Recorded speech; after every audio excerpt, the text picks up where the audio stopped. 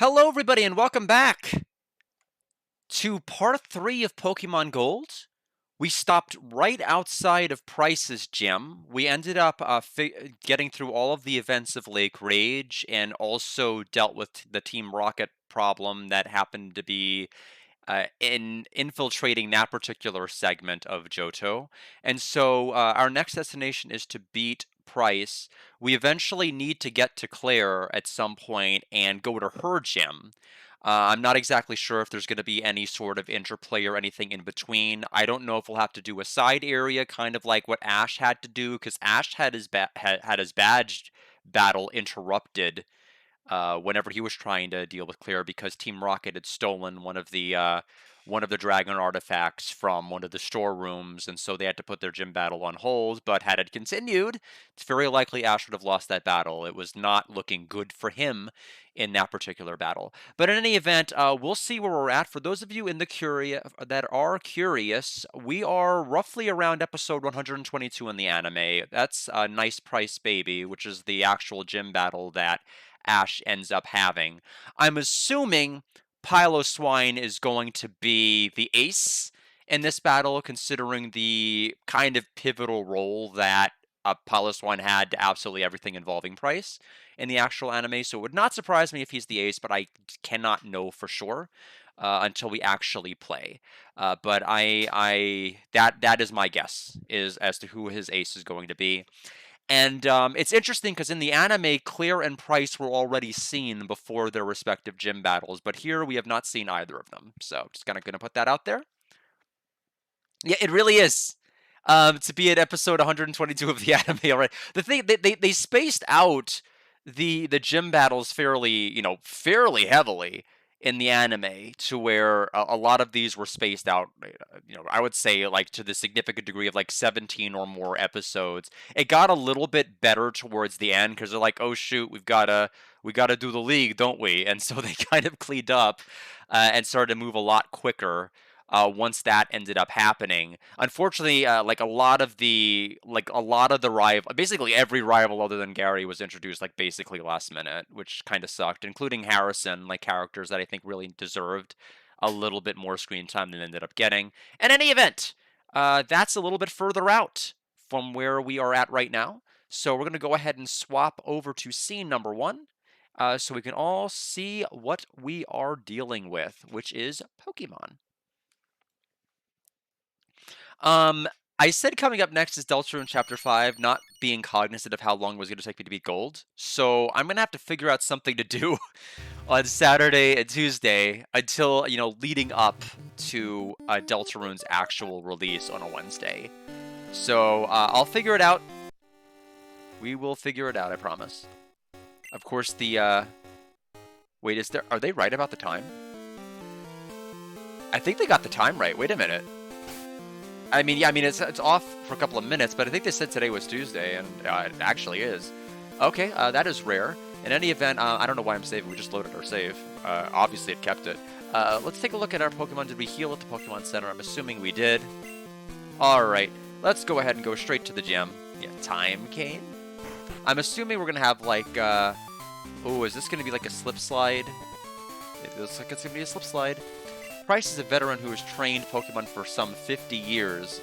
He's said to be good at freezing opponents with Ice-type moves. So I guess they don't have the whole backstory about Price's heart turning cold because of the fact that he ended up getting like really, he ended up being in like really critical condition, and then his Pokemon went off and wandered off, and then like abandoned him, or at least that's the way it looked. And then it found Ash ended up finding the Mamoswine engulfed in a block of ice. Basically, it tried to pick an herb that was going to be very, very effective, and then just got frozen for like 50-something years. And basically, that's whenever Price's heart started to melt. But I guess he's just going to be a cool guy. Cool guy. We'll see how it goes. Means you should melt him with your burning ambition. Oh no, don't tell me about burning ambition. We'll lose Charizard if I hear that. I know Price's secret. Because that is the only burning ambition I know is Charizard's. So we have Border Douglas sent out a Shellder. Level 24 Shellder, huh? Now, did they add an ice typing for Shellder in later gens? I don't think it ever was in original. I always assumed it was water, but is it now water-ice? Well, it did normal damage, so I'm assuming it is water-ice. Oh, it's not very effective. Never mind. It may just be water. Cloyster.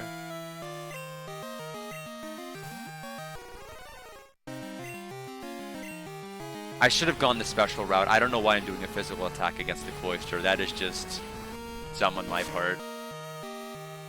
Oh, never mind. Bye. I guess Cloyster might be ice type, because it did normal damage. And then Shellder. Well, considering how well it's working, I guess we'll stick with it. I see. I thought I remembered like a little bit of nugget of trivia relating to like one of the Gen 1 Pokemon. I don't remember where I heard it, or if it was even one of the later games that I might have uncovered that. I'll tell you Price's secret. Give me Shellder. The secret behind Price's power. He meditates under a waterfall daily to strengthen his mind and body. Just like the one trainer with the Marowak in Season 1, before the Marowak was like, I can't believe you lost all my badges, I'm abandoning you. And then he unabandoned him. It was great. Everybody laughed, and it totally wasn't my least favorite episode of Season 1. Nope, nope, nope. Check out my parallel turn.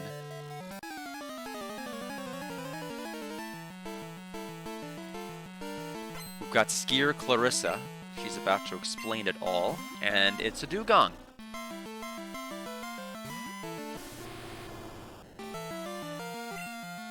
I actually don't know a whole lot about the stats of Dewgong.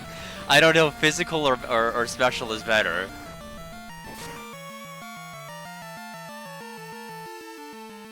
Using Growl.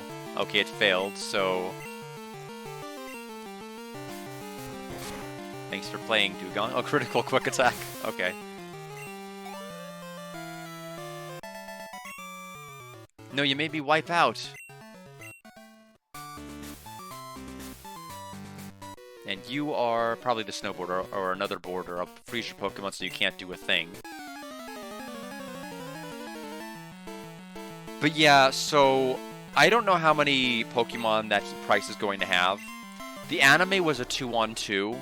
It was a Dewgong, and it was the, I believe it was the Mamoswine. I keep wanting to say Piloswine, but it's Mamoswine. It's the evolution of Piloswine. Hikaru, welcome. Hope you're doing well. We are up in the 7th gym right now of gold. So we gotta get to Price at the top. And we will go from there. Yep. Yeah, it turns out that if you don't switch Pokemon and just stick with one Pokemon for basically the whole game, it's not a very... Number one, it's not very exciting for other people to watch. And number two, you get through the game really, really fast. Like, really, really fast. But the thing that makes this game a little bit rougher is the fact that, like, so much of its content is, like, day or night locked, and on certain days and certain nights of the week. And it's just like when you're working 50 hours a week, you can't do that. You just can't. I can't be like, well, I guess I'm missing this, I guess I'm missing that. And it's just like with so much of the game is predicated upon attending the game at a certain date, certain time to be able to maximize your efficiency. It's just going to be a little bit inefficient in places, which is kind of rough. It has everything to do with my schedule and very little to do with the game itself. Like, this was kind of the era where games transformed from a medium where you could just play a certain game after school whenever you were done with your day to you're actually able to play this game a little bit throughout your day or throughout your week. Because you have to remember, we got the Tamagotchi pets around 1997 in the United States. We ended up with games like Animal Crossing coming out on the GameCube. We came out with this game. We came out with a bunch of other things that we're trying to experiment with, like coming back at certain times because the technology was now there. when it wasn't previously with certain products. And so I appreciate them, you know, experimenting with this. It's definitely a cool idea if you have all the time in the world to give. I don't, which makes it rough. Anyway, any other Pokemon that we need to... Okay, so I need to... Now, how do I get to her?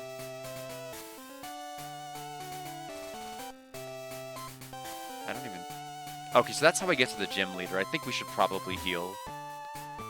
Just to be safe. I could change the time. Yeah, I guess I could. Seems like a... I don't know, I guess that's the easy fix. Is that something, I mean, do you have to change it in the game itself? Do you have to change it in the... I guess I'd have to change it in the game itself. But still, to me, it's definitely just kind of a strange concept. I do think it's very innovative. Alright, let's go ahead and fight Price. I'm guessing he's probably going to have 3 Pokemon. I have no idea what the third one's going to be. But it's going to be a Dugong and a Mamoswine for sure. He might have a Seal. He might just have like a pre-evolution of one of them. That's the gym leaders seem to like doing that. It's like it's not enough to just have one of that Evo stage. We need to have more, lots and lots and lots more. And then they're like, okay. I don't think is there any way to actually. Oh, there is a way to talk to her. Okay. All right. To get to Price, our gym leader, you need to think before you skate. Yeah, that's really the critical factor, too. I think that's one of the reasons why this was, like, one of the first games I really associated with, more than, like, a Tamagotchi. I know Tamagotchi was definitely, like, one of the first things I encountered, but in terms of everything else, I think it's definitely the... You know, this one is the one I think that popularized it the most. And then, like, Animal Crossing and other things came later. But, like, even with the Animal Crossing, there wasn't the portability side of things yet. Oh, wow, Jinx gives nothing. Jinx gives nothing. Too controversial to give EXP, I see.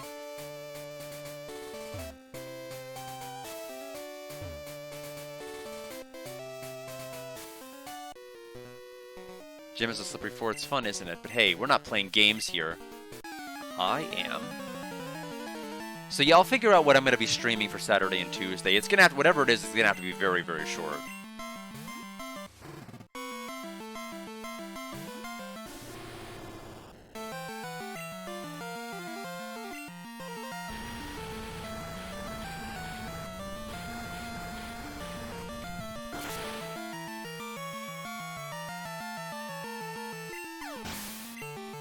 Whenever the Steam Machine comes out, I definitely have a ton of plans for it. I have to play Dragon Quest Monsters 3. I have to play Final Fantasy 13, which I've heard nothing but wonderful glowing things about. But we'll see. I definitely have, you know, and more, but that's like really like the 2 primary things I'm wanting to play right off the bat. Border Brad. Just like that name. Alright, let's see. So I'm trying to remember how I got there.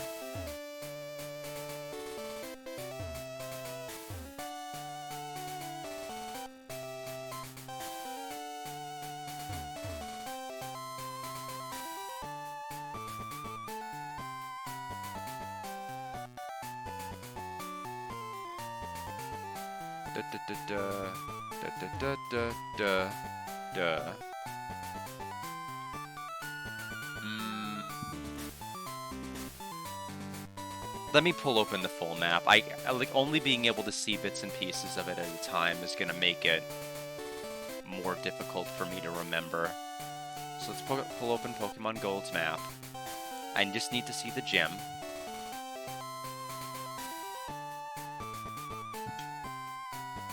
One moment.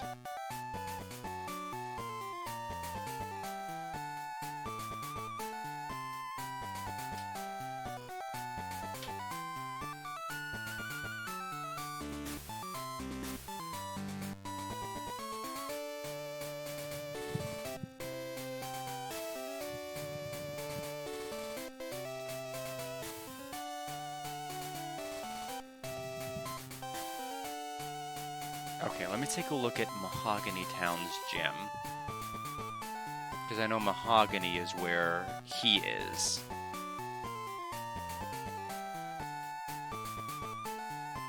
Oh, wow. That is pretty complicated. Alright. So, there's the full map. Okay. So now that I can actually see the map, we can go ahead and...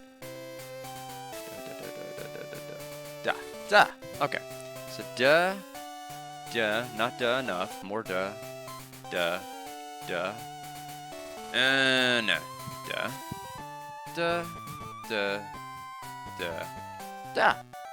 Pokemon have many experiences in their lives, just like we do. I, too, have seen and suffered much in my life. Since I am your elder, let me show you what I mean. I've been with Pokemon since before you were born. I do not lose easily. I, Price, the Winter Trainer, shall demonstrate my power. Alright, I'm guessing 3.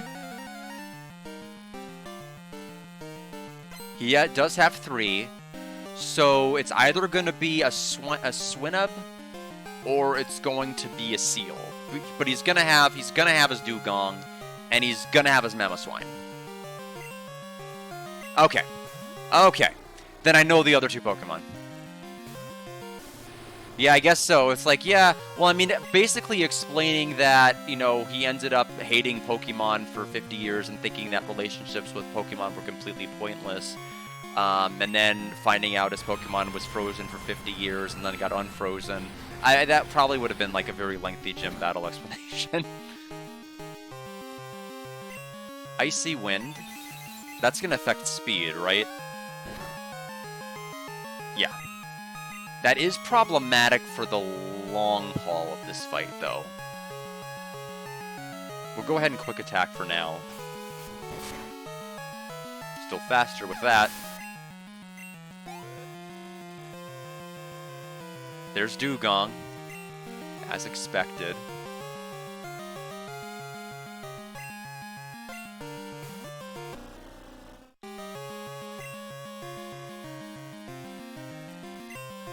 I'm still faster.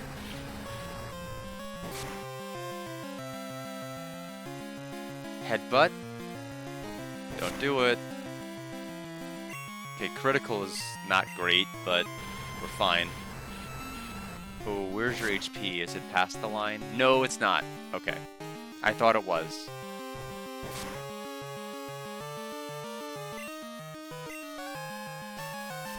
I forget if Headbutt flinches or paralyzes. It's one of the 2, which is annoying. It might flinch. So, and there's the Piloswine. Or, oh, I'm sorry. Yeah, so Piloswine... Yes, that is the next level up. Excuse me. Yeah, I'm sorry. I keep getting Mamoswine and Piloswine mixed up. But yes, Piloswine is what the anime was. So I had the Pokemon right, but the name wrong. I had the picture in my head. This was the Pokemon that was frozen for 50 years in the anime. Took a wrong turn at Albuquerque.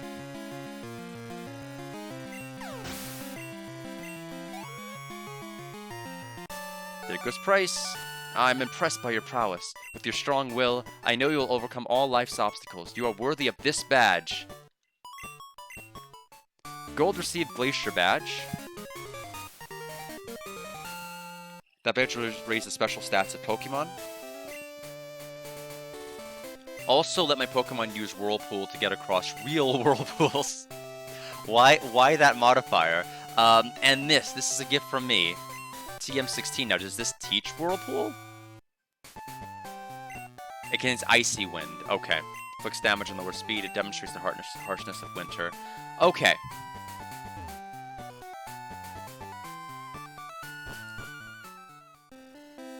Professor Elm.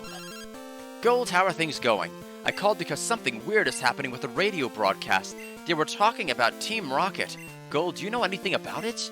Maybe Team Rocket has returned. No, that just can't be true. Sorry to bug you. Take care.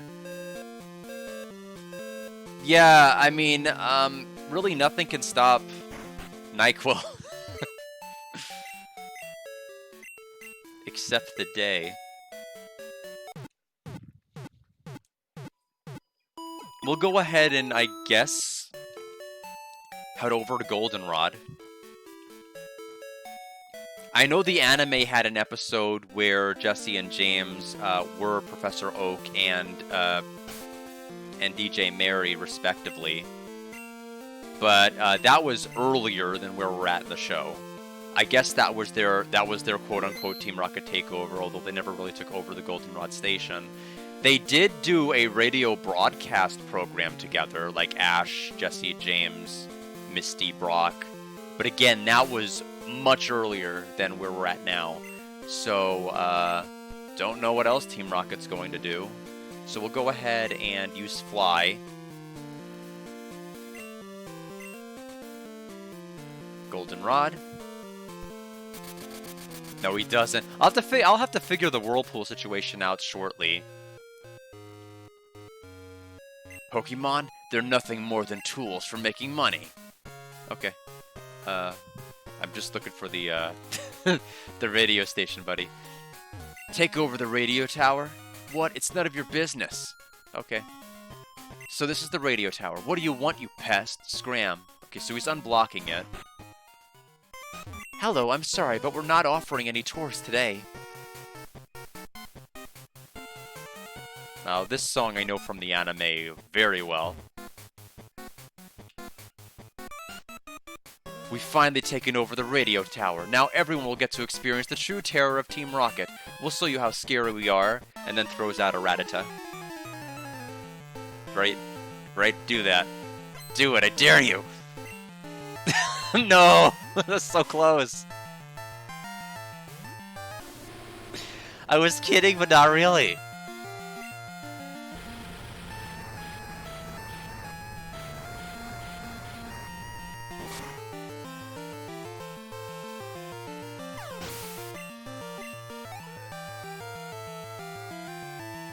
They're both Raticate. Okay, we're just okay. It's like now that's some real terror right there.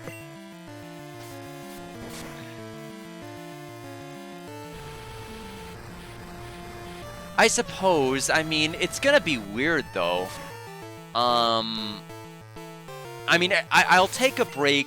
Let me put it this way. I'll take a break if I, like, organically cannot think of something to do Saturday or Tuesday. If I'm having to, like, scramble my brains, think for, like, hours of something I can do that's small, I just won't do it. Like, I'm not gonna break the bank to try to come up with something.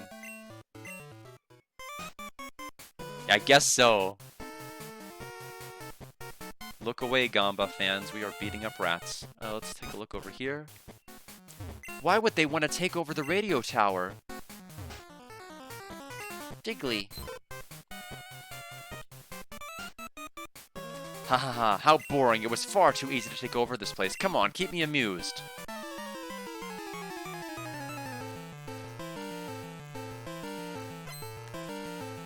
Does it? Interesting. Because the thing is, I know that there's, like, the Whirl Islands that we passed. The Whirl Islands seem to be a pretty big deal in the anime. At least, because there was, like, this whole mini-arc involving the Whirl Islands. Richie came back. The Lugia plot was introduced. We learned that the second movie is canon. Based off of the events that happened in the Whirl Islands. Because they reference the Lugia they saw in the second movie. And just, like, all sorts of other things that ended up happening around that particular period of time. So I don't know what else they'd add other than, like, I guess I can technically go and, like, catch Ho if I really wanted. Team Rocket, the Explorers of Pokemon. We love being evil, scared.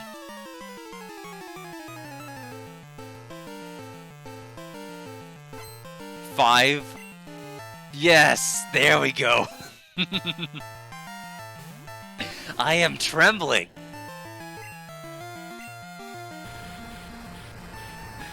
I appreciate it.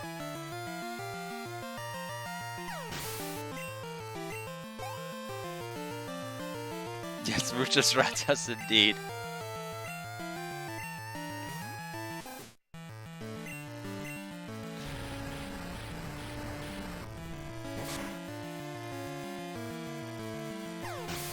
I'm impressed with their ability to catch this many Rattata. I just am. It's just like there's There's so many Pokemon out in the grass. Oh, they don't quick attack. I'm terrified.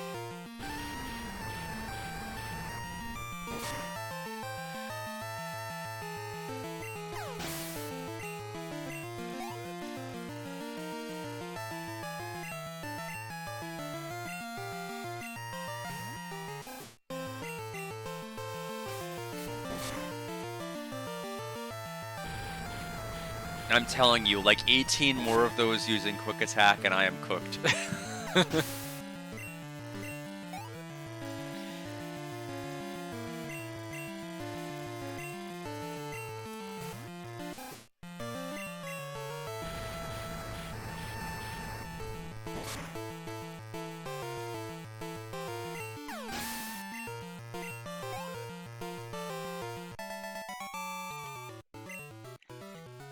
Yeah, I mean, that's definitely one of the biggest draws here is like there's just so much collecting you can do.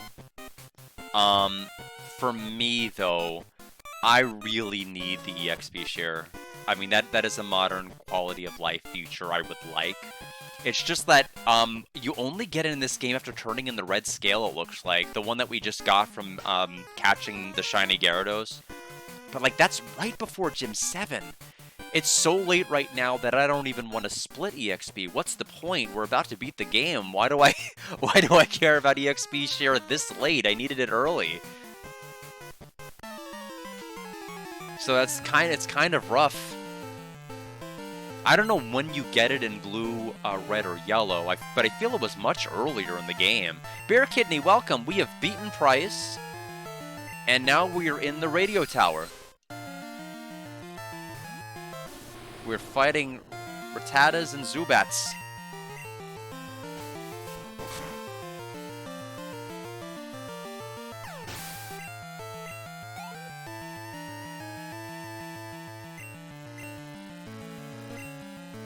I don't think we've seen a single Crobat yet. Brox was the only Crobat I saw in the anime, because the Zubat evolved into a Golbat and then evolved into a Crobat over the course of Johto.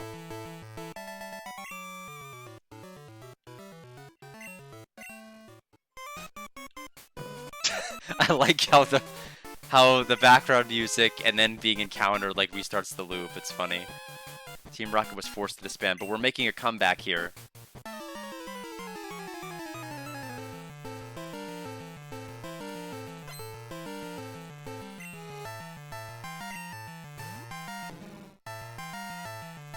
Okay. So it's not, so basically you have to make, well, that's a great sentence. You have to make your way over to Fuchsia City, so it's locked basically as late as you get to Fuchsia. That's the earliest opportunity you have to get it, and so as long as you have 50 by then, you're fine. I'm trying to remember, Fuchsia City, oh boy, why am I blanking out? So the gym leader of Fuchsia City is Koga, right?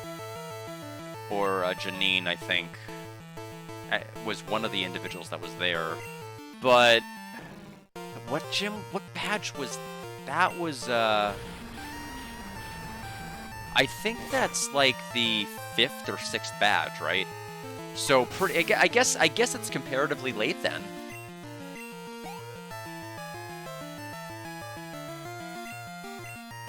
Yeah, because it was Sabrina, then Koga, right? So I guess it was around the 6th badge then.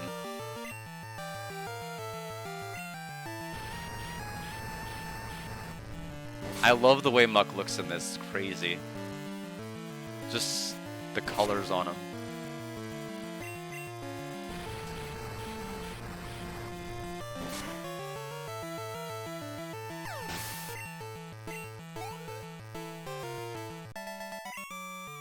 Go out, don't get cute. We won't let you ruin our plans for our comeback.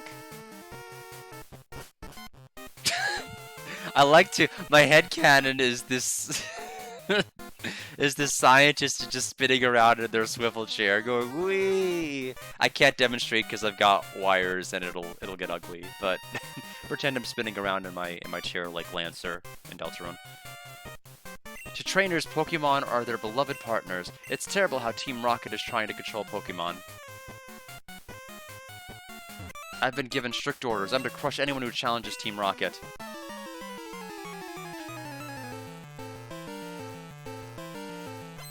Another Rocket Grunt. This one has 4 Pokemon, so coughing.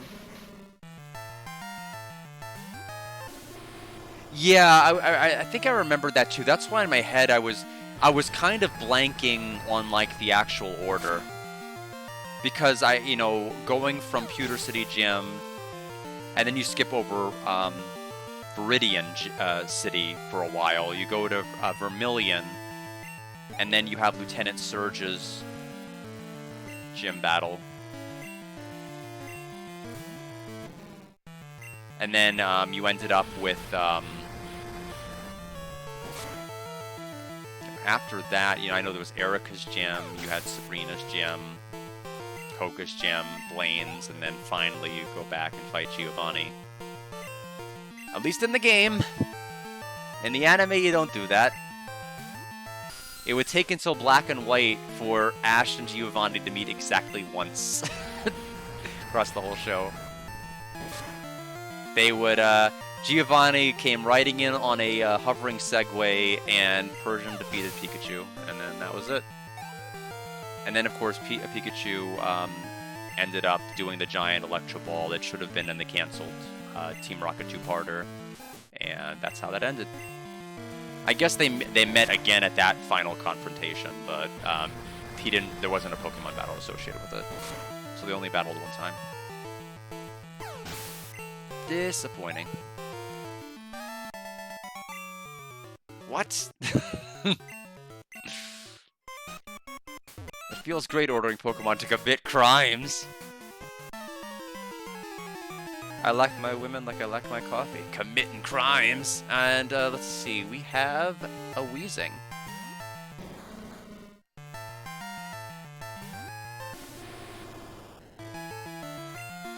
So we'll use Flame Wheel.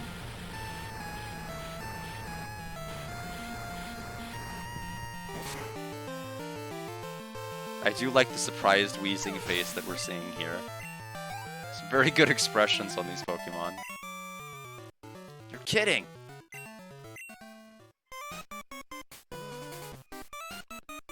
An unknown child wandering here? Who are you?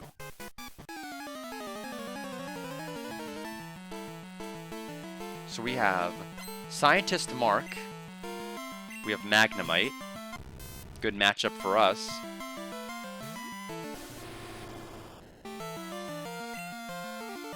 Yeah, we've been using Ember a little too much, so we'll go ahead and switch to Flame Wheel.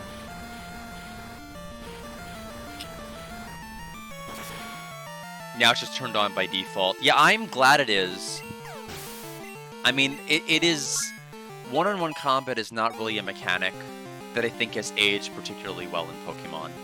And it's becoming abundantly clear to the point where it's like, I don't like the idea of putting a Pokemon that's weaker in the front row, swapping them out for a stronger Pokemon, watching that one Pokemon get slapped across the face once, and then winning the battle, and then giving both Pokemon half the EXP total they should otherwise individually get. I think it's a little bit archaic, clunky, and slow. I just don't like that as a mechanic. It makes me not want to play with other Pokemon other than the main one, which is like not how you should be playing the game by any stretch of the imagination, but it feels so painfully slow to play it any other way to me. And I think that's just like a product of like how much work, how much my work life has absolutely broken me as a human being to where I can't even like chill out and take a little bit of extra time to develop my other Pokemon. It's like, no, I have limited time. I've got to do this at this amount of time, and I hate that.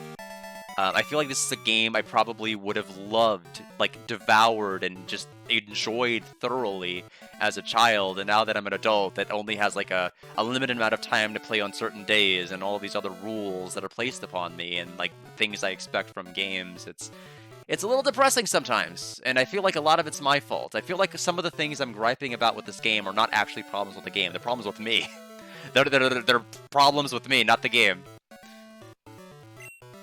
So I'm trying to keep that in mind when I score it. You know, that, like, there actually are problems with me and not the game itself. The Team Rocket boss has locked himself in, but the director can open it. He's up on the 5th floor. Please save him. It's the card key slot.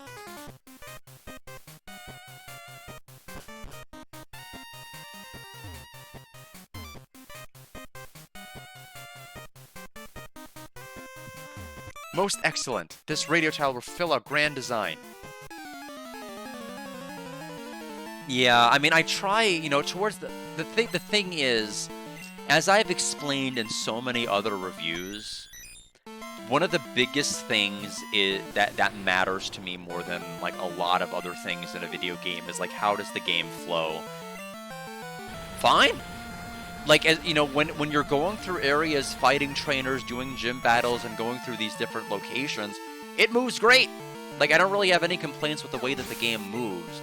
It's like the other content that you're choosing to engage with. That's where I get a little. That's where the points are really starting to get sunk. But I think this game is definitely a candidate for, you know, at least getting a solid passing score from me. Like passing in the sense that, you know, if someone asked me would I recommend the game, I'd say yes. It'd probably hit the minimum threshold for that. But it's not going to be a must play. But I think it's definitely good. All grand plans come with snags. We'll come back to the spinning rocket member in a moment. You came to rescue me? Is that what you were expecting? Wrong. I'm an imposter. I pretended to be the real thing to prepare for our takeover. Do you want to know where we hid the real director? Sure, I'll tell you, but only if you can beat me. I'll give you a little bit more leeway. It's just like, I don't necessarily think that this is a game I really need to do a whole lot of off-screen grinding. It would be if I wanted to use the other Pokemon, but I'm not sure if the game is going to justify that yet. So we got the Rocket Executive. So he just casually...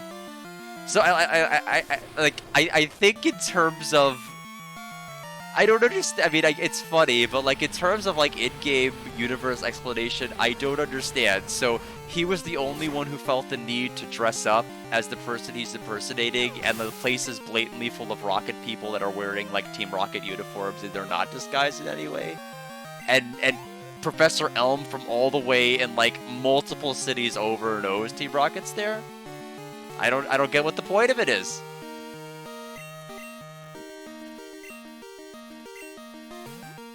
Yeah, we want to get to the Elite Four. Yeah, I'm trying to so Lance is, I guess Lance is still part of the Elite Four now.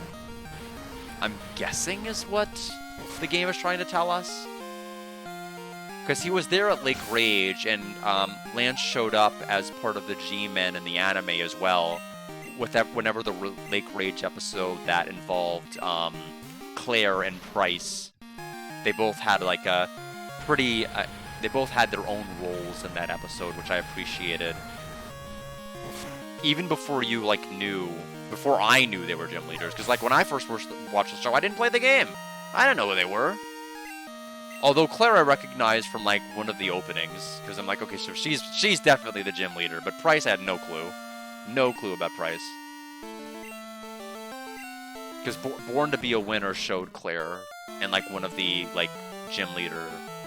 sections whenever they were like having all of the pictures, like during the part of the song that goes, my whole life has led to this. That's whenever they show all that, that's where Claire is. So that's how I knew her, but not Price.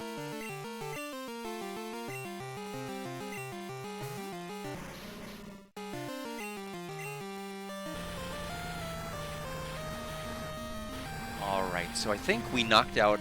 I kind of lost track in all my rambling. I think we knocked out 5 Pokemon now. I haven't been paying attention. Yep, we did. Okay. So, coughing.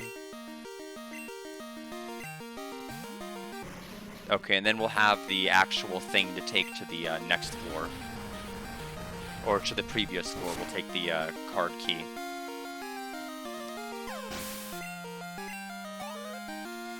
Sorry, I thought I heard something drop, and it was this little volume knob for my headset, so I was worried it was something more important than that. Okay, I'll tell you where he is. We got 2160 for winning. We sent 7 to our mother. We stashed the real director in the underground warehouse. It's at the far end of the underground. Oh yeah, that one place from forever ago that I forgot about. But I doubt you'll get that far. Receive the basement key. So it's not even the card key? We stashed the real director in the underground warehouse at the far end of the underground. But I doubt you'll get that far. I'm gonna have to pull open the map for... Let me pull open the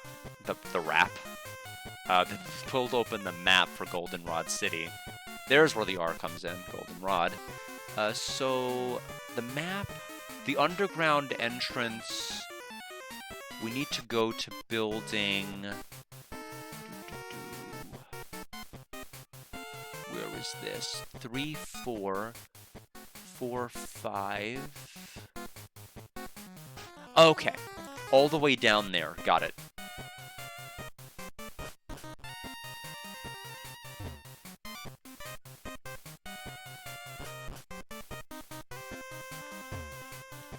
Yeah, and still nothing yet. So it sounds like we'll be breaking this dungeon into 2 parts. I'm assuming the director's gonna have basically from what the game's told me, the director's gonna have the card key, which works for me. We need to heal our Typhlosion's Pokemon power points.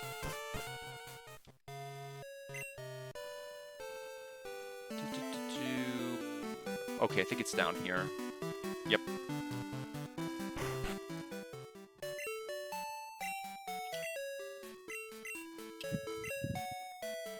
While we are getting healed, let me go ahead and pour some more hot water.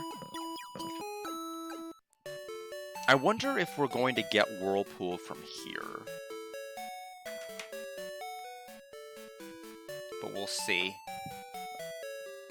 I'm gonna have to remember, because, like, I couldn't tell you, like, direction-wise how you'd get to where Claire is located just from watching the anime. No earthly idea. I know there's probably a route we haven't gone down that I'm gonna have to remember.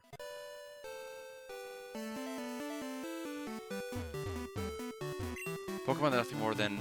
Okay, so this is... I'm gonna have to find a different entrance. So this is how I would get to the building that would get us to the underground warehouse, but since I can't take that one... How do I get to building... How do I get to 3? 3, 2... Okay, gotcha. I know where we go. Literally right here.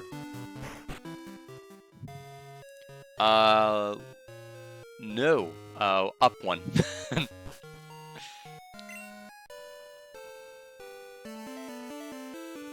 That one.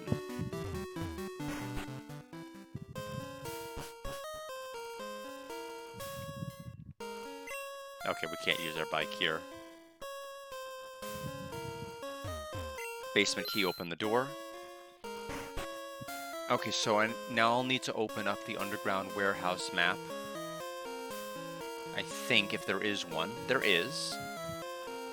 Okay. 1. To move forward from 1 to 2, use all 3 northern switches, turn them on. Northern switches, huh? Oh, they must mean that.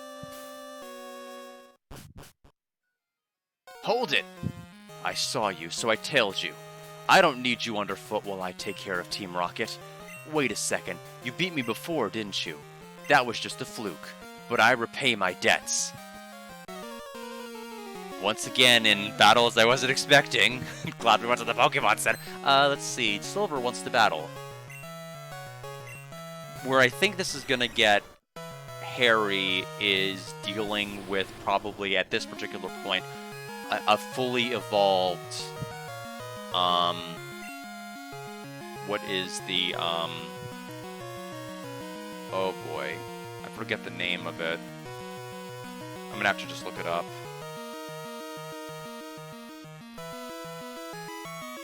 Feraligatr, I forgot the name. It's probably gonna be a Feraligatr at this point, we'll have to see. I couldn't remember the final stage. I know it was Croconaw, which I also blanked out on last time. Oh, wow.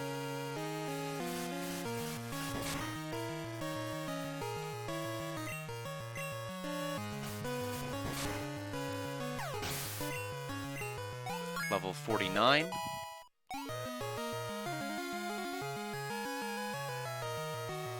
There's for Alligator.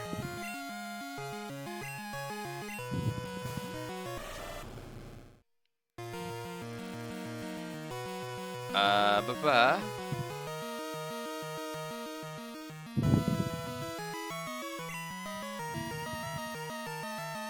Let's see. I don't think any of these are going to be particularly advantageous for me.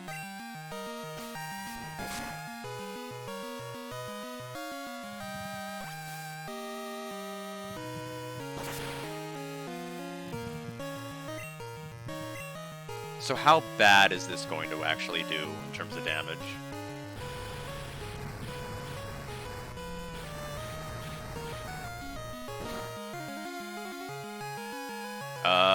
Well, okay, I was about to say the critical made a difference, so Rage. Attack.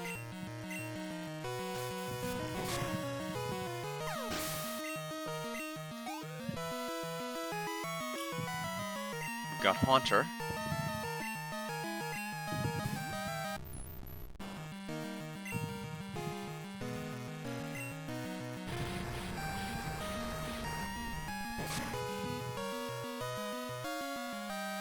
Another critical hit.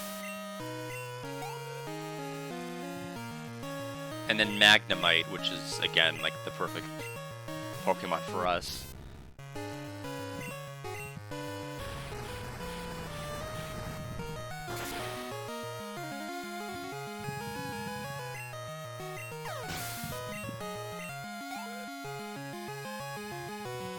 And then Sneasel. Oh, that's also good for us. Unless, did Sneasel always have an ice typing, or did it get an ice typing later? I guess it had it.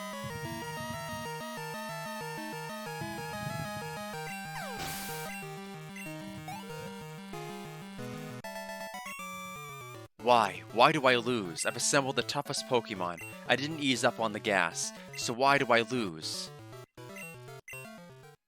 I don't understand. Is what that Lance guy said true? That I don't treat Pokemon properly? Love. Trust. Are they really what I lack? Are they keeping me from winning? I just don't understand. But it's not going to end here. Not now, not because of this. I won't give up my dream of becoming the world's best Pokemon trainer. Okay, well, then take on Team Rocket. Why are you leaving? Always been Dark Eyes. I guess so, considering Sneasel would have been introduced this gen. I don't care if you're lost, you show up here, you're nothing but a victim. Whoa. That's the coldest line before throwing a Rattata at me. Oh, no! No! No, it can't be!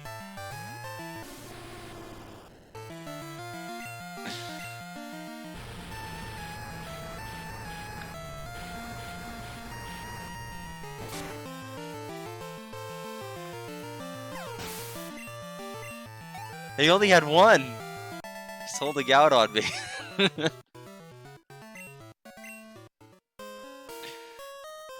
You must have ice in your veins to diss Team Rocket. With only one S. Before I examine that, let's take a look at our map. Don't know if there's any traps here. Full heal. Can I even hold it? Yes, we can.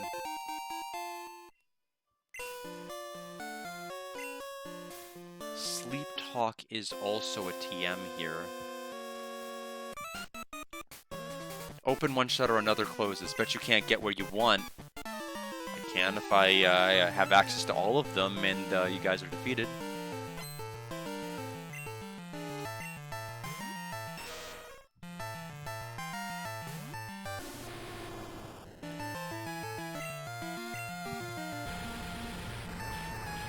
I wonder what Shiny Muck's gonna look like graphic-wise in this. I'm sure I'll be able to look it up later. Yeah, to be fair, one of them had Eradicate. Two of them, in fact.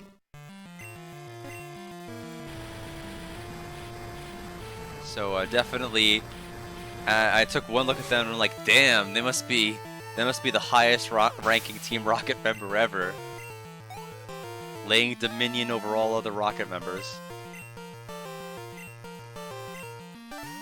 Yeah, I suppose that's true. I do think it's funny in the very last episode of Pokemon Journeys that basically when, not the last episode, but towards the end of the episodes, Team Rocket like had all of their Pokemon that they had gave from all the other regions to headquarters returned back to them, basically implying that none of them were useful at all. Try to suck by a decision. In fact, the funny part is, like, some of the best Pokemon that Team Rocket really had access to, I think, were from Alola, and, like, really, none of them really came with them, or were part of Team Rocket property afterward. That Beware, though, was, like, the best Pokemon from Sun and Moon. I am, of all the anime, I'd be interested in rewatching. Sun and Moon is among, like, the highest. I think it was just such a well-done, almost perfect season. Confounded by the shutters, are we? I'll let you in on a secret if you can beat me.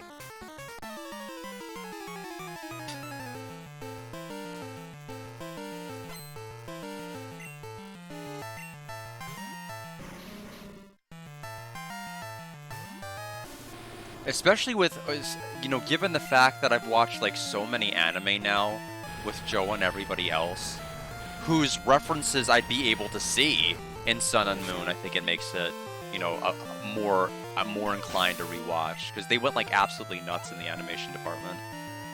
Like, all of the references to different anime that I didn't get at the time, like with Aim for the Ace, that I now get.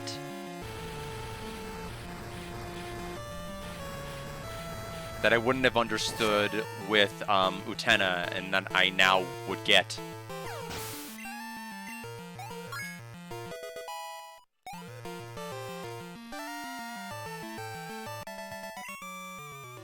Ooh, I blew it.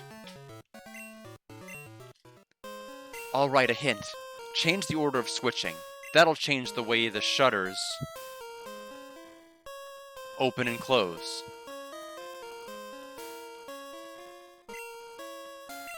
It's labeled switch too. My goodness. I want one of those. Let's go this way. They ditched this project before they finished. I'm searching for leftover loot.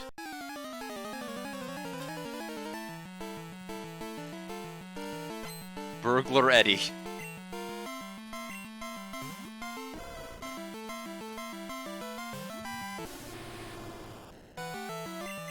I mashed A too much. I wasn't trying to do a quick attack. Oh, we got a critical hit, so we'll just pretend I planned it that way.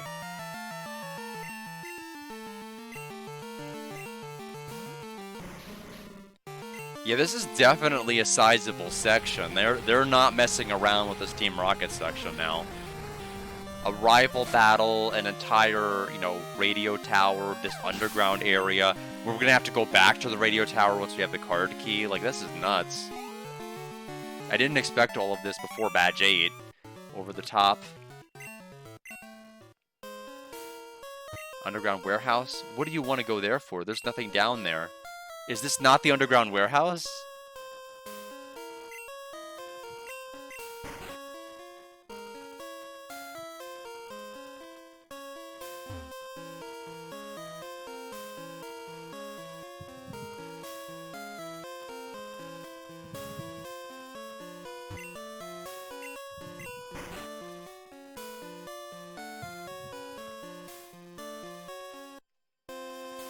So that one, huh?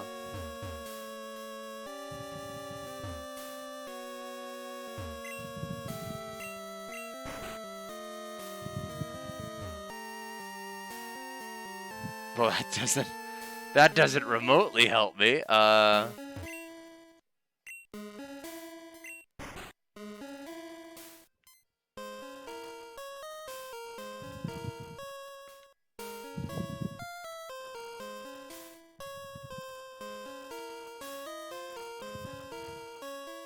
what's on and off now? I've kind of lost track.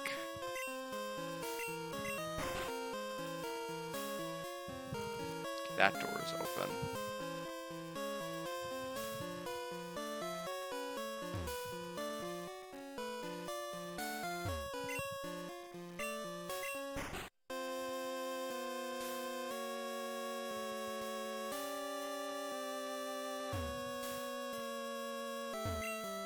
Smoke ball. Okay, that is fine.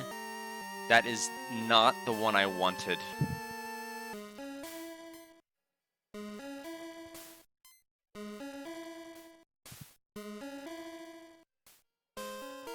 Okay, so what is on, what is not on?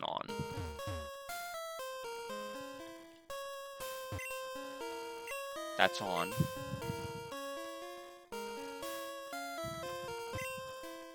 On.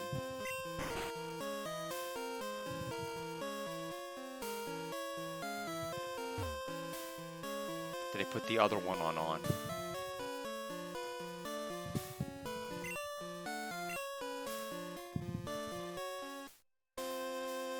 Okay.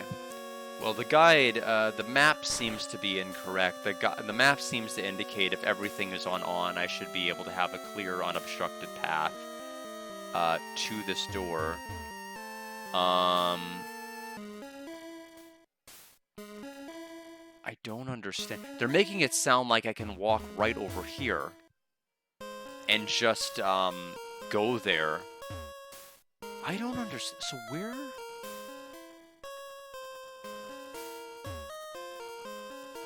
Like, even visually looking at this, I'm not understanding. Like, what is the end goal here? Where can I actually walk to?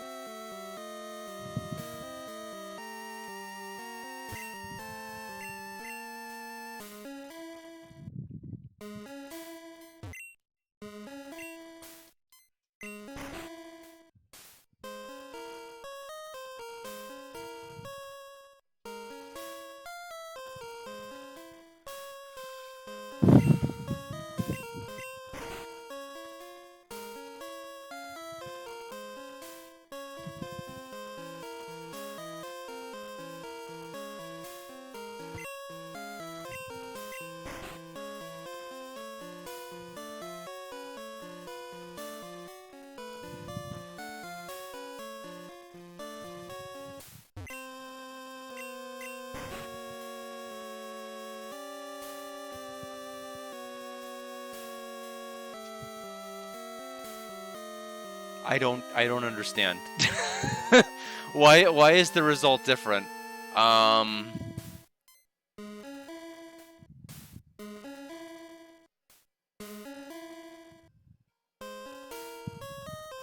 There's only 3 switches. I don't think I should be getting as confused as I'm getting.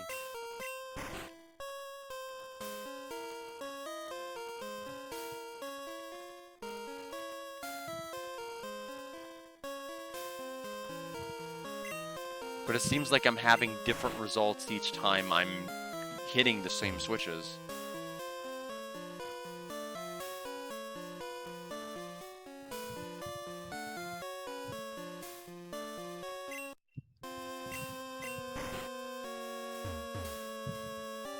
I wish I had a bike. It would make it a lot faster to go through this.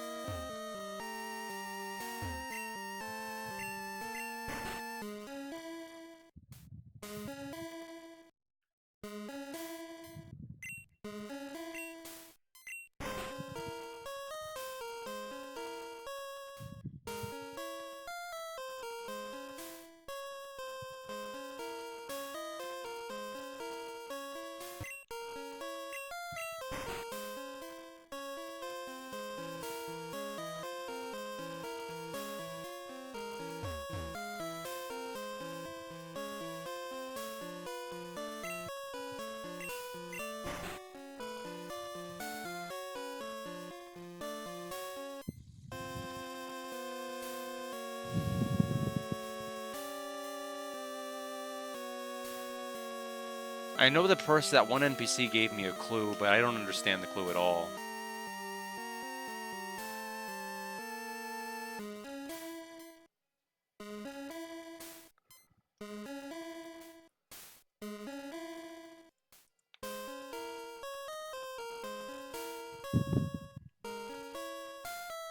Have to go in a certain order.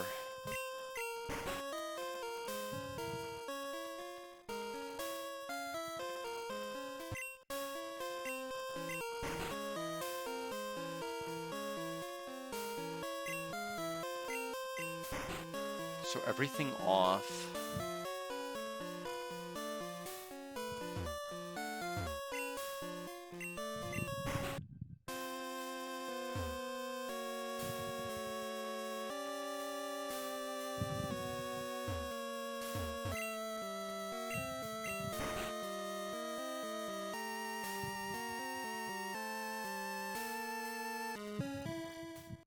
So 3, 2, 1.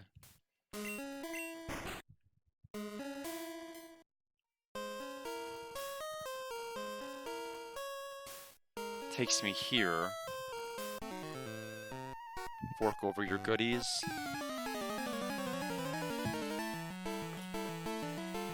Making me think way too hard.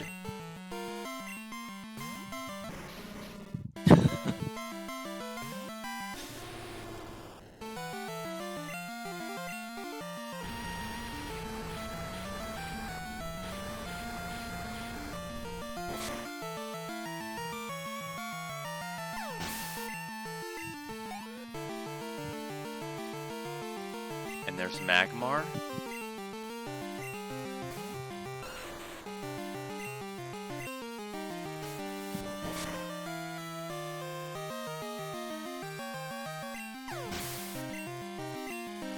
Now granted, I still don't know what to do because there's that one wall on the right. Oh, okay, when you turn them all off, it resets it. Okay, because I was looking at this and I'm like, this is not the same result. What did I do different?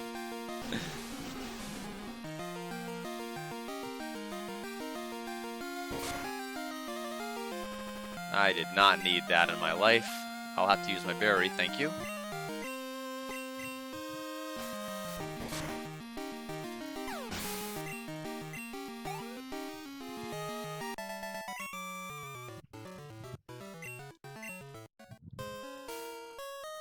Oh, the right the right barrier thing is gone now.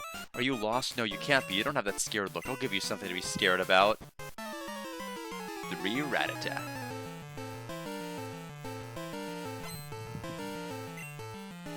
Okay.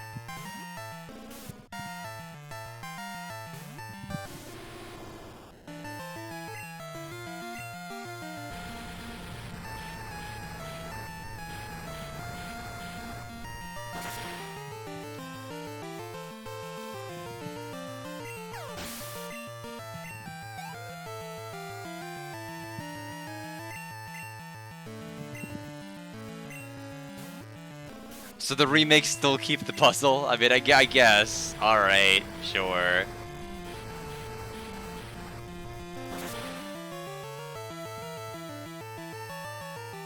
As long as it's less complicated. How could you? She says. Go wherever you'd like. Get lost. See if I care. Labeled emergency.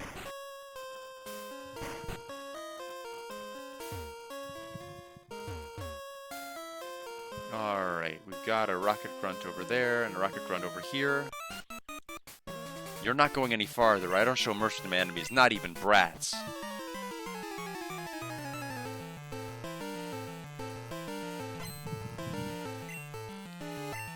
Eradicate.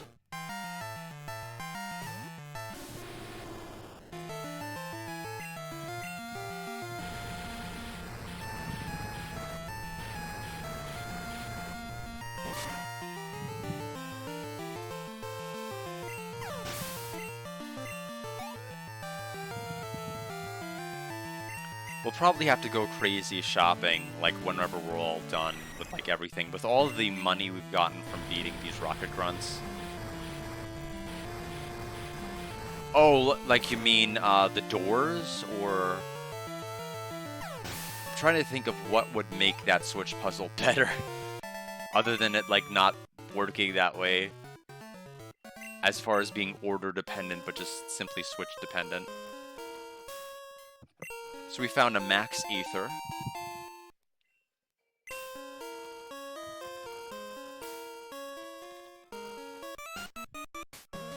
Yeah, I remember you got me good at her hideout.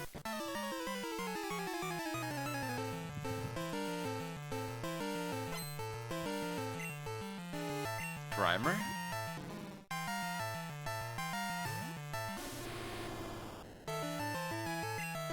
We're basically... We might even be able to use, if there are other areas we can go to, caves, etc. We may just be able to, like, just repel all of the enemies in there. I don't think we're really going to need to take encounters at this point. It really has. Welcome, Running Wild Vidya. Hope you're doing well. We are in the Goldenrod City underground area right now.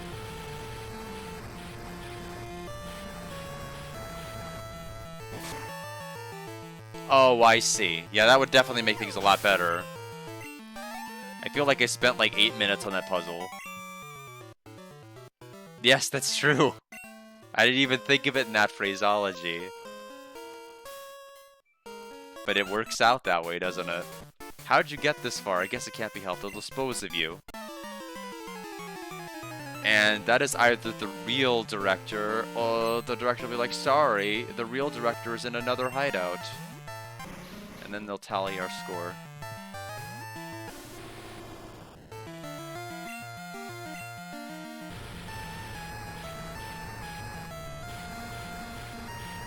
Yeah, it does. I mean, it helps if you play Pokemon like you're not supposed to play Pokemon.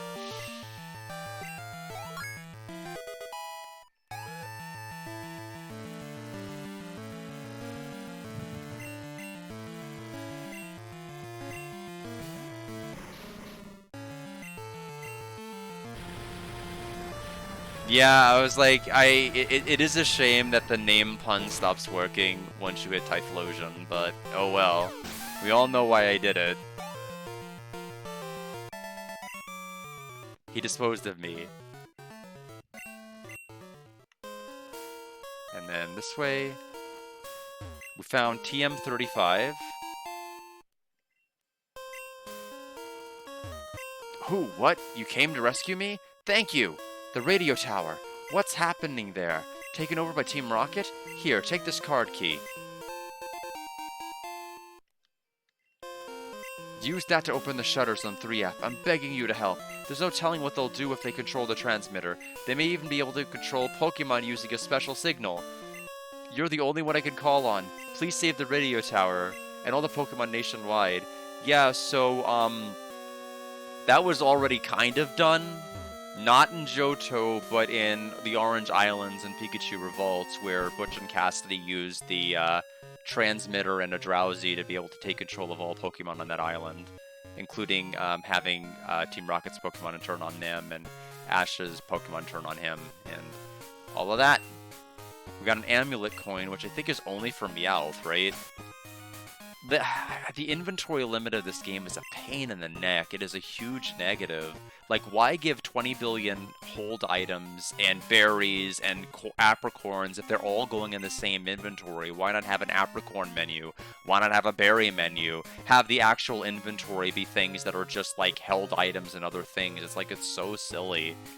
I don't even want to drop anything off. Hey kid, you're holding us up. Our policy is to work behind the scenes where no one can see us. Sorry.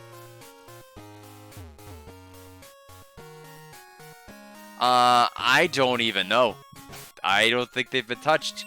The Gyarados is still 30, because we caught it at 30, and everybody else is like this. They're not... You know, basically, if NyQuil is dead, we're screwed. We are dead.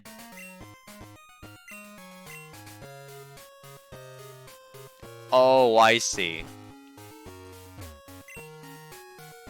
I would have thought it would... It sounded like a hold item for Meowth, where it could, like, you know, get extra coins with Payday or something, like, very, you know, non-specific. I don't know. Team Rocket's Meowth can't learn Payday or any other moves. It's kind of, there's the in-game, the in-anime lore is that Meowth used so much of its brain power learning how to talk that it's too stupid to learn any other moves. The anime explains it a little bit kinder than that, but that's basically the gist of why it can't learn any other Pokemon attacks.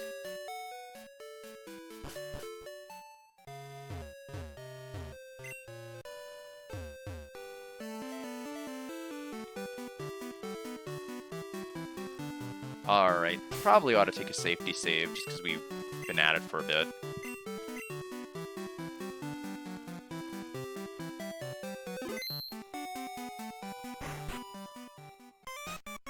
Alright, to 3F.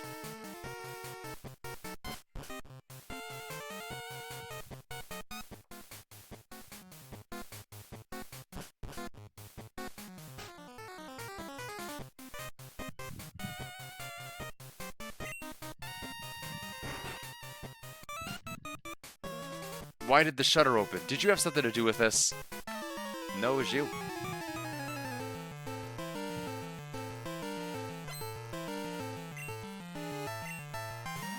Got Eradicate, that's level 24, just like the underground area.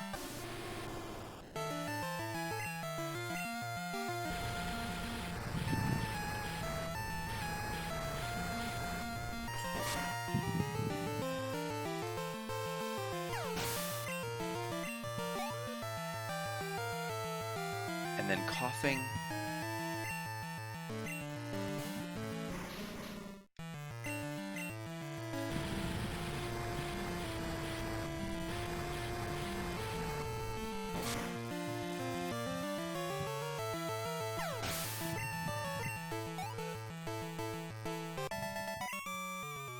I'm done for.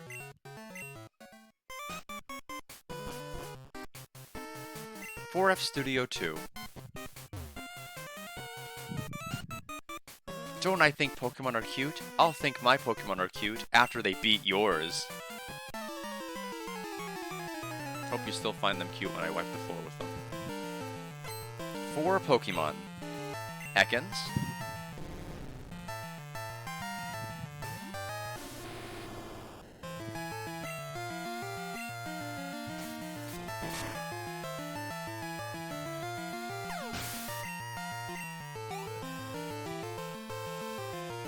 And another.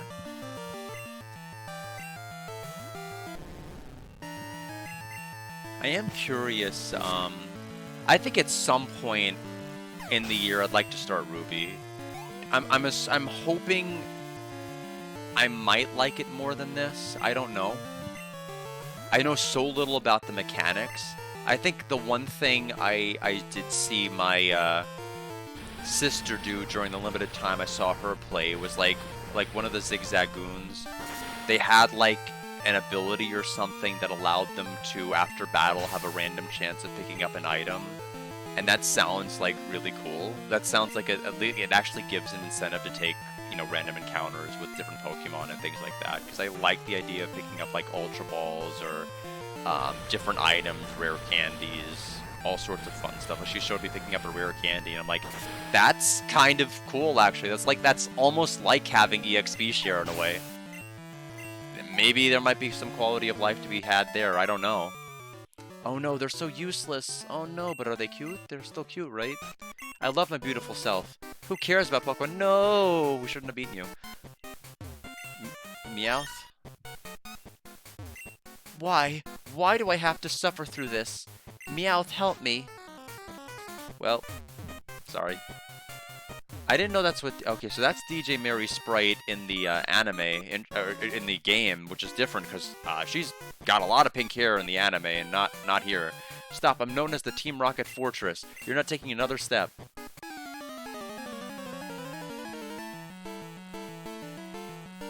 So we have Rocket Executive, Golbat. Level 36, so... definitely the strongest Pokemon we've seen a Rocket member use.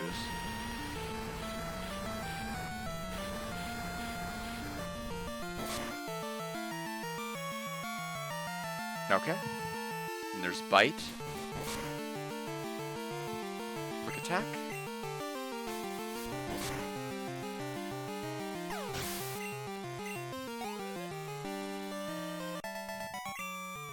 The fortress came down. You've earned my respect, so here's some advice. It's not too late. You can still turn back.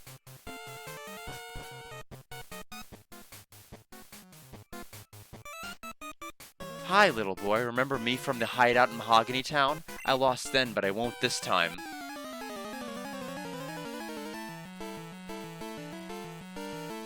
Rocket Executive wants to battle. There's Arbok.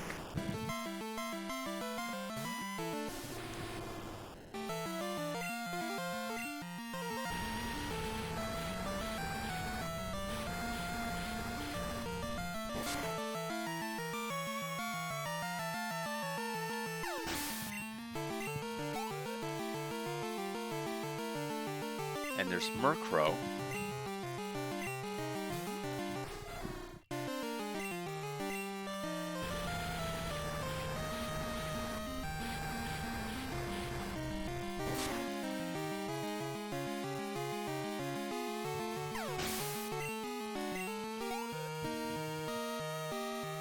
And Vileplume. Just like Jezebel.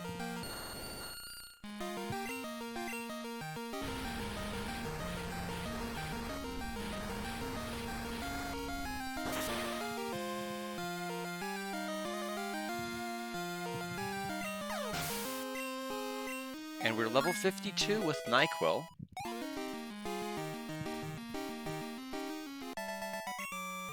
This can't be happening. I fought hard, but I still lost. Gold, isn't it? A brat like you won't appreciate the magnificence of Team Rocket. That's too bad. I really admire your power. Oh, you managed to get this far? You must be quite the trainer. We intend to take over this radio station and announce our comeback. That should bring our boss Giovanni back from his solo training. We're going to regain our former glory. I won't allow you to interfere with our plans. Well, damn, if you were able to organize everything regarding the Slowpoke Well, the area in Mahogany Town, and this all by yourself, I don't know why you need Giovanni. I'm just throwing that out there, but I think you're fine.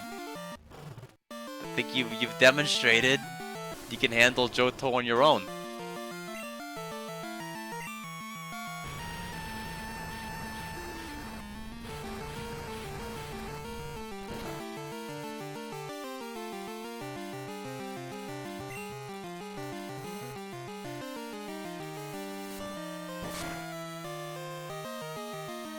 It's definitely a perplexing plot concerning Team Rocket, because conceivably they have pretty decent leadership without him, at least in the games.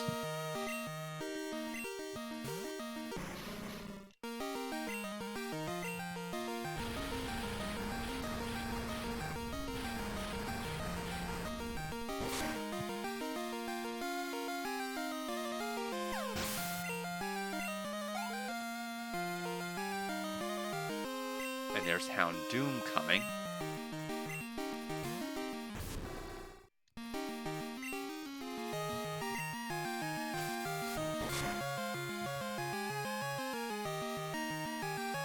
Feint attack.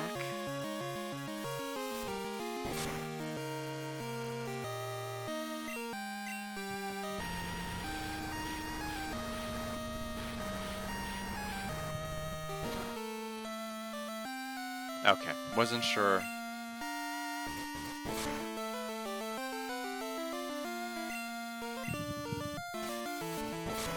If it would be able to go the extra distance with its damage, the answer is no. No, forgive me, Giovanni. How could this be? Our dreams have come to naught. I wasn't up to the task after all. Like Giovanni did before me, I will disband Team Rocket here today. Farewell. Gold, thank you! Your courageous actions have saved Pokemon nationwide. I know it's not much, but please take this. I mean, we got a rainbow ring. There used to be a tower right here in Goldenrod City, but it was old and creaky, so we replaced it with our radio tower. During the teardown, we found that at the top. Heard that giant Pokemon used to fly over Goldenrod in the past. Maybe that fell off a Pokemon. Maybe like the one that appears at Tin Tower in Ecruteak City. Okay, I better go to my office. Alright. Well, that was certainly a plot concerning Team Rocket, I guess. Didn't really establish how they would have used it to take over the world, which I was kind of expecting them to exposit on somewhat, but they didn't. I guess we saved Pokemon nationwide somehow. I wish the game told me how I did. It's so weird, because, I mean, like, impliedly you could just, like, not have the radio on, I guess, and not have to worry about it. But in any event, yay, we did it. I guess that's it for Team Rocket nonsense.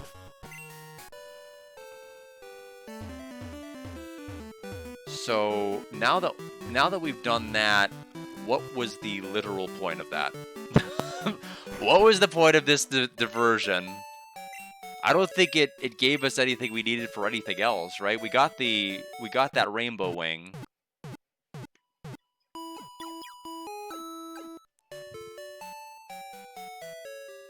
Okay, one moment.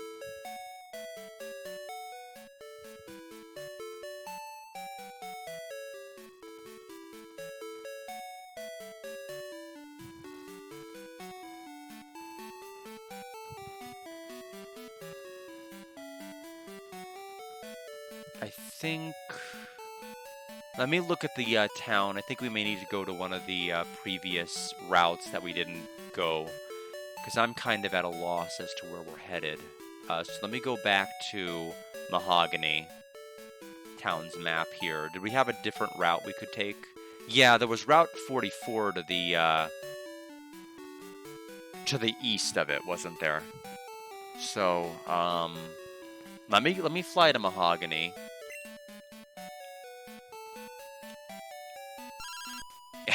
No, Anthony Hiker, I don't want your Matap's looking awesome. Wish I could show you. Hey, listen, I almost caught Rattata the other day. No! Don't tell me about your request to want to join Team Rocket. We already made them disband. You're a little late, buddy. Alright. Let's go to Mahogany.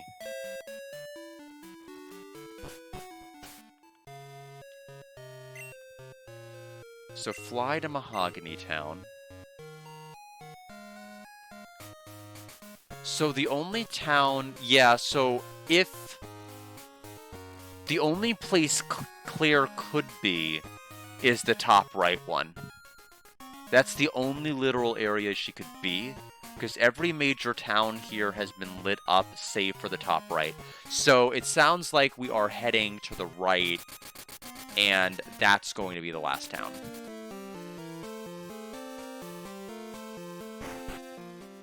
I don't know why I'm doing this. So we just flew, right? So...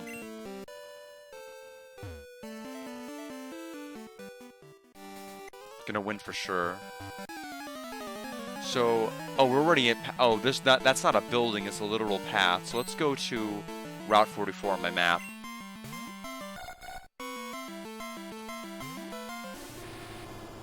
Route 44, boom.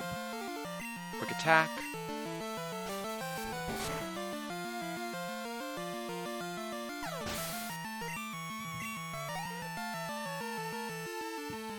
And then Kadabra. So the final area, assuming it's following anime logic, is going to be Blackthorn City. According to this map, there is an ice path, which is funny because for people who watch the anime in North America, they actually do go through the ice path to get to Blackthorn City. Except that is the one episode that was not dubbed because of Jinx being in it. So none of us would know that if we only watched the anime. I found a useful item shopping, so I bought it with your money. Sorry, it's in your PC. You'll like it. So 44. Let's keep it up there. I don't know why I hit the backspace button here. So, Burnt Berry Tree. I'm assuming that heals burns, but I don't have the inventory space for that nonsense. So I'm ignoring it. I fish until I can't anymore, also battle until I drop. That's my relationship with my Pokemon.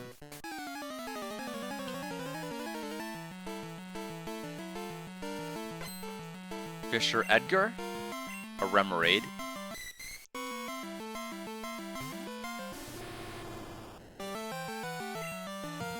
I almost said that evolves into Milotic before I stopped myself, and I'm like, no, that is not correct. That is the Octillery one. This one goes to Octillery. It's Feebas that evolves to Milotic.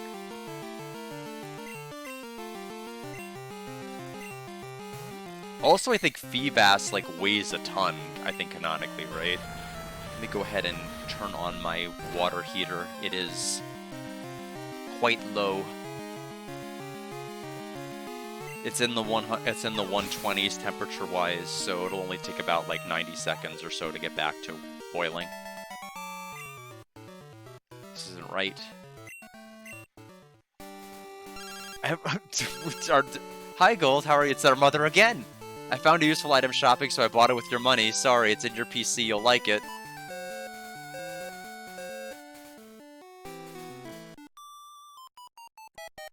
You look strong. Good trainers seek tough opponents instinctively. There is an Ultra Ball and the area up above. There's also grass on this route, but it's between two surf spots, which is strange.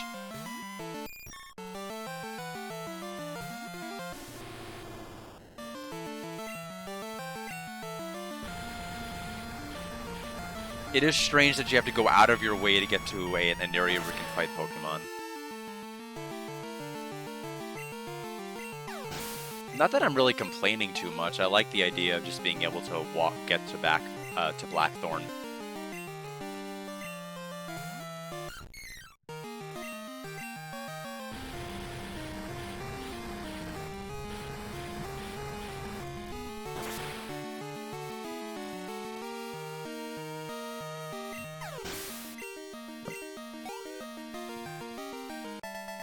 Cybele defeated. Nope, this won't do it all. Or Sybil.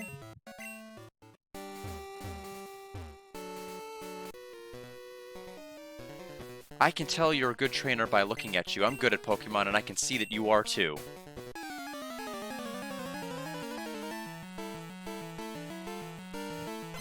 We have cool trainer Alan with the Charmeleon.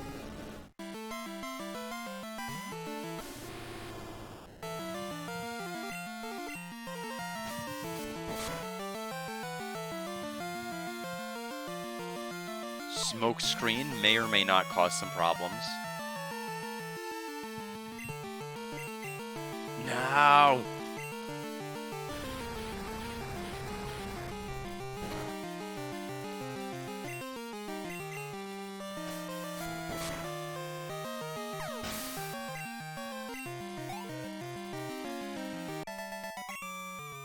It's a total loss on my part. And then he will move out of my way. I'm gonna ignore you. And then we'll get the Ultra Ball here. They're two trainers. I'm not gonna mess with either of them right now. I'll have no choice but to fight this one. Do you know about the legendary bird Pokemon? Which one? There are several.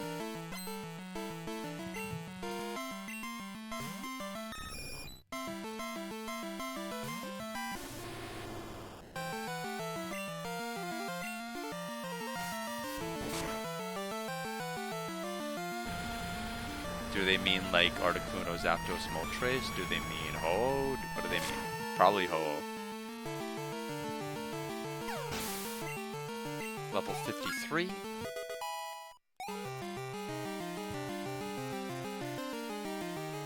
And then Pidgeotto.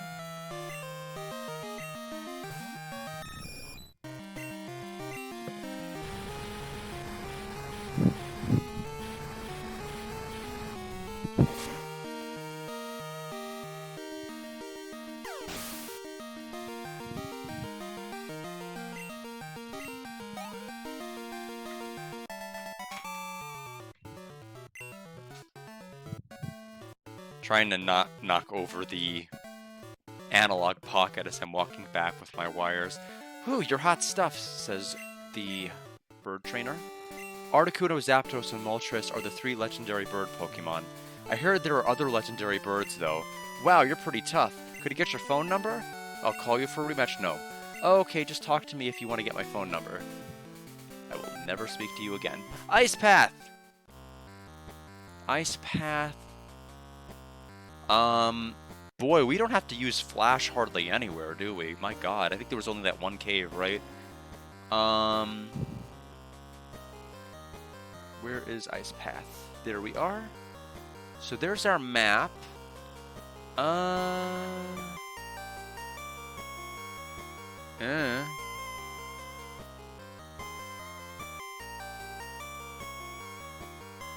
Oh, waterfall is in here.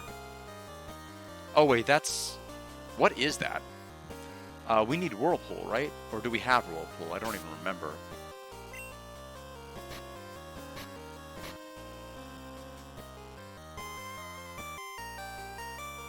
Oh, we have it. Okay, we have Whirlpool.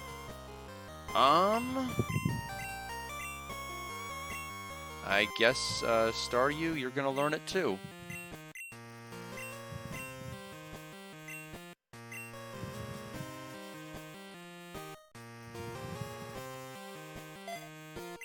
And I guess Waterfall, for that matter, whenever we get that. So at the event, we're going to ride the bike here. We're going to go ahead and open our Pokemon pack. Repel, please.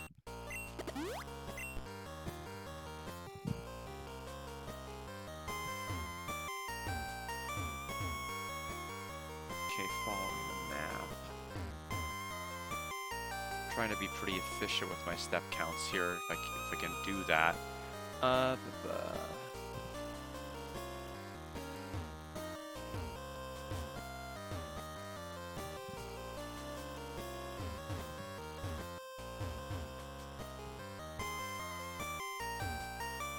Repel's effect wore off. It works on the ice! You can get encounters here or no? In any event, I'll reapply it.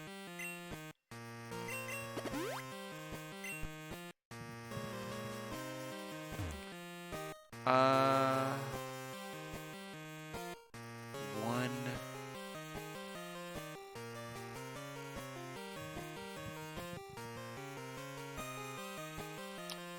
There's an HM if I go through this ice area, so I should probably do it.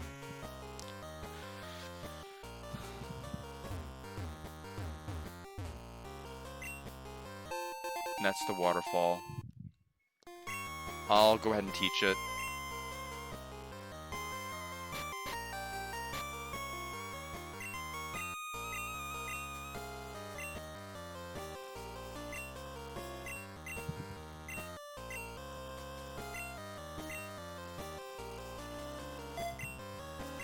Okay, so Staryu is fully loaded up. Okay, so next area, we just need to take a straight shot there. Go down the stairs, or ladder. One goes here. I'm seeing...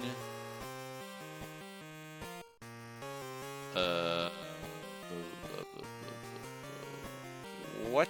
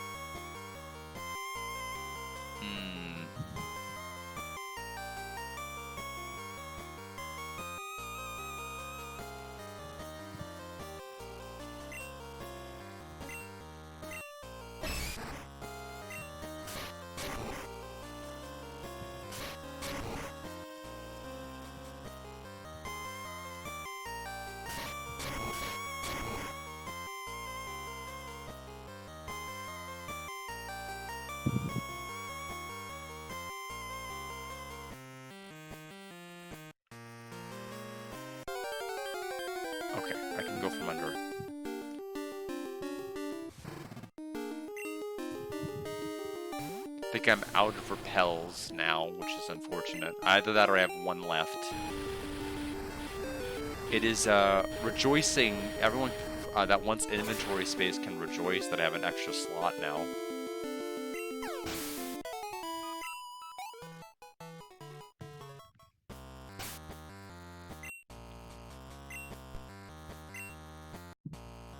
I have one left. Okay.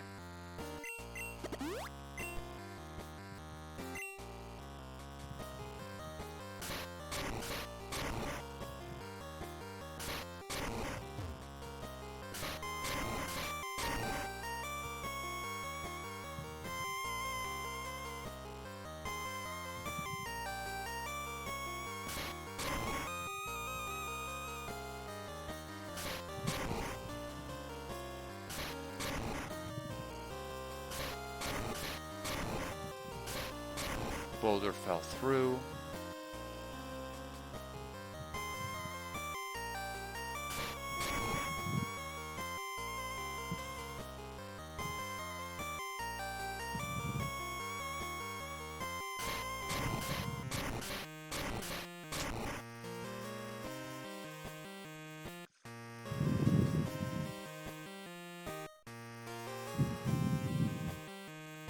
Looking at the map before I dramatically push anything elsewhere.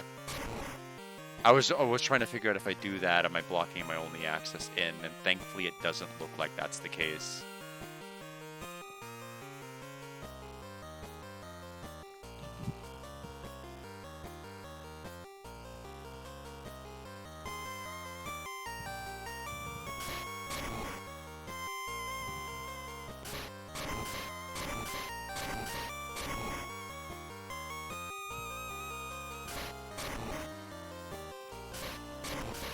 Wow, this room seems extremely miserable if you don't have any repels on you. And I'm out of my last one, so...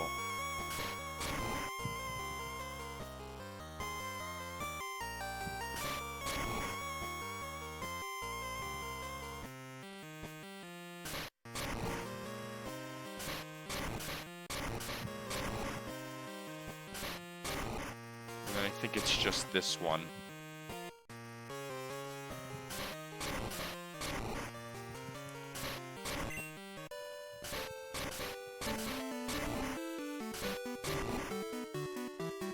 Now, do I just fall down, or do I care?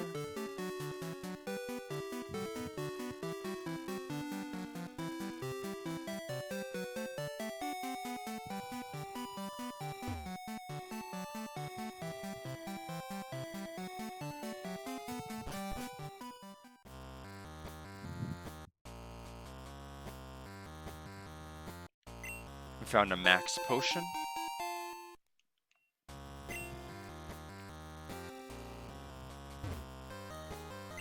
Carbos.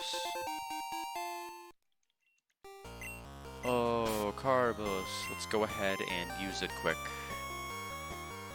Free up the inventory space.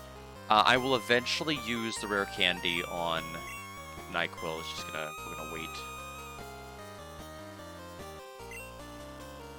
I'm surprised my speed can still rise. I didn't think I had any more IV to spare. Or, excuse me, or EV. I think it's EV is the right one I was supposed to say, not IV. IV, I think, is the one that's inherent. I think EV is effort values, which takes work.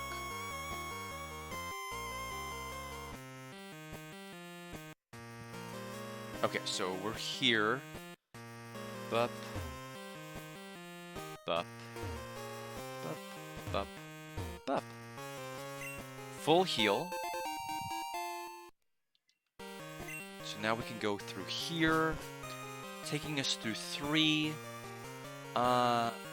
Never melt ice. No idea what that is. Can we break this with Rock Smash with our Typhlosion NyQuil?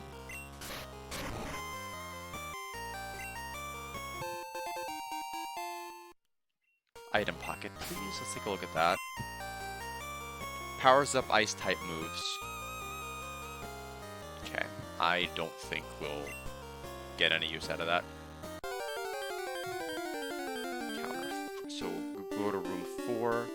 It is a Zubat. We already have one.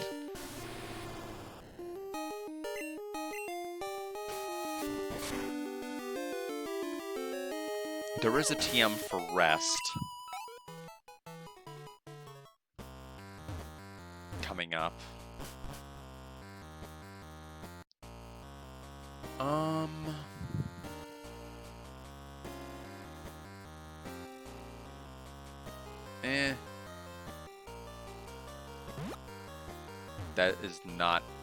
That is not at all how I intended that to work at all.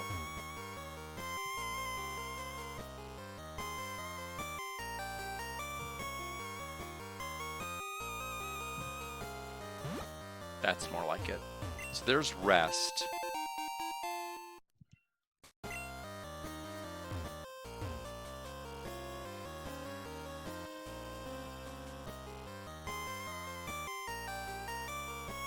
So 5. There was an iron coming up. I think we're about done with this place.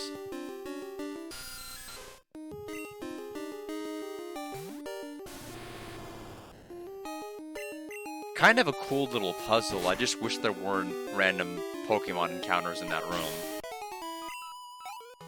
I'm not opposed to the actual dungeon and what it's making you do, though.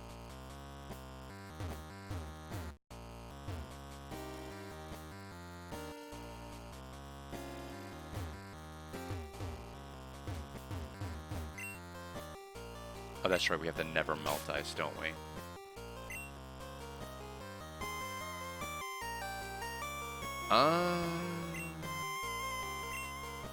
Here, hold this.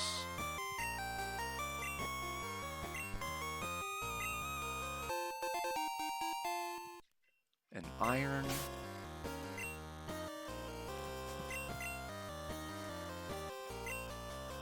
Okay, we still have effort values to spare, apparently.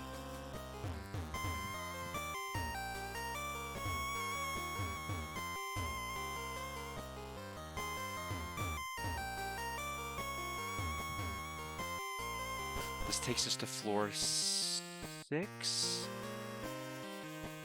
6. PP up this way. And then the exit to Blackthorn is to the right. There we go. Let's go ahead and pull open Blackthorn City's map. Blackthorn City map, please. Okay, Dragon's Den is to the north of Blackthorn City's gym, which is canonically consistent with what we saw in the anime as well.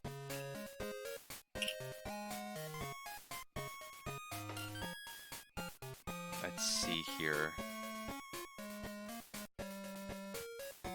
Trade place, shop,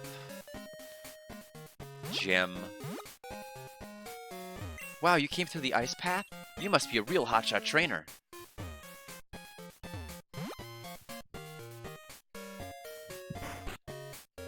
Dragonair's cute, but I don't have it. Do you have Dragonair female? Want to trade it for a Rhydon? You don't want to trade? Oh darn.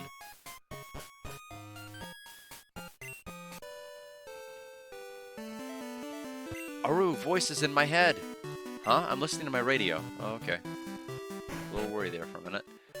Alright, we'll go ahead and heal at the center.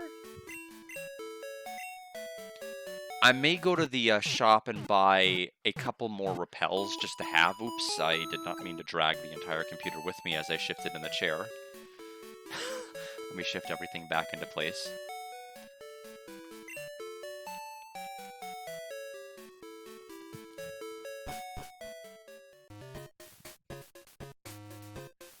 Alright. Let's go to sell, please. We'll sell the nugget.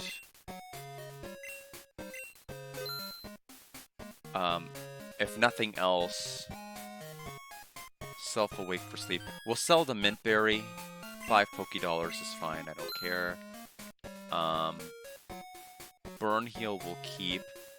Everstone, I mean, I can just press B. I don't care about an Everstone. Got an Awakening. Bitterberry. Self-hold for Confusion. We'll toss that. Okay, now we can buy stuff. Max Repel. We'll buy 10. I don't think we're going to need more than that, probably for the remainder of the game. Hyper Potion, Max Potion.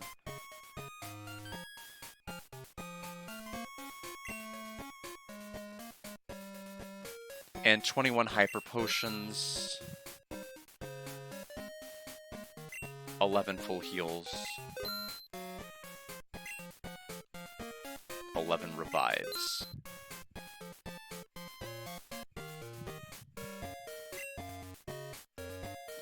X defends.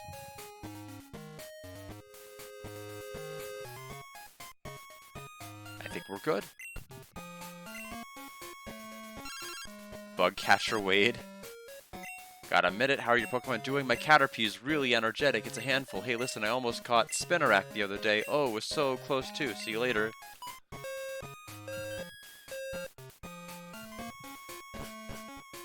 Okay, let's talk to Claire. Route 45's to the south, which we ignored for basically the whole game. Anyway, Blackthorn City's gym.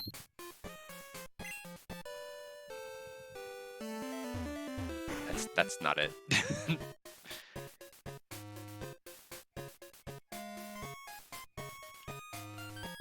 Our gym leader is waiting for you, however, it would be impossible for a run-of-the-mill trainer to win. There is literally lava in here.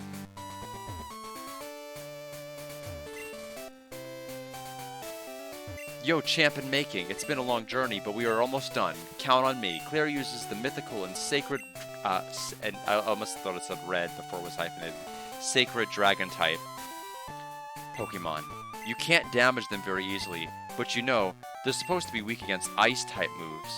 Yeah, which is why the Icy one would have been a nice little pickup. I don't think it's very strong, though, power-wise, just in terms of everything else that we have access to. Let me go ahead and make some water here.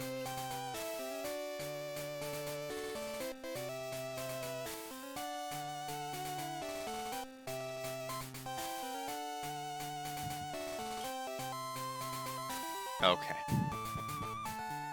So I'm assuming Dragonite is going to be her Pokemon, her ace. Your first battle against dragons, I'll show you how tough they are.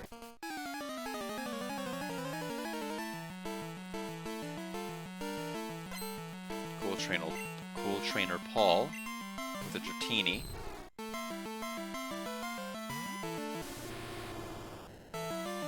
This is not going to be the best of matchups for us. We just have to rip the Band-Aid off.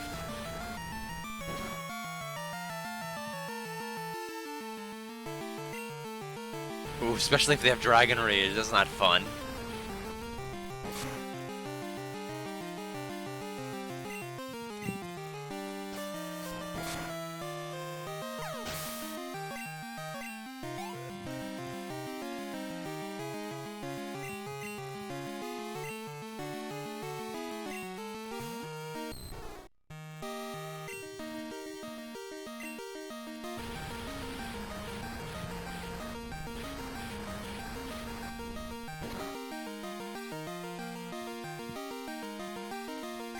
Oh, we got the burn.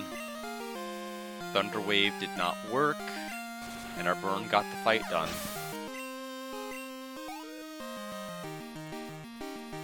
Another Dratini. Boy, this Dratini is full of annoying moves. Thunder Wave, Dragon Rage.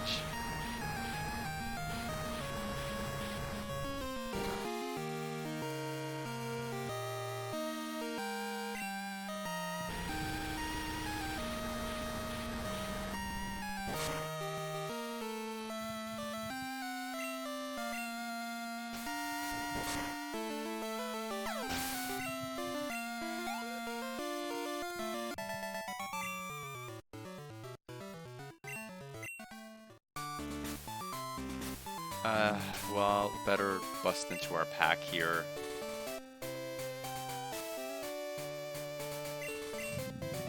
We'll use one super potion, at least for now. Oh, there's stairs? What? What kind of gym is this? It doesn't even look like it's a Biggs building from the outside, though.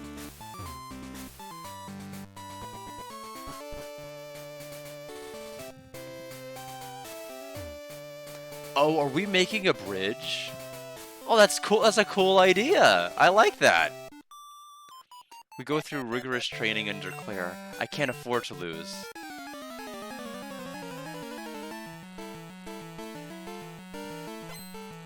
We have Fran with the Seadra.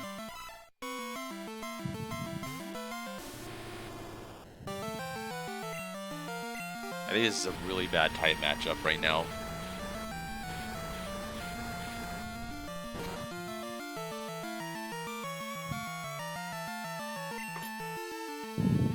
Okay, well, not if that happens.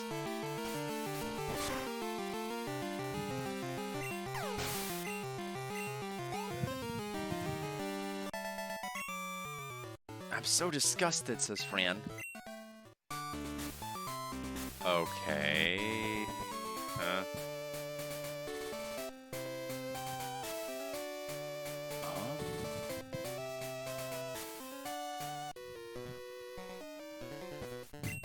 Policy is to use Pokemon that are stronger than Dragon Pokemon.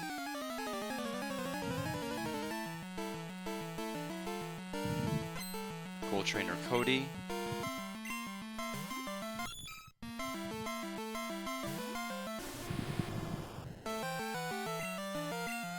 Alright. Now that all these trainers are taken care of, we can start pushing stuff.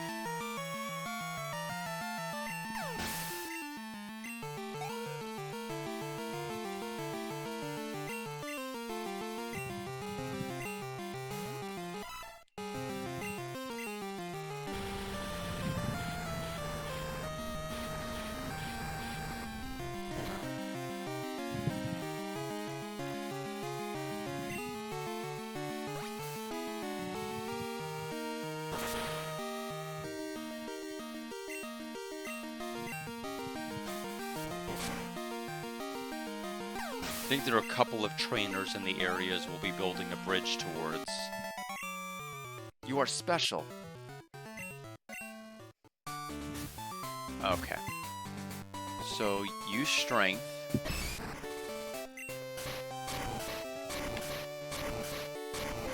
So that one's done.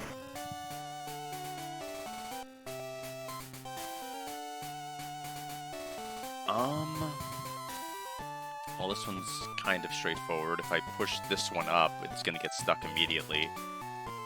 So we have to push this one down.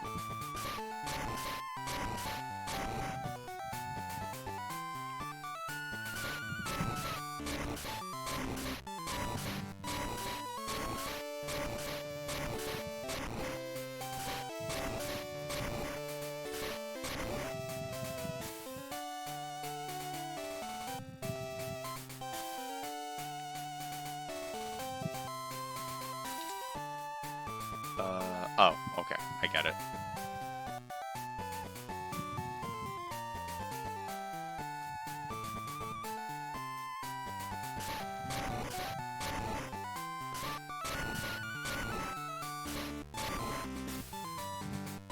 Okay, let's go to staircase number 2.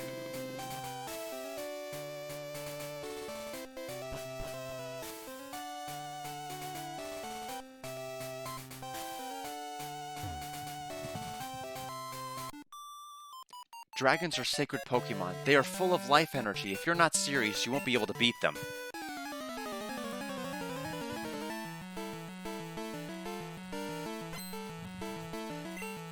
Lola with the Dratini.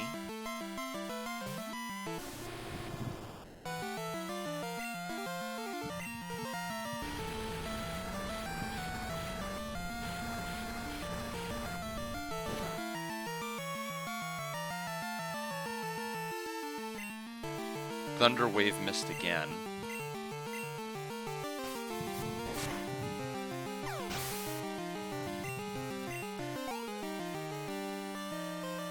And then Dragonair is coming.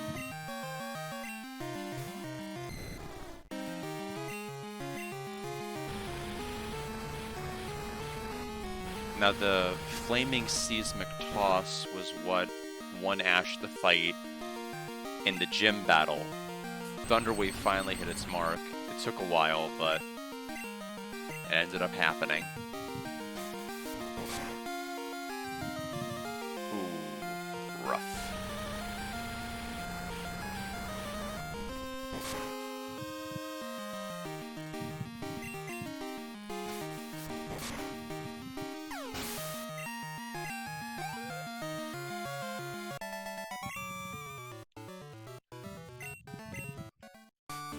All right.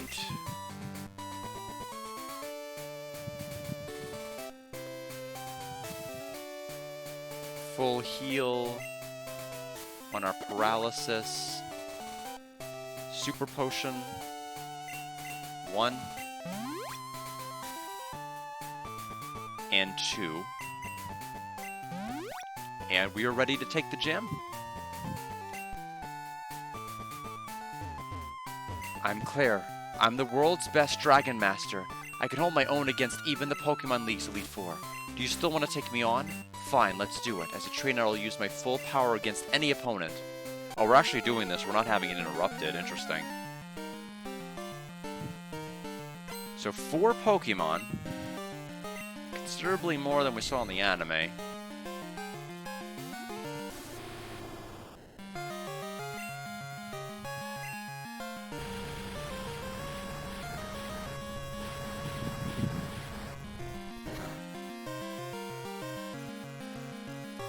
Oh, the burn. Thunder Wave hit its mark again.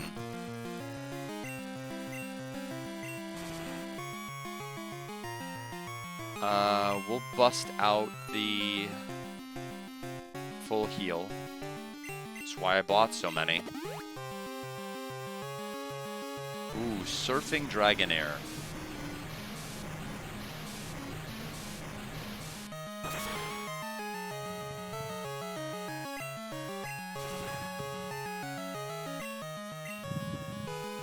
Quick attack.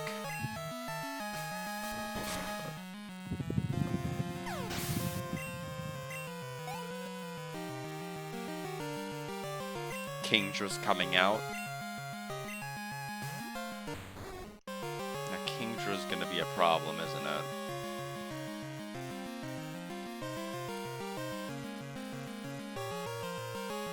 Because Kingdra's water and dragon, so my fire is gonna do like nothing.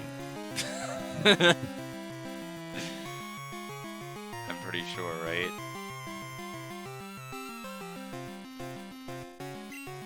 We're still gonna do it. And then we'll do quick attack following it. Okay, yeah, it's a super nothing.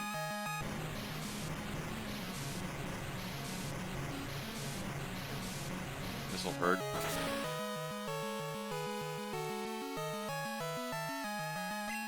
Okay, well that is a lot more damage than I thought we were gonna take. So we may be cooked. 1 critical is enough to end this whole thing.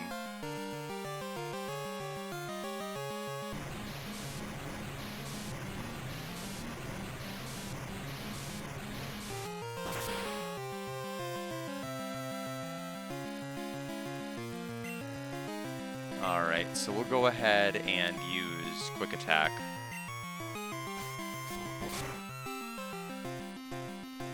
Yes! We're keeping it competitively close.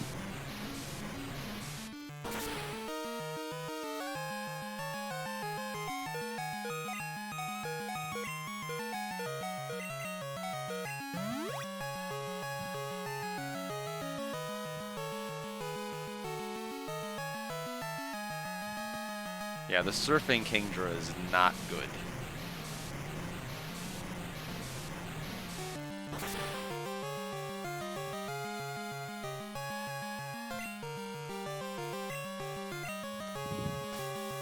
Unfortunately, there's not a whole lot I can do.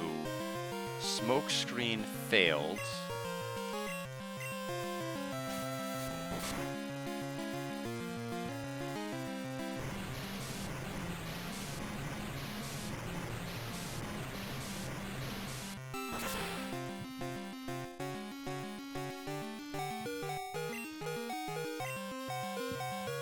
Oh, no! Claire used a hyper potion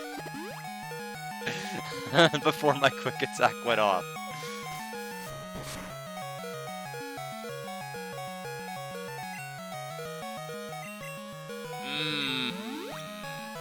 What? It's bad if I could use 30 and I get it. Not really happy about that.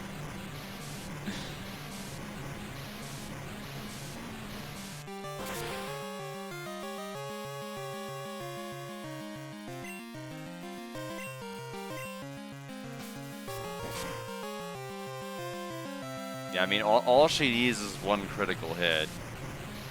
We'll have to bust out the revives at that point.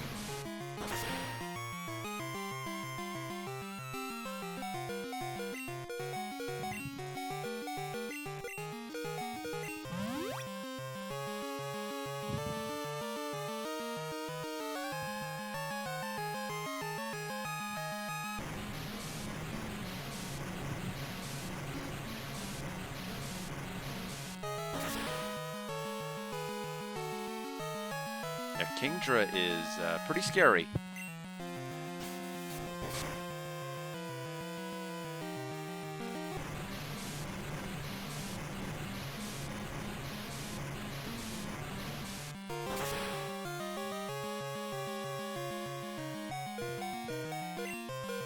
Okay.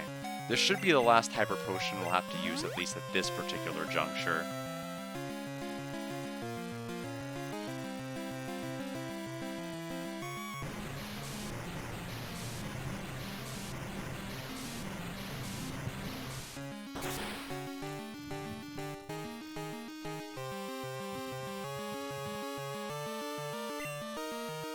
I think the main problem is that, like, with a dual typing of water and dragon, basically that means, like, I'm doing 0.25 damage by fire, right?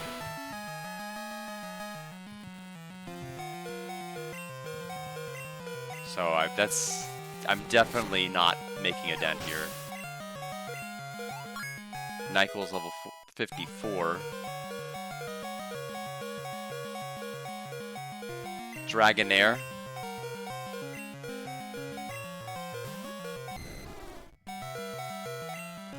They're all gonna surf. Everybody's gonna use surf down here.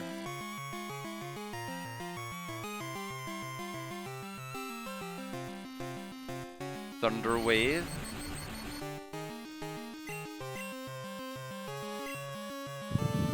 Glad, you know, this is exactly why I went shopping before I went to this exact gym. Exactly why. So Dragon Breath, I don't know what that even does. It sounds like something that might paralyze.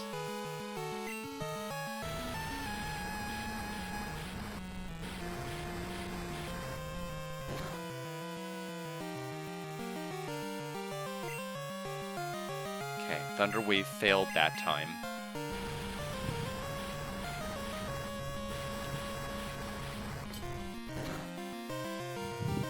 Oh, really? Looked like we had went right over that line, too.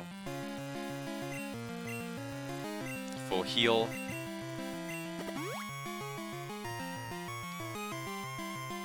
There's Dragon Breath again.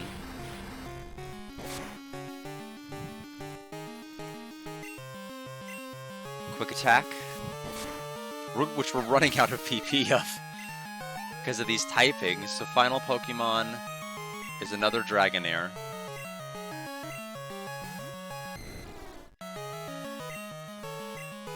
Now, thinking on it, she never...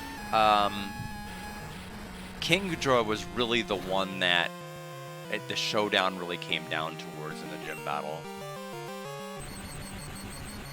Do I even want to bother healing that? Flame Wheel?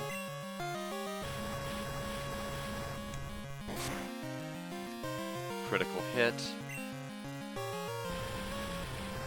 We'll heal it after the boss. Or the gym leader.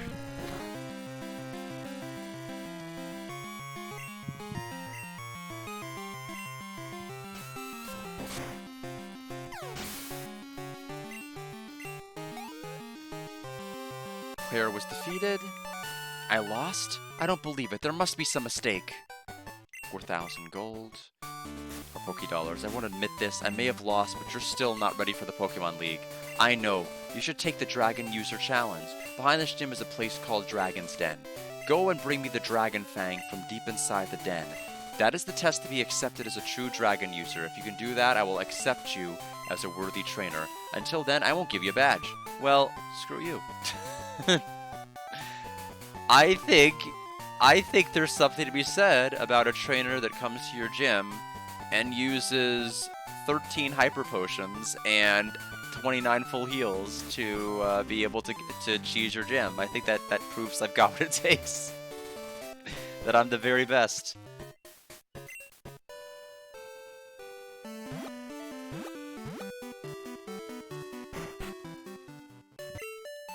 So we'll go ahead and heal.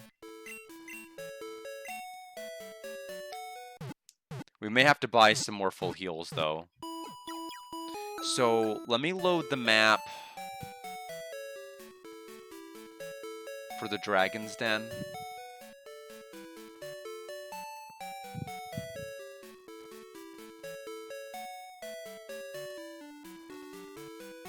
Okay. We'll be completely fine for this because I am going to be able to use the repels. So that should be fine.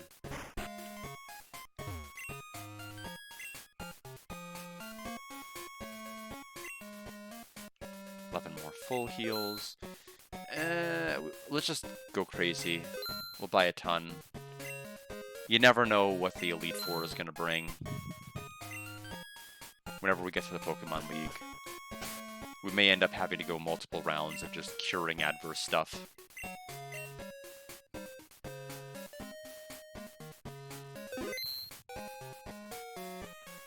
Okay.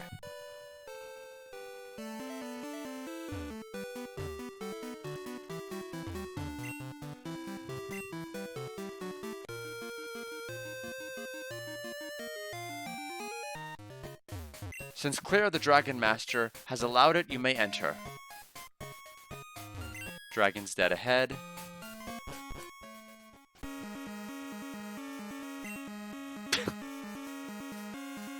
Well, okay, that's a song.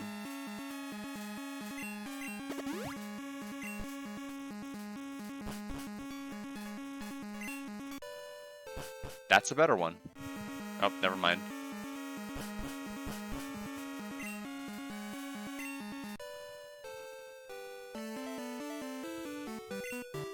Revive.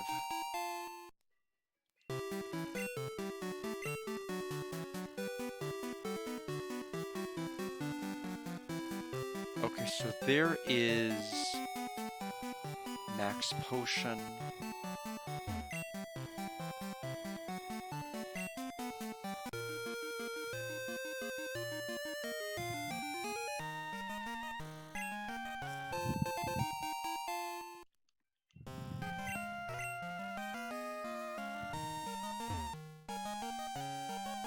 What is this?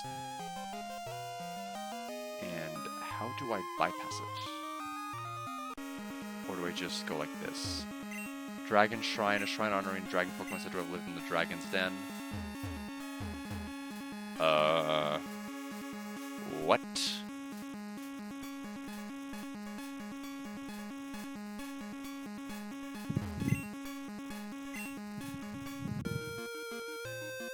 There's a whirlpool over there. Must be how I get through.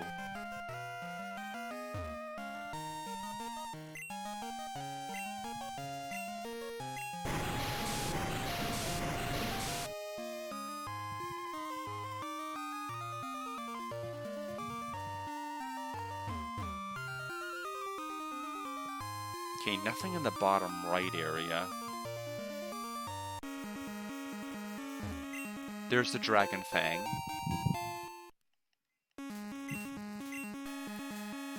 Alright, I recognize your true power. This badge is your where did you come from? Got a rising badge, yay! It'll enable your Pokemon to use the move for climbing waterfalls. Also, all Pokemon will recognize you as a trainer and obey your every command without hesitation. I also want you to have this TM.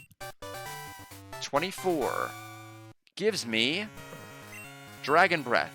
No, it doesn't have anything to do with my breath. If you don't want it, you don't have to take it. So you've collected all the badges. Your destination is the Pokemon League in Indigo Plateau. Do you know how to get there? In the Indigo Plateau? No, I have no idea how to get to the Indigo Plateau. When was that ever established in Johto? From here, go to... Oh, that place. The same place that Ash ended up having to go to New Barktown. Okay, I was about to say, Indigo Plateau is in Kanto, right? I think it's a little bit far away from Johto. Then Surf East. New Barktown, Surf East. The route there is very tough. Don't you dare lose at the Pokemon League. If you do, I'll feel even worse about having lost to you. Okay? Sure.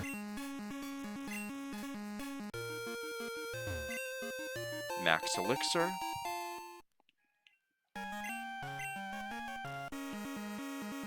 Okay, Pack. Escape Rope.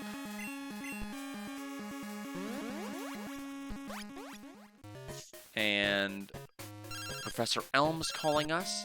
Hello, Gold, I have something here for you. Could you swing by my lab? See you later. Alright, so fly. Since we have to go there anyway. New Barktown.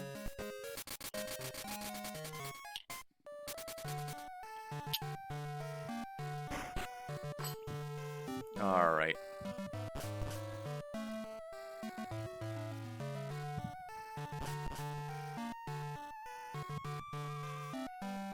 Hi, welcome home. You're trying very hard, I see. I've kept your room tidy. Or is this about your money? No. Is daylight saving times over? No. Just do what you can.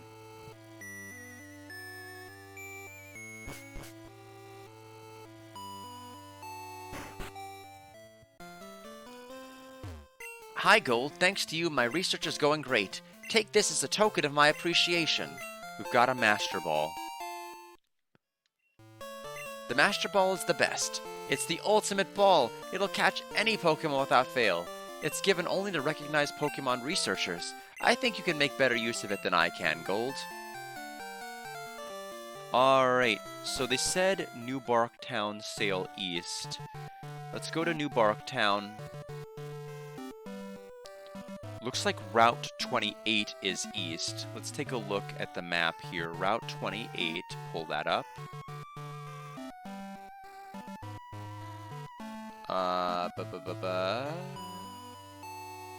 What the? Where does this even connect? It doesn't look like there's any place that logically connects from New Barktown to what they're showing us.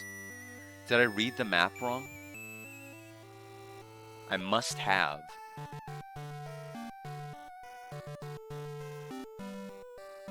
No, it says Route 28.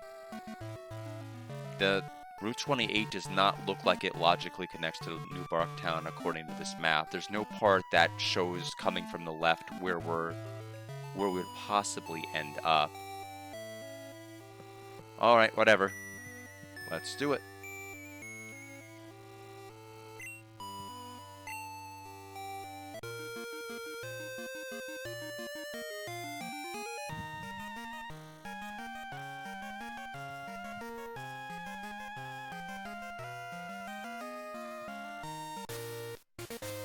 Hey, do you know what you just did? You've taken your first step into Kanto. Check your Pokegear map and see.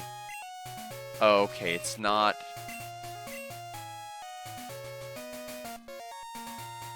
I have no idea map-wise where this is. This doesn't match anything that I'm seeing.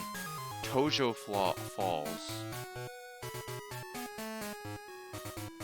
Did the person upload the wrong map?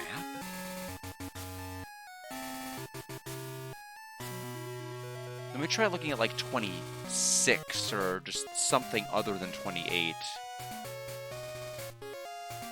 No, that's not it either. Oh, they meant to put 27. 27 matches this. Okay. Link between Kanto and Johto is Tojo Falls. Kind of cool that we have a Kanto segment here. It is weird that they can't have their own, I guess, league here.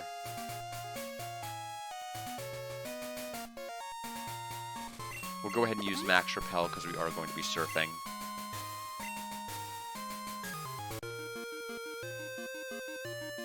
The only reason I'm surfing this way is because the item at the end is a rare candy.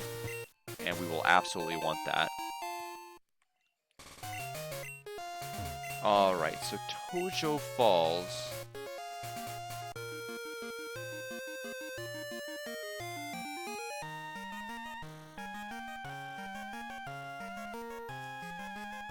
Yeah, it looks like we have no choice. We have to do Tojo. Let me look it up. We'll probably have to use Waterfall here. Tojo Falls. Yeah, it looks like it's blocked off by Waterfall, so I think that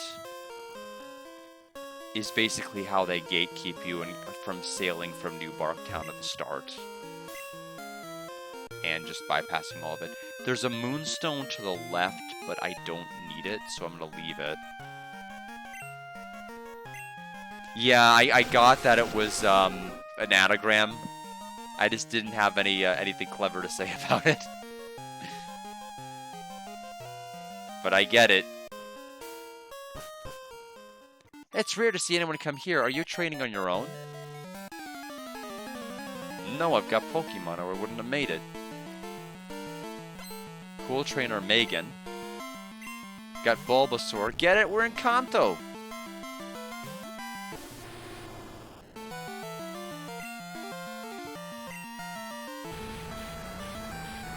So I imagine she is going to bring out a Charmander and a Squirtle next. She's just going to have all the starters. Basically a welcome to Kanto hurrah. Oh, Vita, okay, I'm just, or not.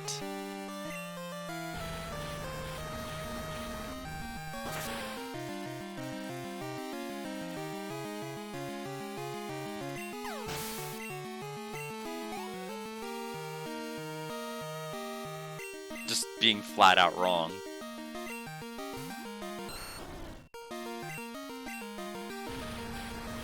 Okay, so we'll go back to Route 27.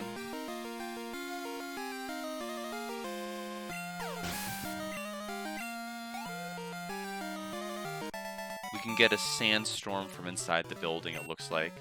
Oh, you're really strong. And what did you buy? Saw this adorable doll, so I bought it with your money. Sorry, it's in your room. You'll love it. A doll? Where are you off to with Pokemon? Pokemon League? Are your Pokemon loyal enough for you to win? Let me see. Your Pokemon trust you very much. It's nice to see a good trainer. Here, a gift for your journey. It happens to be Sandstorm. It's a move that inflicts damage on both battlers. It's for advanced trainers only. Use it if you dare. Good luck. Alright, time to continue on this way. Couple more trainers this way, it looks like.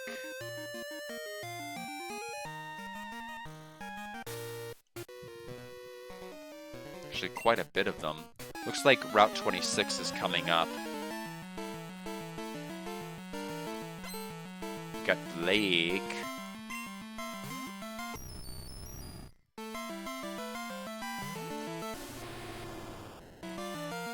Ember? Was Magnezone later? I don't... Or was Magnezone introduced in Gen 2? I cannot remember.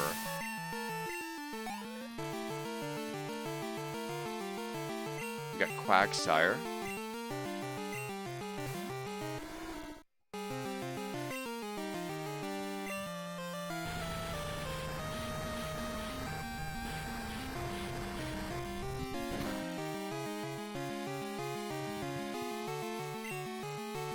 Amnesia, huh? Then Flame Wheel.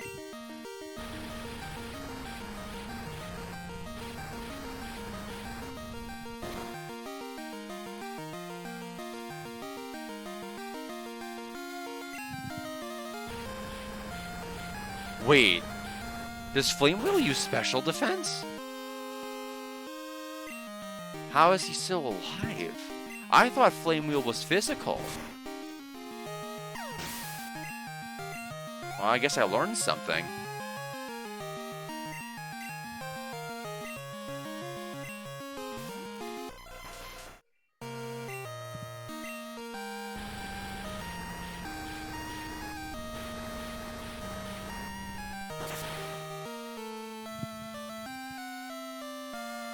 Alright, looks like we've got 3 other trainers on this route, level 55.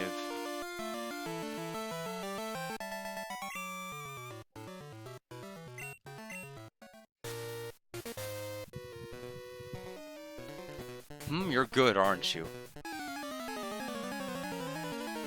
There's technically a Solar Beam TM if I want to go out of my way past a Whirlpool to get it. Can't see myself using Solar Beam with my NyQuil, so I probably will pass on it. I am content simply knowing it exists.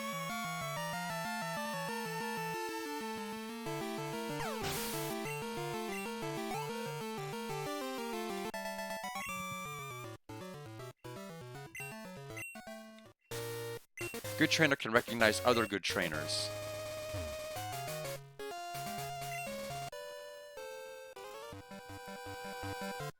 Don't say a thing. Let me guess what you're thinking. I got it. You're on the Pokemon League Challenge.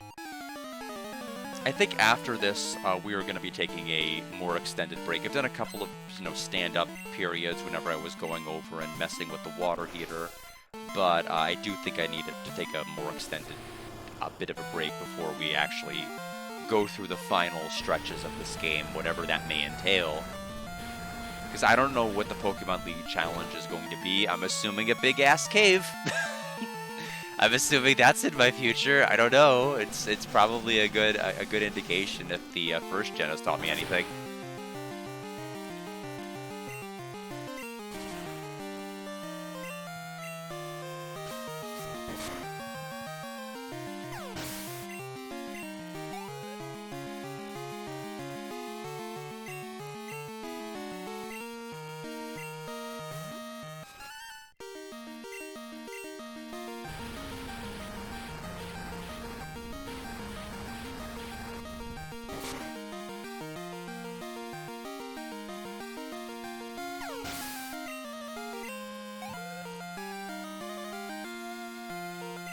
Execute, okay.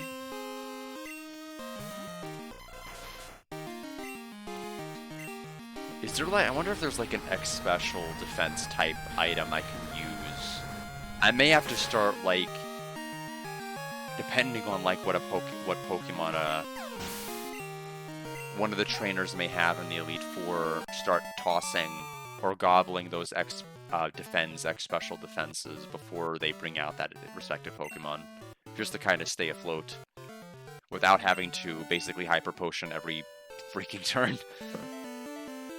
Because eventually it's just going to hit the point where if I'm hyper potioning that frequently, I'm just going to lose the war of attrition. Anyway, I am going to go ahead and hydrate everybody. I shall return shortly. Get up, stretch, take a load off.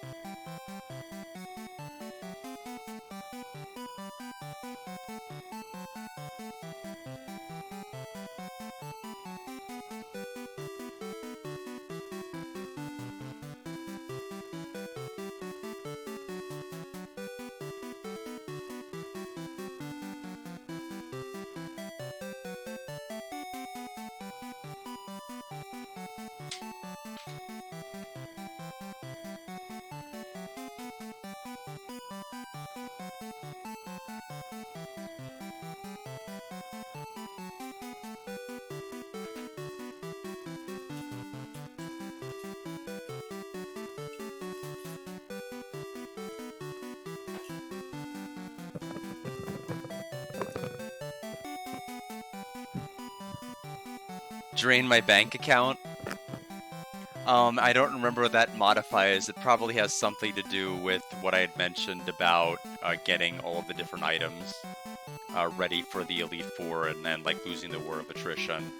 Thank you for the hydrate. Alright, so we have another trainer, which I guess technically we can skip if we surf. Nope. I'm gonna make them walk 4 steps. You shouldn't underestimate the wild Pokemon in these parts. That is an interesting line, interesting thing for her to warn me about, considering there was no patches of grass except on that one stretch over there. They're not cheap, but at the same time, I'm not buying anything. It's the only thing I'd ever really need to buy is just more of those potions or full heals. Like, for my purposes, there's nothing else I need.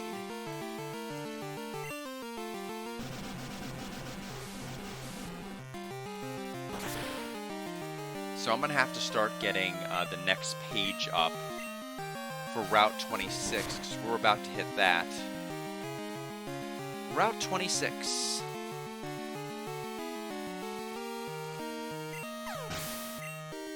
Jeez. Vertical much? Let's see here. 3, I don't even know. Trainer. 2 has a PC. I don't think it's a Pokemon Center, though. Trainer. Berry Tree. Trainer. You can hop down some areas for a Max Elixir. Yeah.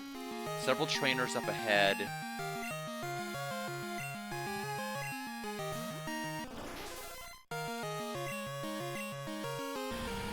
And then we have there's a warning that says you cannot pass here without all 8 Johto region gym badges. I'm assuming then that must mean you can do Clair out of order. Because I imagine if you can get Waterfall and permission to use it from Clair, then, you know, because it was our 8th, so we should have qualified right then and there, and we would have had the prowess to use Waterfall to get past that area. So this extra check seems pretty odd that would be utilized at all. I forgot cursor memory. That was terrible.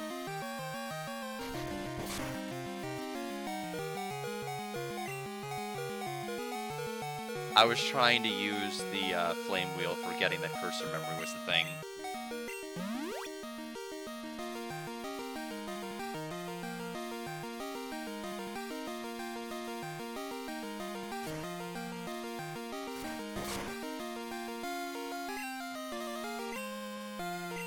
Yeah, Rock Smash is not good.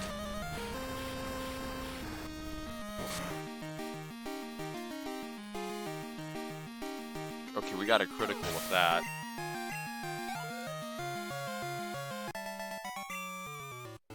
Much too strong. Alright. So we're now in Route 27.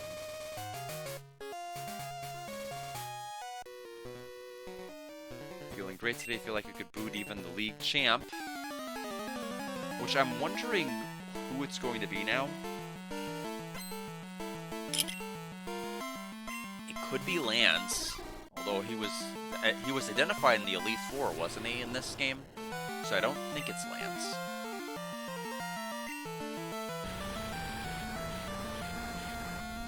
Could be somebody. I mean, who else has been introduced to us personally, other than him?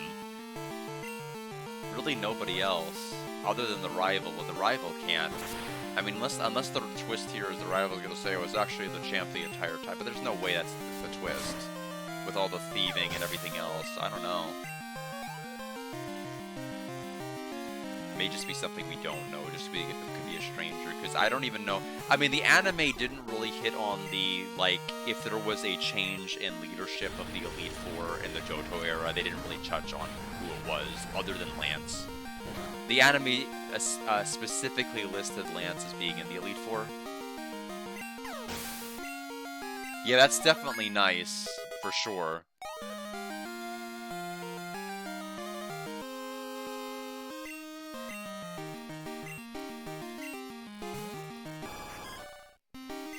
Oh, I guess that means he's not as of the Johto era. Interesting. He definitely still seems revered, whatever his status is.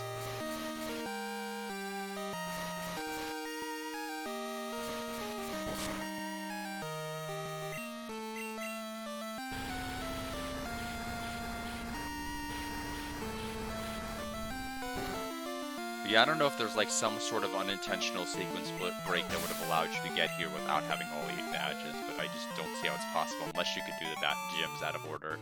Which maybe you could. If you didn't go through like the ice cave or whatever.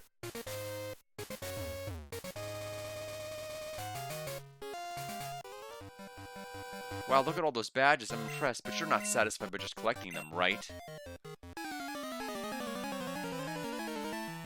Okay. So we don't want to go right. We want to go we do want to go right. We don't want to go left. There's Espeon.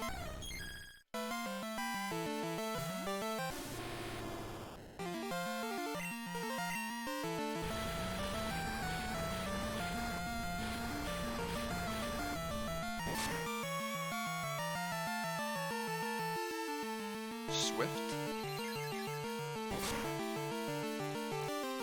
We'll use Quick Attack.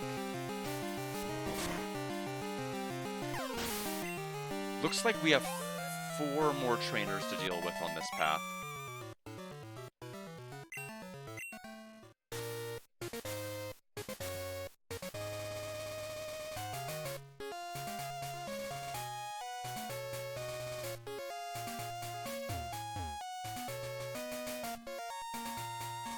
Okay, 3 more trainers to deal with on this path. What's to the right here? A dead end. There's no items to the right of him, so it's just an encounter we have to take.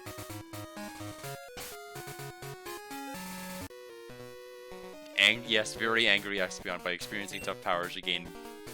By experiencing tough battles, you obtain power. I guess also tough paddles as well. I don't know what I was trying to say there. We have a Victory Bell. I think that's the first one we fought in the game, too. No. No, it wasn't, because we fought one with the Kimono Sisters.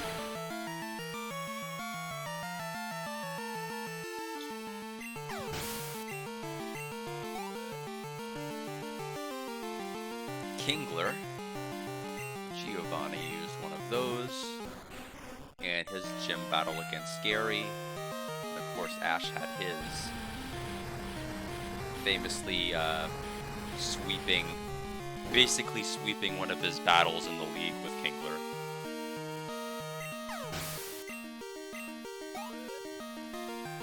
And then Kingler lost to, in the World Cup in Johto, ended up losing to Misty Psyduck. Because it's funny to give it a headache.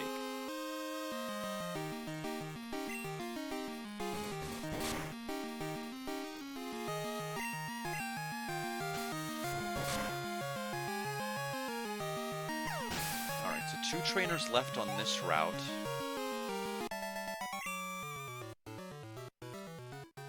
To Route 22, Route 28, and Victory Road. I'm assuming we're going to Victory Road, right?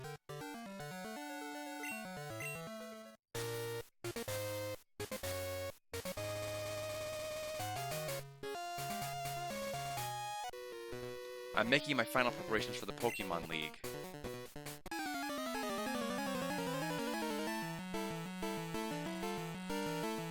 There's cool trainer Jake with the Parasect.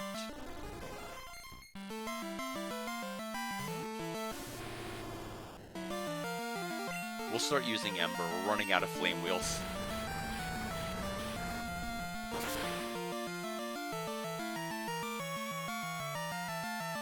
It is nuts that at level 56 we still have Ember. I don't know, in my head that just doesn't sound right.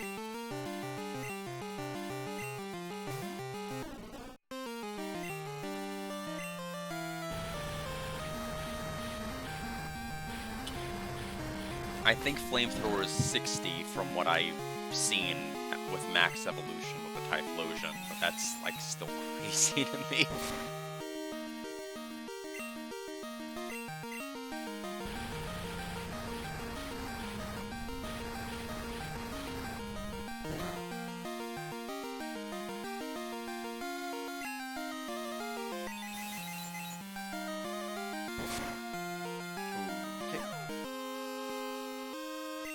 Fight through it.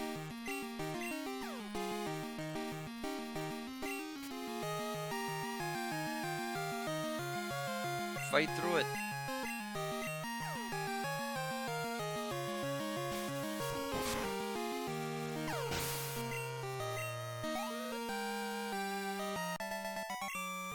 I blew it. It's going to be tough to win at the league. I need to do some more training. I hear that the league's Elite Four are tougher than gym leaders. I'm gonna go ahead and top off.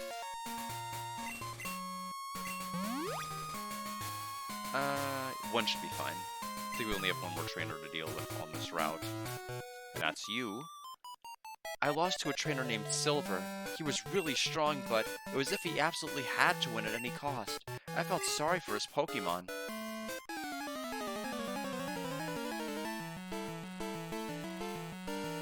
Cool trainer Beth wants to battle. Sent out Rapidash.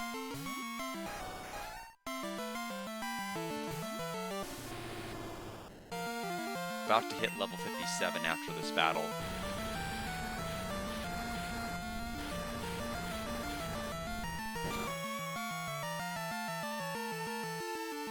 Agility, that is fine because our quick attack is going to outspeed you anyway.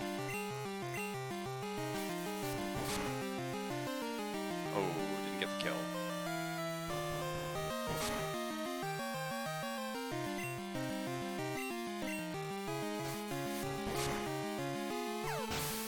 We'll go ahead and get the Max Elixir that's down here.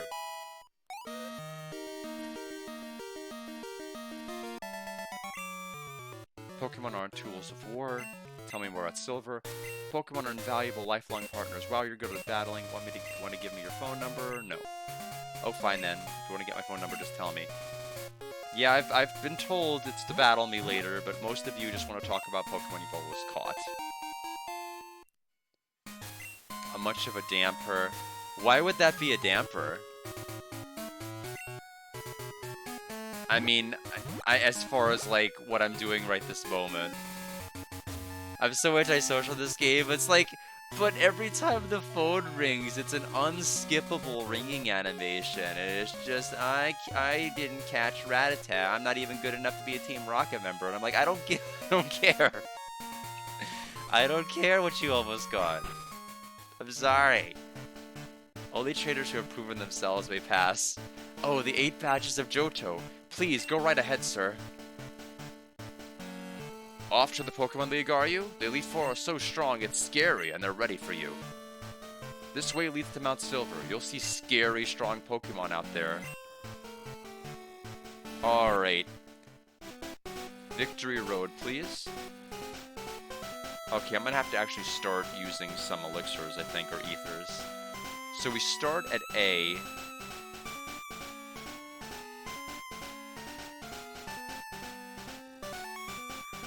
Full Heal, Max Revive, X Special, Full Restore, Earthquake is in here as well.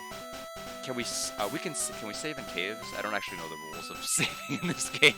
Yes, we can. Alright. But yeah, I'll check to see where he left off, because I think, because from what I saw in the video, he, like, stopped right before he fell in the Dark World. And I was even saying to myself, is, like, 22 minutes even enough for him to get to the Dark World? And, like, considering, like, he's gonna exposit about every little thing before he gets anywhere. Like, I know, I often feel self-conscious sometimes, because I feel like there are parts of the game where I just read dialogue and don't really insert a whole lot of opinions. Maybe occasional references here and there to, like, shows or things I've watched, but I feel like at other portions are just that entertaining. And then I see Jarrell at the polar opposite end of the spectrum, expositing on every little thing, and I'm like, okay, maybe I'm doing okay. Maybe I'm not that bad. I don't know. It's a little bit of an ego stroke to know that I'm doing somewhat okay in that regard. So I'm looking at this map. Looks like the path to the upper right leads to some items. We'll go ahead and get those. Yep, yeah, supplements and Pokemon found here for the Elite Four. True. I haven't. I am not a YouTuber. I'm not. Oh, is the repel off? Oh, the repel is off. We have to do something about that.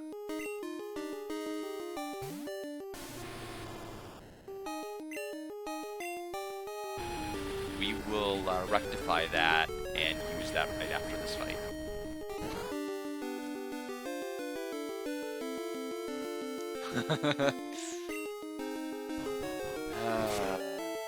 You know what? If you're just that close, I will catch you. Clearly, you were not meant to faint. You were meant for greater things.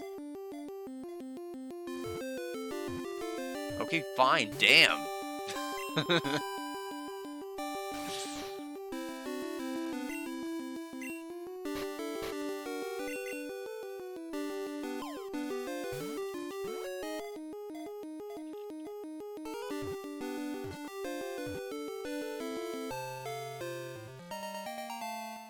Rhyhorn's State is added.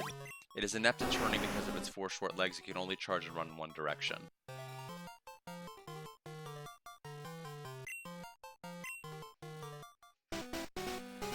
Pack? But yeah, I guess I'll take a look at what he posted after.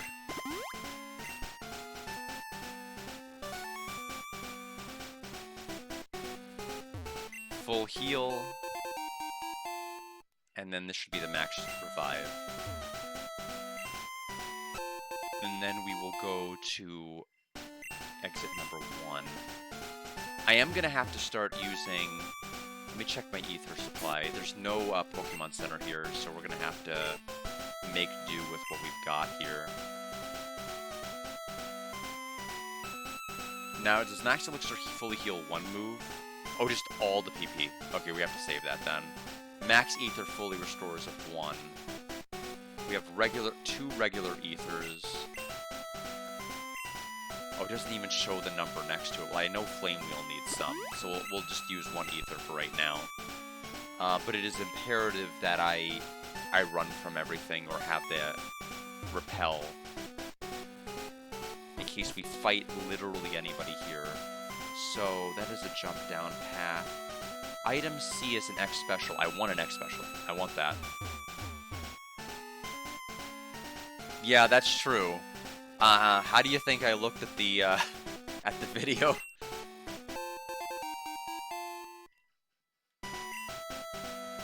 To be able to tell that at the end. So 2... Path 2. Interesting. Oh, I get it. I get it. I get it. So 3... Gets a full restore. Full restore is good. Especially if I have to choose between, like, a damaging move that inflicts a status ailment, like what to heal. That's a good emergency item to bust out. Alright. Can I hop the fence? Yes. So we'll go down to 3. Full restore. Oh, I'm out. I'm over encumbered again. Wow, that's scary. I think they, like, if you're like a YouTube Premium Super Duper member, I think they allow you to be like 3 times speed. Because I know it's a setting, because I've like ×2 sped up things before.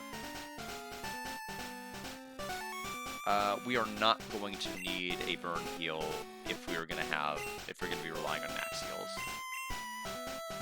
Full restore, we will happily consume.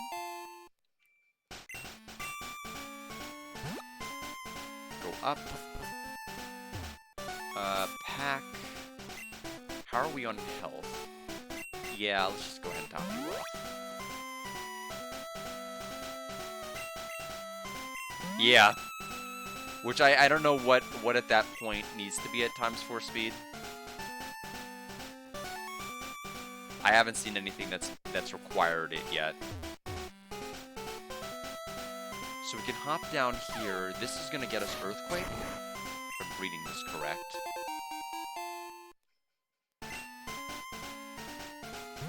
Alright. Repel's effect wore off. That is fine. That is why I've bought so many.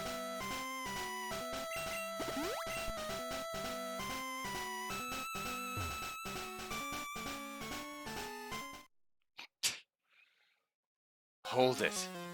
Are you going to take the Pokemon League challenge? Don't make me laugh. You're so much weaker than I am. I'm not like I was before. I now have the best and strongest Pokemon with me. I'm invincible. Gold, I challenge you.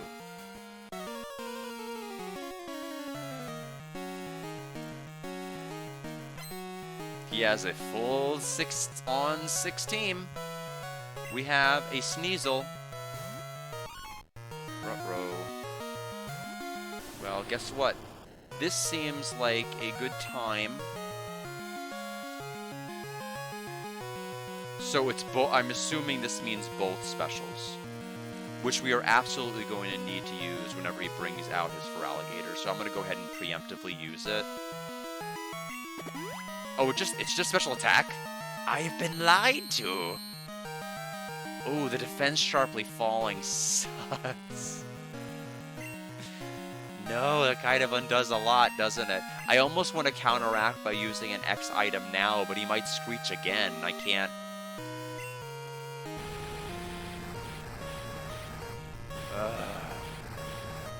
That is frustrating.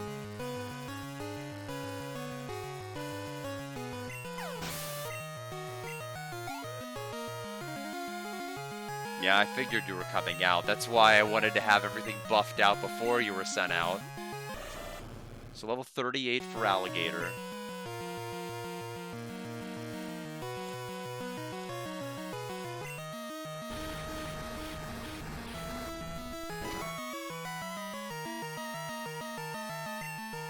Slash is gonna hurt.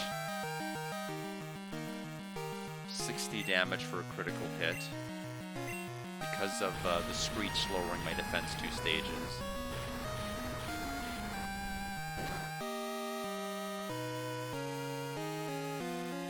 Scary face. My speed fell sharply. My defense is sharply down. This is not looking well for my NyQuil.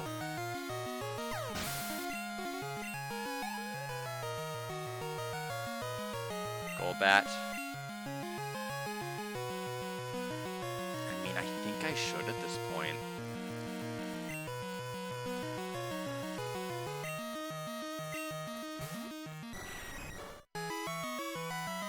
I mean, I'm down 2 stages with defense and speed.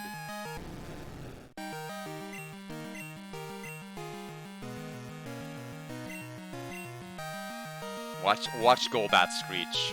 Watch Golbat screech. Okay. That was a strong wing attack. Oh, it was a critical, I see.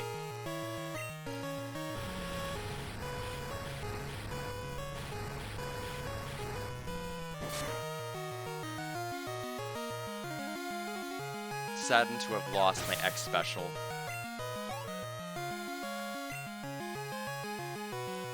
Haunter.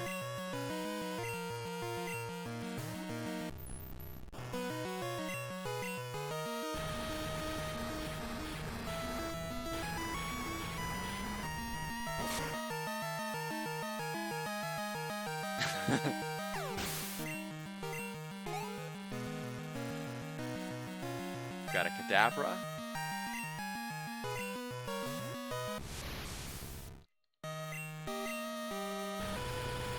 I mean, is he using a team to basically highlight the fact that he has no friends to trade with? I mean, I don't... Am I supposed to be reading into something canonically with this?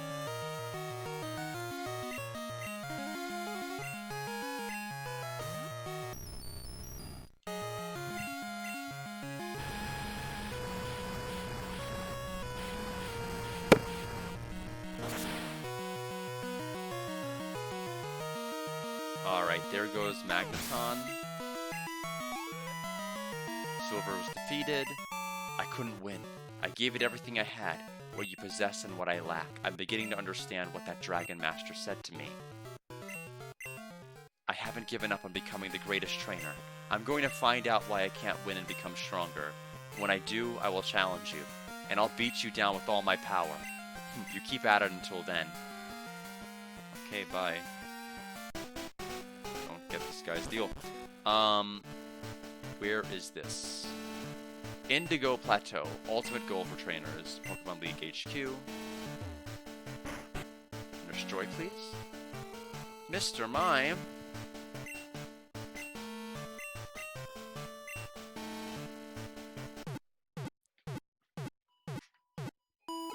Either that or it's a War Turtle Sprite. I don't know.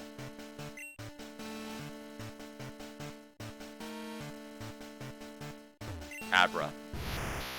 No. You are wrong. That is not. That is incorrect.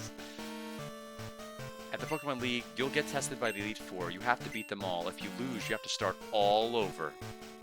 Alright. Let's take a look. We've got our NyQuil. Welcome, how may I help you?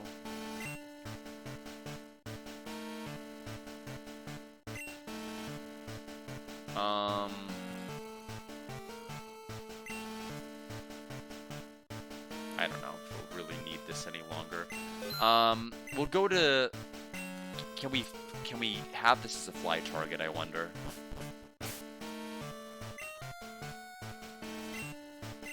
Okay, so Indigo Plateau actually just shows up.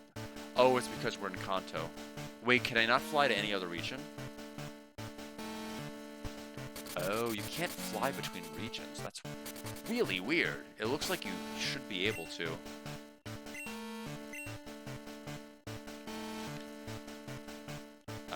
But alas, I cannot. Okay, I guess we are not going to be flying to Celadon to see if we can get extra specials. So, I guess we're limited to just what we have here. That's fine.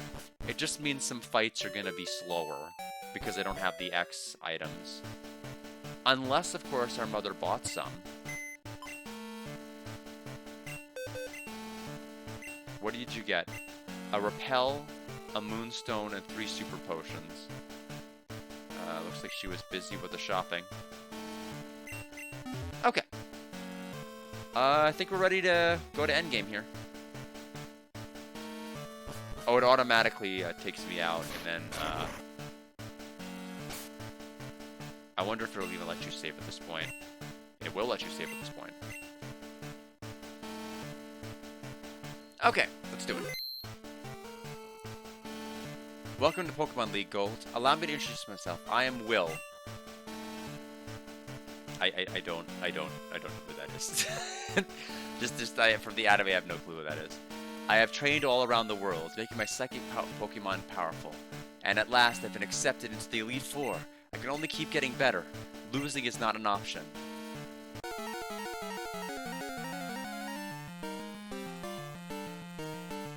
Elite Four will. Once the battle, got Zaytu, level 40.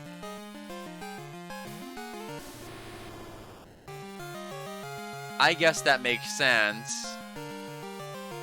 I guess. Okay. I feel like eventually I'm just gonna have to bite the bullet here and decide when I want to pop my 2 rare candies. Yeah, that's exactly right. Ooh, Slowbro is gonna be unfun to fight. Boy, this is gonna take us a while, actually.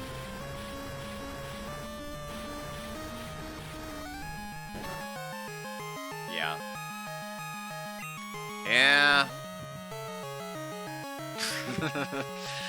No. No, this is awful.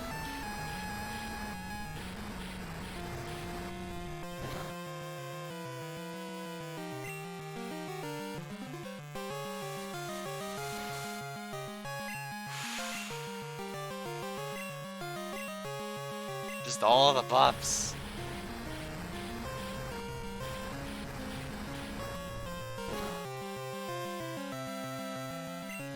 What? How strong do you want to be? I am terrified. What's coming? Surf? Water gun?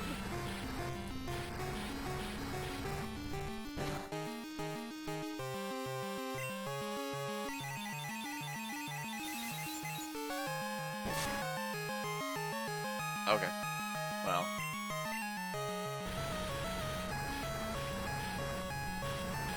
I'm gonna have to drive into my ether pool.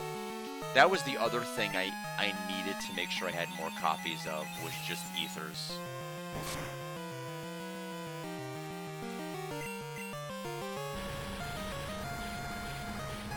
I have 1 ether, I think a couple of max ethers, and then like 2 max elixirs. So there's Nyquil's level. We gained 4 HP with that one. Thank you for the hydrate. We have another Zaytu.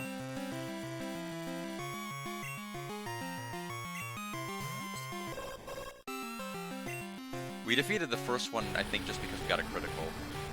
I'm positive it would have survived otherwise. Yeah.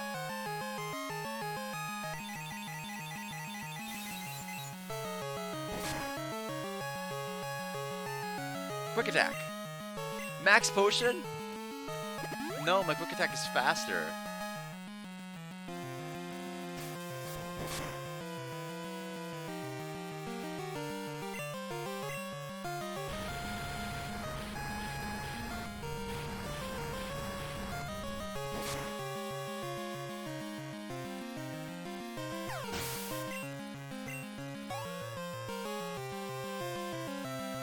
Executor, we will be fine. Ember?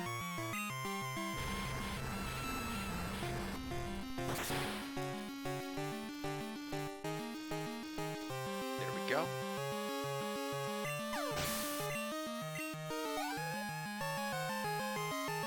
And then Jinx, which will still also be fine. The only problem is that Jinx, as we saw in that other battle, does not give a whole lot of EXP, which is the real reason that Jinx stopped showing up in a lot of the anime episodes. There's not enough EXP for everybody.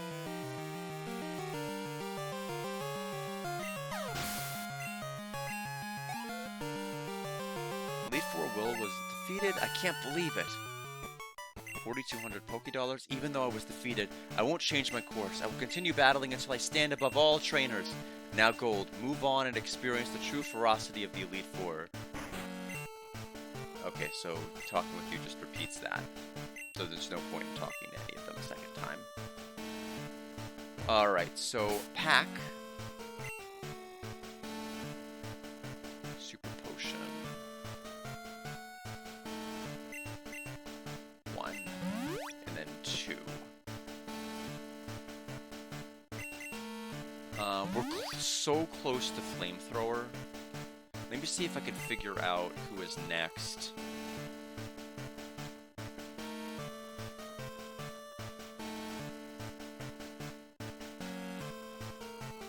No, I don't know. I guess we'll keep it a surprise.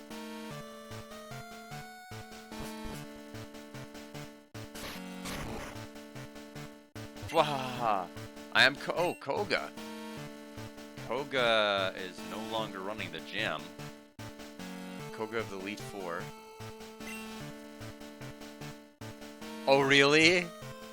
Yeah, I'm like in the anime, I'm like, who in the world is Will? Will wasn't discussed in Johto, as far as I know. Wasn't discussed at all.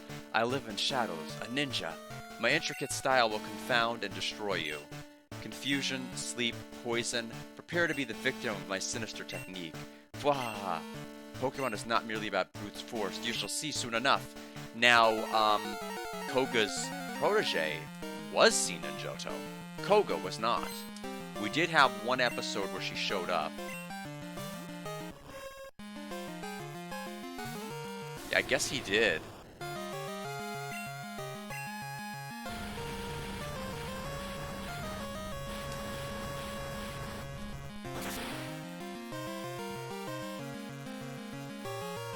Alright, take that, Ariados.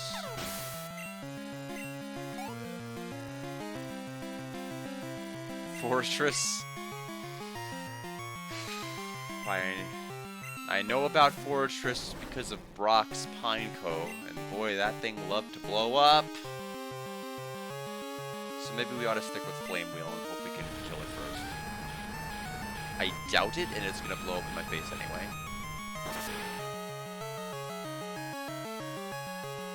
Okay, lucky us.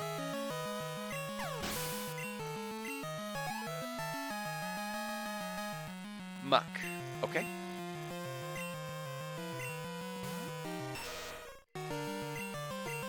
Pretty low-level Elite Four. Were the Kanto ones like in the 50s, or am I just kind of imagining? I felt like they were higher level. Ooh, toxic.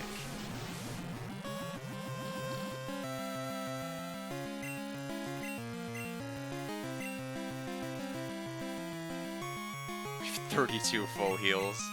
I think we get a spare one. Sludge Bomb.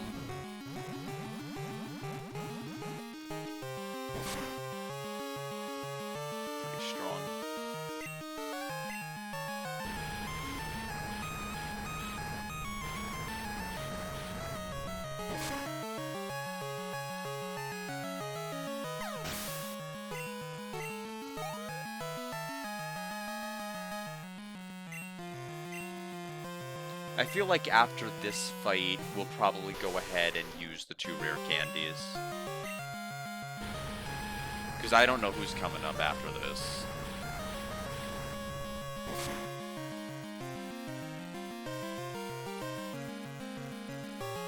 Yeah, I was gonna say, in my mind, I felt like the Elite Four had a much higher level cap than the levels in this game.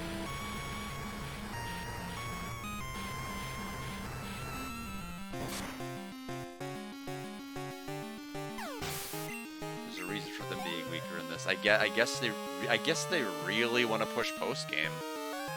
That's the only reason I can think of.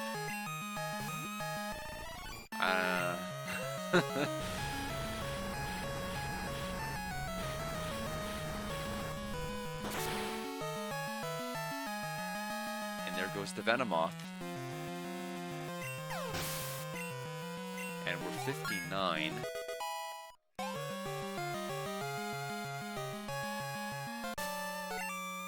You have proven your worth. I subjected you to everything I could muster, but my efforts failed. I must hone my skills. Go on to the next room and put your abilities to the test. Alright, pack. Oh, we had a lone antidote we could have thrown against the poison. And freed up inventory space at the same time. So, oops. Okay, so I probably should have done 2 rare candies and then the super potion, but I'm dumb. Oh, okay, it'll actually it'll actually fill up the HP for the level up. So we can finally learn Flamethrower.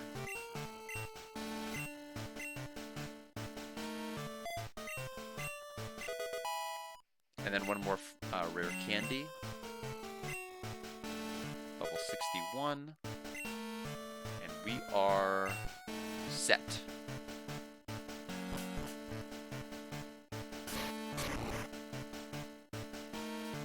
Okay, Bruno is the familiar face. I'm Bruno of the Elite Four. I always trained to the extreme because I believe in our potential. That is how we became strong. Can you withstand our power? I see no fear in you. You look determined. Perfect for battle. Ready, Gold? You will bow down to our overwhelming power. Hoo-ha! The Forbidden Ditty combo. Alright, Elite Four Bruno with 5 Pokemon sends out Hitmontop.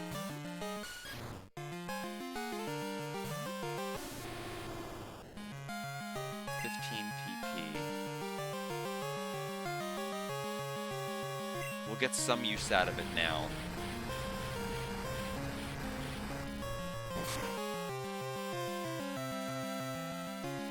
We want to save as much of that as we can and use Flame Wheel. Onyx. We're probably better off going the special route rather than going a physical Flame Wheel route. Although I'm still on the fence as to whether Flame Wheel is actually physical or special or what, because it's confusing. But in any event, oh, we got a critical.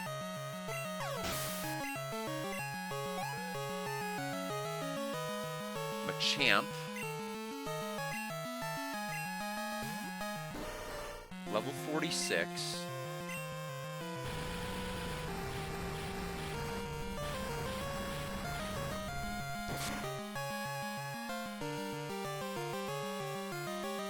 Cross Chop.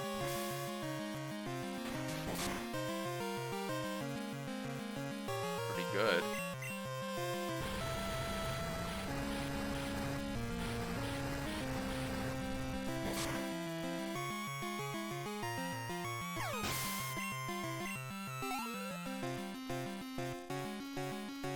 Yeah, I'm kind of surprised. I'm like, when's the point where I'm actually going to have to bite the bullet and grind here, and it just hasn't happened. Yeah, NyQuil is, you know, there's surprisingly few just straight water threats in this game.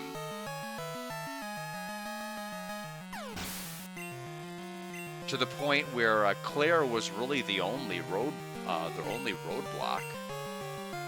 Although, we're about to face Lance. Unless Lance is not in the Elite Four, in which case Lance is somewhere else.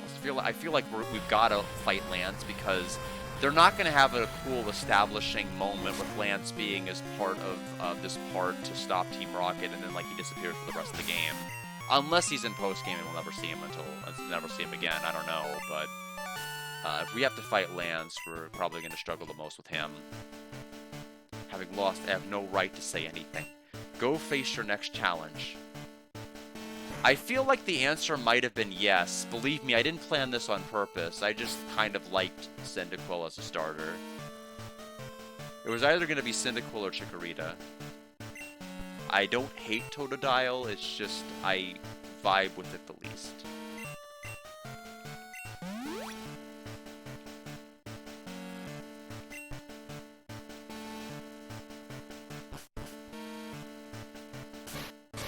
Okay, that... You don't look like Lance. Are you Agatha? I am Karen of the Elite Four. What, did you yell at a manager until you made it here? Your gold? How amusing. I love dark-type Pokemon. I find their wild, tough image to be so appealing, and they're so strong. Think you can take them? Just try to entertain me. Let's go. Alright, Karen. Don't know anything about Karen from anything, so I have no idea what you use. At least for Karen wants to battle. We have Umbreon.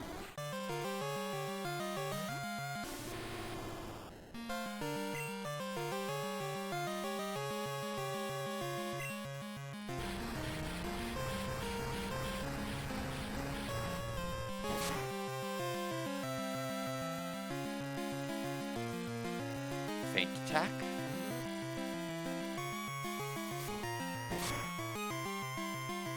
Quick attack.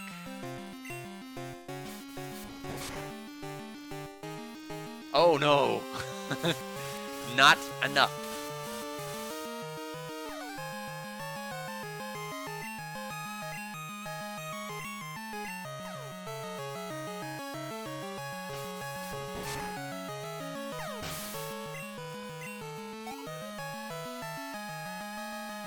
Gengar.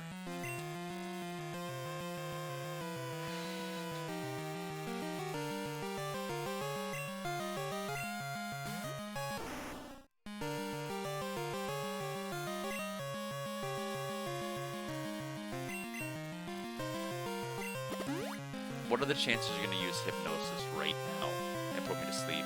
Lick? Okay. That is fine. Yes! What a interesting choice. Who's gonna tell her?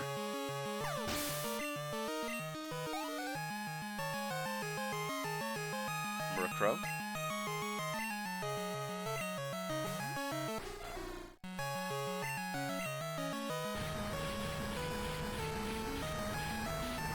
We're getting ready to probably use an Ether or maybe even a Max Elixir pretty soon.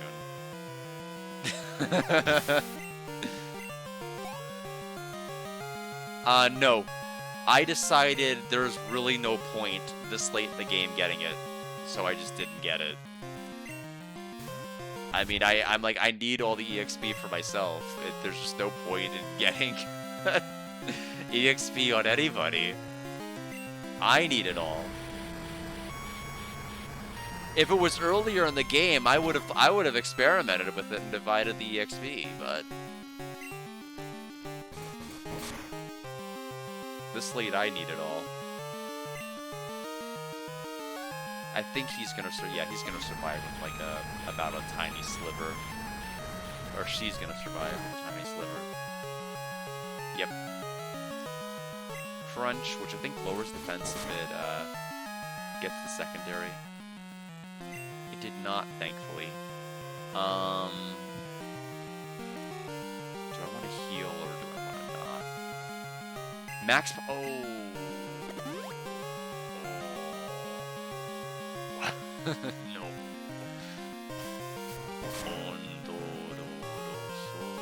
Okay, got a critical hit.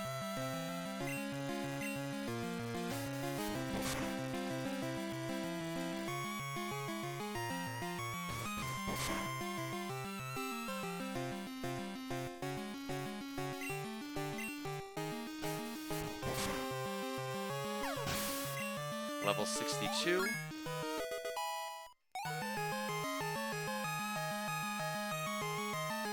And Vileplume.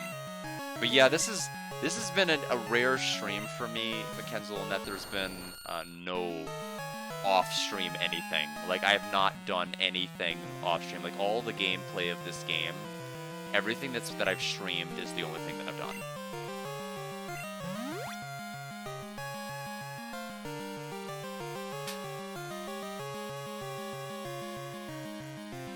Stun Spore. Alright, we'll see how this goes. Petal Dance. I think that is perfect accuracy, right? I think it's one of those moves that has like that weird little quality. Fully paralyzed. Yeah, it is, isn't it? I'm not saying it's right, I'm just saying that that's what's ended up happening. Fully paralyzed again.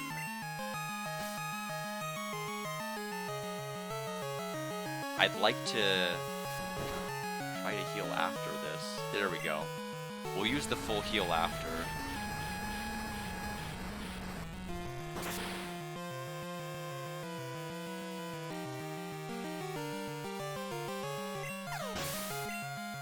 Alright. Well, aren't you good? I'd like that in a trainer. What a sprite. I know it's supposed to be like a black dress, but it's just like weird. It doesn't look like she's wearing a dress in certain areas, but she is. Strong Pokemon, weak Pokemon. That is only the selfish perception of people. Truly skilled trainers should try to win with their favorites. I like your style. You understand what's important. Do I? I don't think my team reflects that at all. Go on, the champion is waiting. Yes, it's a very strange pose. For sure. Alright, let's go ahead and use a full heal. We do not want to walk into the champion battle being miserably low. It's gotta be Lance. If there's a champion fight, it's Lance. I mean, our rival went the other way. I don't think it's our rival.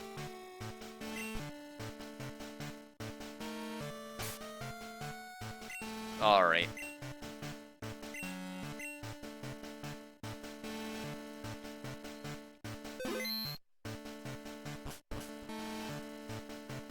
Okay. Can't examine it. One very important thing I need to do.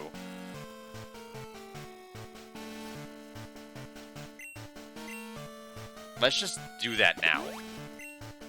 My god, that would have been a miserable fight to have pawned him without doing that. It is, Lance. I've been waiting for you. Gold, I knew that you with your skills would eventually reach me here. There's no need for words now. We will battle to determine who is the stronger of the two of us. As the most powerful trainer and as the Pokemon League champion, I, Lance the Dragon Master, accept your challenge. Alright. Love this, right? Champion Lance wants the battle. Gyarados, starter is terrifying. The atrocious Pokemon.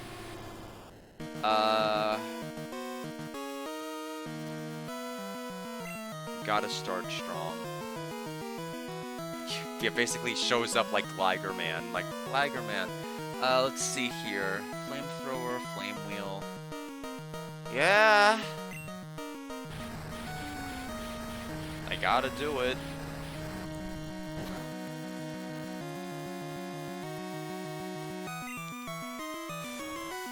Don't like that. I don't like that at all. That's gonna lower the power of all my fire moves also, right? Yep, it sure did. We may be at a point where we have to gobble hyper potions, which means we're dead. If that's the case. Okay, so it did 70. So not quite there yet. We're basically forced to use quick attack at this point.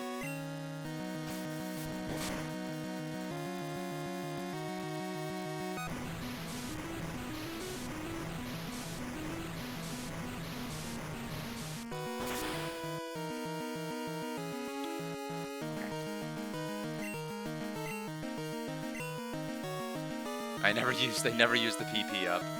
Oops.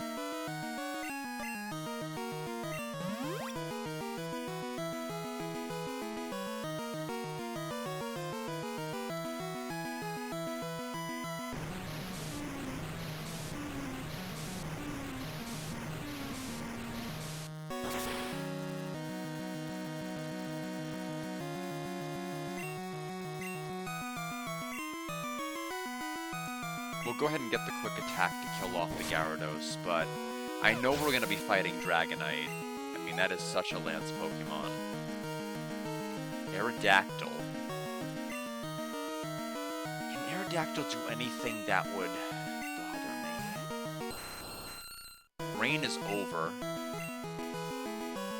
Hate to Flame on your parade. Well, I'm doing, you know, I'm doing my best. Okay, we got the burn. That's gonna help. Ooh, especially since he has a Rock Slide. Especially since he has Rock Slide.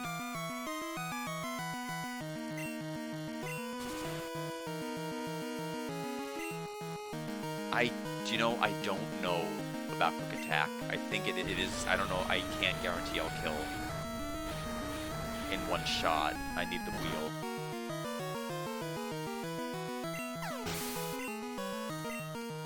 Okay, is he gonna bring out Dragonite? Yeah. Figured, but what, he still has other Pokemon. 47.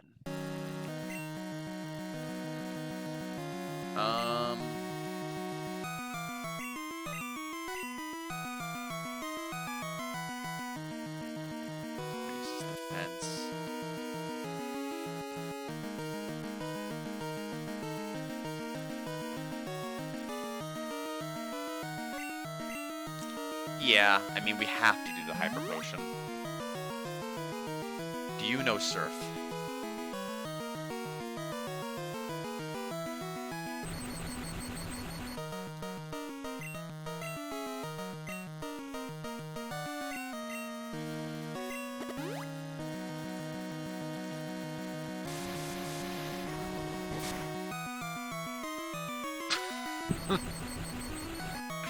Stop.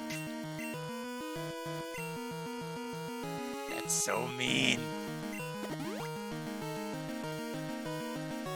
Okay, so Thunder finally missed. We'll go for Flamethrower. I'm expecting to knock off maybe a quarter to a third of his health. Yeah. Kite.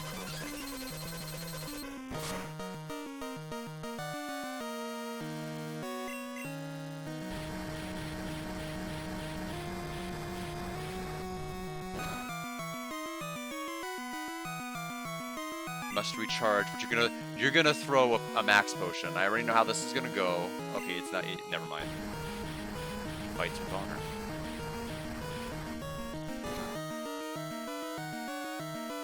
All right, so Dragonite gave 2,194 EXP. What? So which is the real one? So another 47 one. It's the same moveset. I've got a Hyper Potion again.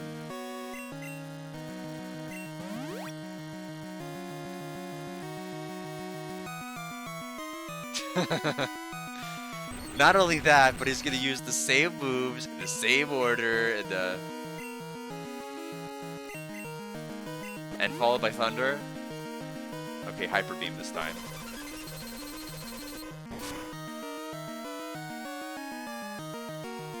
Alright, Flamethrower.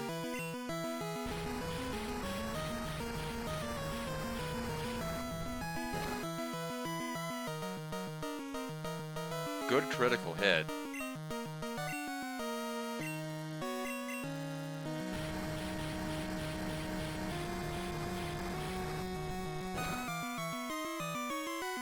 There goes Dragonite.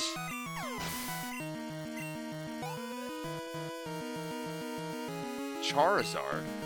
You know, the famous dragon Pokemon. Level 46. We'll go ahead and toss a Flamethrower out.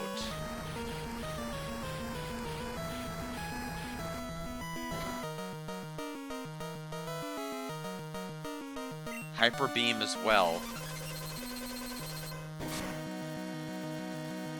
They're just throwing them out there. Now, unfortunately, we're probably putting him at at Max Potion range. Oh, never mind, we got a critical. Okay, so level 63.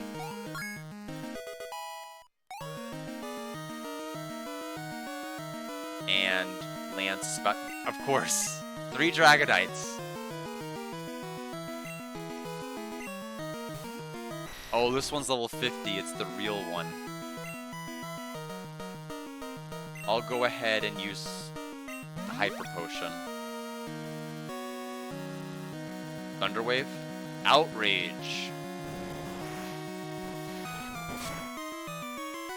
Pretty good.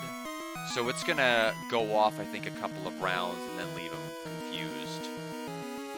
So I'll Flamethrower.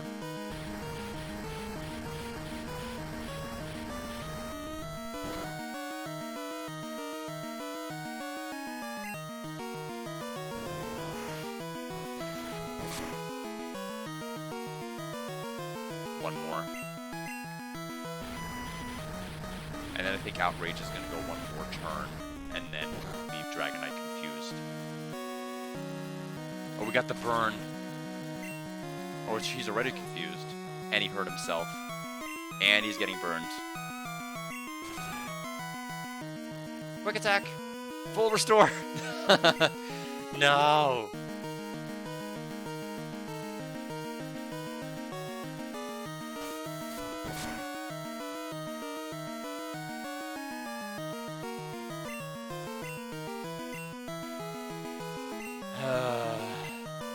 If only.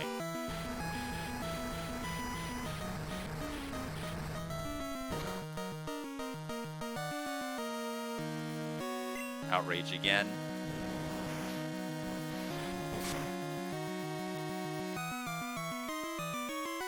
Hyper Potion.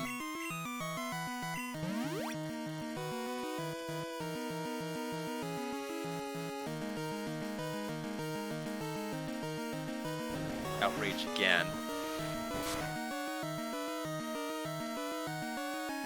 We may use exactly the right amount of flamethrowers here to end it.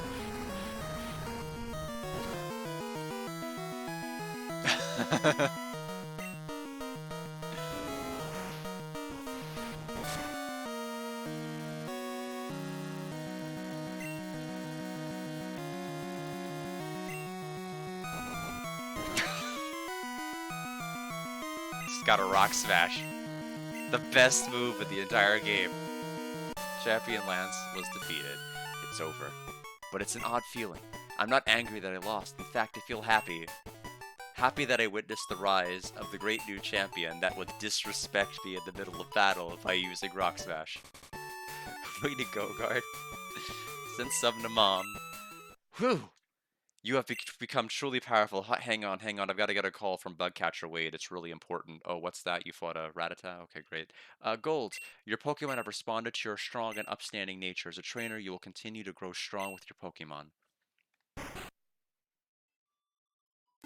Oh no! It's all over! Professor Oak, if you weren't so slow... Ah, Gold. It's been a long while. You certainly look more mature. Your conquest of the League is just fantastic. Your dedication, trust, and love for your Pokemon made this happen. Your Pokemon were outstanding too. Because they believed in you as a trainer, they persevered. Congratulations, Gold. Let's interview the brand new champion. This is getting to be a bit too noisy. Gold, could you come with me? Bear Kidney! Hello! We did it! We made it to the end. Oh wait, we haven't done the interview! Yes, that is true. It's been a long time since I last came here. This is where we honor the League champions for all eternity. Their courageous Pokemon are also inducted. Here today we witness the rise of a new League champion, a trainer who feels compassion for and trust in his Pokemon, singular, exactly what Pokemon he has trusted. A trainer who succeeded through perseverance and determination, the new League champion who has all the makings of greatness. Gold, allow me to register you and your partners as champions.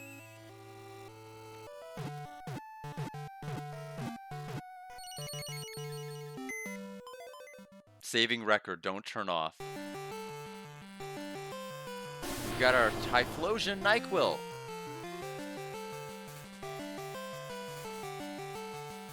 How would it handle eggs? Like if I just brought like a whole party full of eggs.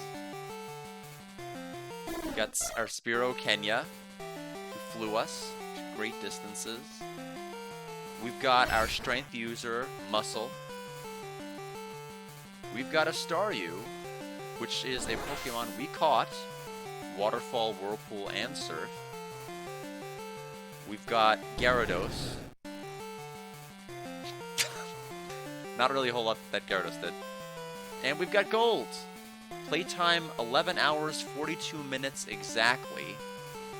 Granted, I think some of that time was, like a little bit of that time was leaving the game on in the Rocket Corner after a stream.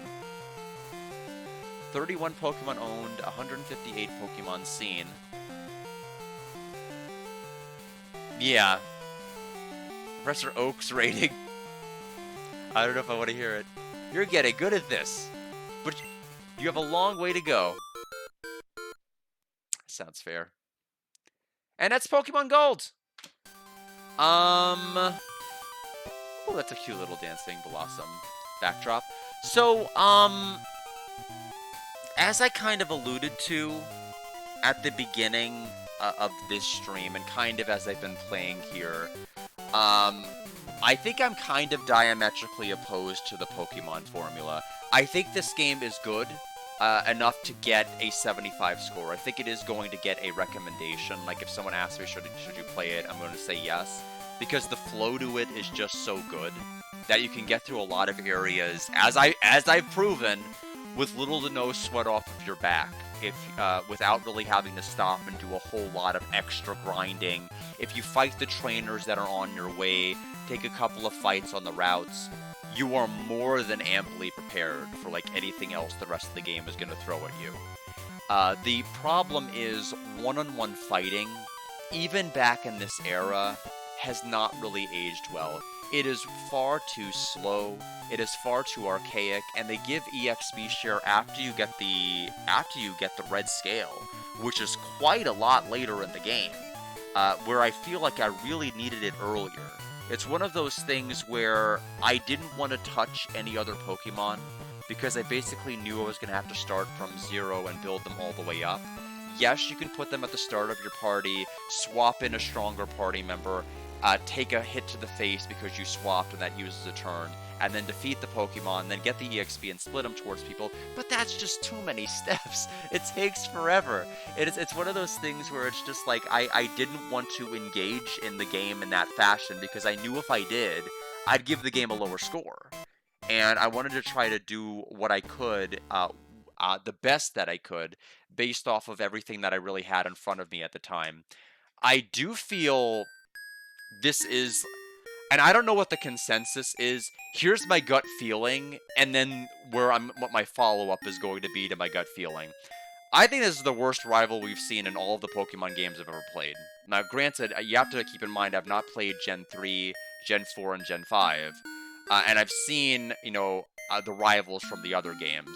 But this is the, hey Chaos, welcome. Yeah, you missed the ending where Typhlosion swept the entire league, and basically no other Pokemon were used for most of the entire playthrough. It was a little over 11 hours, I think 11 hours, 30 minutes for the full completion of the game. But my gut feeling is that the rival is one of the worst rivals in all of Pokemon, which means that they're probably the favorite and beloved by everybody, and probably a fan favorite across all of the games that have ever been released in Pokemon ever. But like the rival doesn't do anything. They don't even convince me they're my rival. They kind of show up outside of Elm's lab. They kind of shoulder check us. They walk out, and then they kidnap the Pokemon later, and then we battle them. And at no point did I ever feel that I was someone this person wanted to have a rivalry with. I never really understood why they were beefing with us. I don't understand why they were wanting to get stronger. I don't understand why they needed to prove themselves at any cost. Like, none of that was explained. They're just kind of wanting power for the sake of wanting power, I guess. I don't know. And then they're like, okay, I'll fight you later, and then they don't fight me later. Maybe there's going to be a post-game nonsense or something that justifies why they're being the way they are. But from what I've seen from, like, the main game content, they are, like, the worst rival insofar as they have not established any real basis to be a foil to me. other than the fact that I happened to be right outside Elm's lab at the beginning, and I happened to walk across them one time when they freshly kidnapped the Pokemon. I don't know. It just feels it feels kind of strange. And the thing is, I probably would not care about the one-on-one Pokemon formula if I was a teenager, if I was a younger kid, if I were somebody who was playing this game when it freshly came out, where I wouldn't have cared if I beat this game in a single sitting, or let alone 3 single sittings, or if this was something I'd be playing for like the entirety of a summer. The reality of the situation is a game telling me that the content is unlocked on Tuesday morning, Thursday morning, Saturday morning. It means nothing to me when I have a 50 plus hour a week job that I'm working and I can't access it at the beginning. As soon as I learned that there were events and things that were tied towards certain dates, certain times, it immediately instilled upon me at the very, very beginning, well, I'm not going to be able to max the game. What's the point? So I'm not going to be able to play the game Tuesday. I suppose I can change the calendar 30,000 times to try to unlock all of these different things at different times. But it's another one of the things where the game is trying to justify its longevity. You can't farm too many berries too quickly. You can't get all of these Pokeballs too quickly, and we're going to want to justify the existence of these Pokeballs, so the catch rate of normal Pokeballs are going to be atrocious. You've got to get the Lure Ball, you've got to get the Heavy Ball, you got to get all of these balls, and it's just one of those things where I'm just like, I don't know. I like being able to engage with games and not necessarily have to engage with them at certain times. But I understand. It came out in an era of games where people were fresh off the Tamagotchis, were getting more used and acclimated to games that kind of set up children for like the real world. You know, being able to attend to something at certain times, to be able to play at certain times or certain intervals, and just kind of get playing on like some kind of a schedule. Which, in that kind of a sense, I appreciate, but in terms of where I'm at right now, 37, about to be 38 years old, with a very, very sporadic work schedule, it just made it more difficult to to have any sort of real hope of being able to integrate other Pokemon into the front lines and make them usable. Um, I from what I've seen in later generations, they do introduce EXP share, which I think is like basically going to be mandatory for me being able to really play and enjoy it, and or some other way to cheat out an EXP share like experience. Such as what I heard and relayed about my sister having like a pickup ability with like a Zigzagoon or something, and she was able to get like rare candies and stuff like that. That's helpful. I mean, that's useful in making like other Pokemon battle ready. I don't think I'd be opposed to one-on-one combat if there's a way to artificially give other Pokemon higher levels. But it's I mean, all the same, I don't want this to sound like I hate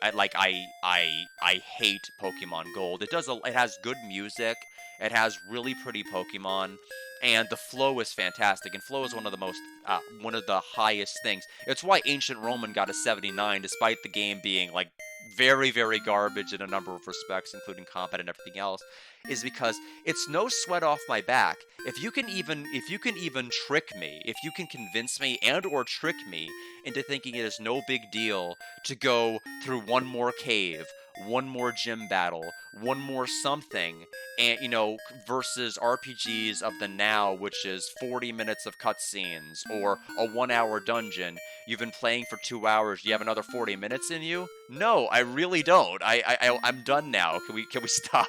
Can we please stop? And but these are with these games and just being able to go, okay, it's like maybe going to be 7 minutes to go through this route. It's going to be like 10 minutes to go through this gym. No big deal.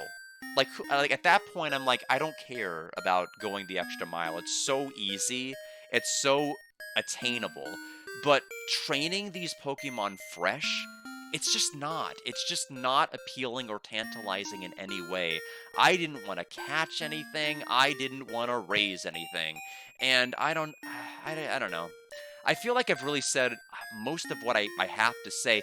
The game's gonna stand, I think, really at a 75. My impression is I liked Gen 1 better, but I was also at an age where I think I was a lot more patient than I am now. A lot more patient. I do know there's more to this game, or did we do Kanto? Uh, no, we have done nothing about Kanto. I know that they had the Indigo Plateau and there were some routes that were broken out, but no, I've done nothing regarding that, and I probably am not going to engage. And you can spoil as much as you want. I'm not gonna. I'm not gonna do the post game. I've talked about the rival. I've talked about the experience itself. But I don't.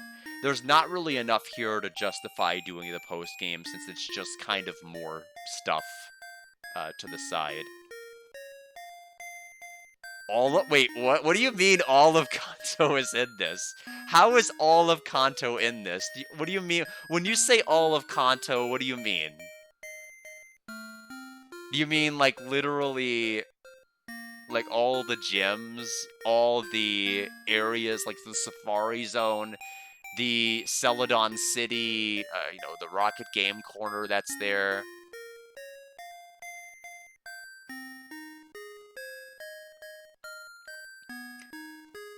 What is kind of funny is up until Gym 7 or 8, I was trying to parse out why is the pacing like this? It felt like I was hitting a gym without really trying too hard, and I was wondering what the rush was. I was enjoying it because I was getting through the game quickly, but I was curious as to why it was paced the way that it was, but what you're saying makes more sense now in hindsight. Well, I guess, yeah, I guess it would have to be higher level at this particular point to make sense. Yeah, I just, I mean, I feel like, again, this is one of the things where if it was 20 years ago, I'd probably say, yes, this is the best game ever, hands down, no question. But I can't say a game is the best if I don't even want to catch the Pokemon and train the other buggers. That's the part that I think is tough, is because, while I'm getting through the game quickly, I am adamantly refusing to engage with the game's main content. The main point of the game is to catch Pokemon, to train them and raise them and rotate your party members, and I'm not doing that. I'm not doing that. And so I feel like, you know, where I'm keeping the score is justified in light of all of that. Is because it's not like I loved the battling in Ancient Roman when I played it. It's not like I thought the cutscenes were incredible in Ancient Roman. It's not like I thought the music was great in Ancient Roman. It was positively in some cases almost like Resident Evil Director's Cut basement quality songs. And it's just one of those situations where, it had great flow to it, even if I didn't really vibe with the main content in several points. Yeah, there's always the EXP share, although this late in the game with like level 6 Pokemon and a bunch of other stuff, I don't really know, what I would really, want to do with that late. I really think it's something you need earlier. You can choose whether to use it or not. There's definitely downsides to using it, and that it's going to take you a lot longer to probably get some of your early game Pokemon leveled up, at least your starter leveled up, frontline person, if you're having to spread it evenly. Like, you're going to have to grind. It's going to be a very start-heavy grind, where it may not have been otherwise. But, it's insane that they are able to fit Kanto into this. Wow. What's the rival's deal? Does the rival serve any purpose at all? I mean, like I said, I feel he's the worst rival, which means people are probably gonna say he's the best rival, and I'm failing to see how. Oh, he's the Giovanni fucker, from Twilight Wings. Oh. Okay. I guess that explains why he cares about Team Rocket a little bit. Okay, so he's just the mean rival that happens to be Giovanni's kid. Okay, I mean, Giovanni didn't even show up in the game, which I appreciate. I appreciate that the twist is that Giovanni wasn't back. It's just a bunch of people trying to carry on Giovanni's legacy while trying to get him to go forward. I think I would have had a negative impression if Giovanni actually showed up. So I'm glad they kind of stopped short of that. and just said he was kind of off, like, training somewhere. Which, being off training somewhere can mean a lot of different things. It doesn't mean, like, he can be training to bring back Team Rocket. I mean, obviously, he had to go on a journey once he disbanded Team Rocket, and I'm assuming that's what they meant. But okay. Yeah, I mean, even knowing that, that really doesn't change much about my exposure. I'm sure, like, later on in the game, he's gonna say I'm Giovanni's son, or something to that effect, but, yeah, I guess that raises the question, who's the, Viridian City gym leader at that particular point? Is Giovanni still running it, or did somebody else take its place? I don't know. But yeah, that's definitely intriguing, that they fit everything in, to that. I will say this, I was expecting more of this game's world building than I ended up getting. I suppose it's, it's maybe an argument that may not be understood. Like, of course, the anime is going to go into more detail about lore and storytelling than the games would. But I thought it'd be the reverse. I thought, the anime would be very Ash-focused and Ash-centric. And it's like, oh, what should we do in this new town? And Ash would be like, gym battle, shut up, we're not doing anything else, gym battle. But the way that gym leaders were introduced as, like, real people before Ash would even, like, fight them in a gym, to where their Pokemon would just casually be introduced before you'd see them at a gym, and then knowing immediately who their ace was going to be that they were going to have to use, and figuring out, like, how is Ash going to compete with this Pokemon that did this casually in this one area. I mean, that was, like, the best part of it. But, like, even being able to see Pryce early and Claire early, like, even before the 7th and 8th gym battle, was pretty awesome in this. And, like, I expected more about, like, the Pokemon fossils, like how the anime was all about Pokemon life originating in the sea, with the Ammonite Amistar, and more of the theory building that was done at, the Runes of Alph in the anime. Really wasn't touched on here much. I know the Runes of Alph seemed to be about unknowns, and that was it. Kind of boring. Kind of a really boring location. You got the Ultimate Final Showdown Super Boss at the end of the game. Yeah, I mean, I guess that might be cool, but maybe not if I'm just playing as Typhlosion. Probably not. I think that's... I think what I did is probably as far as I'll get, at least with this. Deltarune is not tomorrow, as much as I'd like for it to be tomorrow, so it is not something that I'm going to be able to engage with on Tuesday or Saturday. So Gold, I think we are effectively finished with right now. I'll think of something, or I won't. Either way, if you enjoyed end credits of this game, we will probably be end crediting Lufia 3. The other Game Boy Color game, and the game that I recommend more than Gold. Sorry, Gold fans. But Lufia 3 has me in its clutches. It does have, repetitive dungeon elements to it, but, like, the boss fights and everything you do, they justify the means. Everybody becomes such a necessary party. Even having 9 people, all 9 are necessary. I don't really see the point. I mean, I'm only going to use Typhlosion, and I don't think there's any organic way any of my other Pokemon are going to get stronger without me wasting inordinate amounts of time grinding other people to be ready, and I just don't really feel like I have that in me. That involves a little bit more work that I'm really willing to do, for a game of this caliber. So I'm not going to engage with the post game. I don't think it's 75. I think is where the game is going to be regardless. I think I'm actually going to start losing points if I have to start using the other Pokemon. Yeah, again, I'm not saying, like, part of there's no part of me is really saying I think this game is bad. I think part of it is me saying I'm bad. Like, I think part of this is just that I'm just not in a position in my life where I can appreciate this game fully. And that I'm just diametrically opposing the Pokemon formula. Despite, like, loving the anime, one-on-one combat is just not a fun way to engage with the world. And it leaves everybody else kind of lagging in the dust. You have to bring somebody else to the front line. You have to swap them out painstakingly to get the EXP for them, for the stronger members, and just have every fight be like that. And I just don't like that. I don't like the idea of combat being that slow and that deliberate to be able to raise somebody up. But yeah.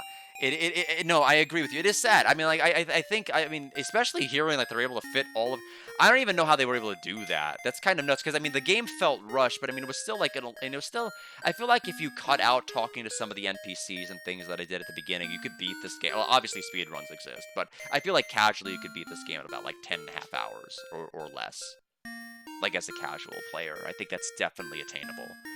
Um, I think NyQuil is the clear winner in terms of starters, though. I don't know if I could have done it with any other starter. I think there would have been too much opposition because there were ice-type trainers, so rest in peace, Meganium. So that's not going to be fun. I mean, there's just like, again, price exists. There's not really a straight water that was real that I really noticed in terms of like significantly scary trainers or anything like that. So, but that's yeah. I mean that's this is definitely a game that exists to be played across a longer period of time, which is just something that for the content I'm experiencing is just really not for me right now. I do plan on touching the other gens, though. Just I don't know when I'm going to get to Gen 3. I'd like to touch it this year. There are quite a bit more episodes to compare, anime-wise, considering that Advanced had over 190 episodes, like Diamond and Pearl did. They both had over 190. And no, I didn't get Ho-Oh. I actually didn't bother going. I knew that I could go to the tower to get Ho-Oh, but I'm just like, I don't. We kind of got the Master Ball right before we were about to go to the league, so I didn't bother and go back to get Ho-Oh either. I knew that the tower was available early. I just didn't go into I just kind of bypassed it and kind of let it go to the wayside because of the fact that I knew that I wasn't going to be able to defeat them with I think at that time my Pokemon might have been like in the level 20s. I heard you could get both, but it involved extra work for the opposite counterparts. So like for Silver, you'd have to do extra work to get Ho-Oh, but in Gold you don't have to do the extra work to get Ho-Oh, and vice versa for the respective generations. But I knew that you could do it, and I think it involves the Whirl Islands that I skipped, because I didn't have Whirlpool, I had to skip it. Chaos, you are 100% correct. I expected an anime that introduced the, Team Flare Episode 2. It introduced Team Flare Episode 2, and right before the 100th episode, involves, like, the rivalry the clash between Team Aqua and Team Magma, and all of these one-off episodes that went nowhere with them gathering information and data about Groudon and Kyogre, only to catch them off screen. Huh? What was that? Wouldn't that have been a better episode to show rather than episode 4 of Team Aqua, Team Flare, of them gathering information and getting away and, like, doing nothing? I think that it would have been a much better, exciting episode if they showed how they actually acquired the Pokemon, but we skipped that, only to have a very bad series of episodes about the finale regarding Kyogre and Groudon. Yeah. Well, I'm not. I'm actually kind of partial to Battle Frontier. What I'm not partial to is Harley's introduction. Harley I like, but he was introduced way too late. He was introduced after episode 100, when May had already qualified for a grand festival, meaning she already proved her worth at multiple Pokemon contests. And Harley's whole gimmick is about manipulating and beating other people by making them feel overconfident, or giving them bad advice, or telling them to do dumb stuff, where somebody who's already gone to a grand festival, like before you met Harley, shouldn't really fall for. So I felt like if Harley was introduced early, it would have been fine. But Harley being introduced later, like around the time period that Ash was starting to pursue Battle Frontier stuff, kind of a miss. Kind of a great character idea, executed too late. But it's definitely low for me in terms of some of the rivalries, because it, like Johto, introduced rivals way too late. Like, rivals literally on the eve of the tournament, only to serve as people that Ash would end up fighting in the actual tournament itself. The Battle Frontier I did like, because it caused Ash to dig deep into his Pokemon reserves for certain battles, which I always enjoy when you see Pokemon other than just plain Charizard being brought back. Whenever you're able to just dip into a supply to bring out to other ones. But yeah, it's not the best. Johto is my second to last favorite, and then my first is still Black and White. Although I think the world building in Johto is excellent. Like, it has a great world. Um, and it tries its best to try to build like Pokemon backstory and origins, and like the mystery of Slowpoke's yawning, and it bringing rain, and all of these different stories that kind of further like the mystery of the world and make you be like, oh, that's kind of cool. But yeah, Advanced was a very overly long season. Largely in part of because it had to do the Battle Frontier. So I'm expecting the Battle Frontier to be in Ruby or Sapphire. I will probably be more inclined to engage with its content, especially if there's like pickup Zigzagoons or things that might get me rare candies or ways to kind of bypass the EXP share.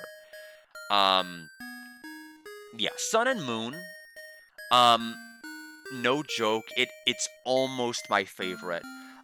I still like Season 1 the best, just in terms of its wacky, expansive world. Obviously, it's a flawed season in a number of respects. Ash only having 3 legitimate gym battles out of 8 is pretty pitiful. Ash and Gary not even having a single battle all of Season 1.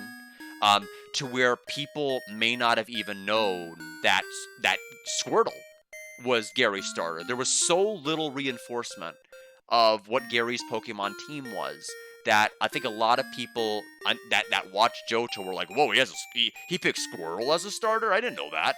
And it was just an underdeveloped rivalry. There were a number of flaws Season 1 had, but I think it still ends up being my favorite in terms of world building. Team Rocket actually being very funny, interesting villains, but Sun and Moon is a very close second. Very, very close second. It is by far. It went from being a season that was it went from, it's one thing to win a league or feel that you are in a region. It's another to feel like you're a part of it. And Sun and Moon was all about family and togetherness, not only for Ash, but for Team Rocket. Even for the main villains of the show, I think there was definitely a presence there for them. I think the characters were very, very strong in Sun and Moon. I think they did a good job with the League. I think they did a wonderful job with it. They really took their time. They did not rush it, as I've seen them do with numerous battles in other leagues. I liked that the individuals called out Ash for various nonsense, for having access to like special Pokemon out of nowhere, for basically, and then like the grand trial that Ash went through. Um, who was the I'm trying to remember his name. Um, the one person who had ties to Giovanni in the anime that we were, I think it's not that's Nanu. I think might have been the individual. I'm trying to think of somebody that started with N. I think it was Nanu, if I'm remembering the name correctly. Basically, saying that Ash's, willingness to get like riled up to anger, responding to his taunts, and being so afraid of his counter as to being able to do anything, and like how he's holding back all of his Pokemon by just being such an immature child and believing in all of these bonds, and his Pokemon would be fine without him. Just like call outs that I felt needed to happen, at various points throughout the series. Yeah, it's like night and day. It's like sun and moon. I see what you did there. Yeah, day and night. But yeah, I am the thing is I have nostalgia for the anime. I think like people would have nostalgia for the games. And but the Sun and Moon anime is absolutely 100% a recommended watch for everybody. Now, Diamond and Pearl is my third. I think we basically have similar lists, except our second and third place is reversed. But I can 100% see the argument about why Diamond and Pearl is the second best. Because Ash had so many people in that anime to test him. He had to come up with the counter shield strategy, which was so effective a strategy it even got adopted into the Masters tournament in the Journeys anime, where both Leon and I believe where both Leon and Ash ultimately ended up using it to great effectiveness, and then Paul even used it and adopted it when he recognized how good of a strategy it was. Now Ash took a number of losses that season, but they were losses that made him stronger as a character, that made his team stronger. And the losses felt like they served a greater narrative purpose. Um, I feel like Tobias has been talked about to death, so I won't add much more to that other than like Tobias, and kind of leave it at that. But I mean, basically, there was really nobody else that could stand up to Ash at that particular point. Like narratively, he was just too strong at that particular point. Once everything else had been bypassed. But Paul's one of the greatest rivals that ever existed. Just because he helped Ash grow, Ash helped him grow. They had different definitions about what it meant to grow strong. And then Cynthia had this entire speech for like 2 minutes as they were parting about how much they've influenced each other's lives and touched each other, and how they're destined to meet in the Masters tournament. And then they didn't do it. They had Paul show up. He's a gym leader now. He ended up using a team of different Pokemon that Ash was going to eventually fight whenever he fought Steven, and they didn't even fight in the Masters 8, which I was really disappointed by. I wanted them to fight in the actual tournament because Cynthia built it up, and it didn't happen. It didn't happen. Like Ash versus Steven Stone, how many Metagrosses does Pikachu need to destroy? Like, how many? Like, I get some people wanted another Elan battle, but like, I knew it couldn't happen. Like, Ash versus a Charizard, and then Ash versus another Charizard. Yeah, I mean, yeah, obviously they couldn't do that, so they had to have Elan fought by somebody else. But I would have loved for if Steven was just replaced by Paul, especially since Paul's team was only comprised in that battle of Pokemon that Ash was going to fight with Steven. That was the whole team buildup that Paul made, was to have Pokemon so that Ash, like without telling Ash, Go figured it out, that Ash was going to be using in his battle against, that Ash would be encountering in his battle against Steven. And so I felt like they could have just had Paul there in the Masters 8, just have him be in the Masters 8. It would have fulfilled all of the setup that Cynthia had done, and it would have just been an easy one-to-one swap, I felt. I don't know. What do I know? And then Ash could have easily had that as the first battle. Could have fought Cynthia as normal thereafter, and then had the Leon fight. But yeah. But yeah, the Galar region was barely featured. Actually, a lot of areas were kind of fleetingly featured.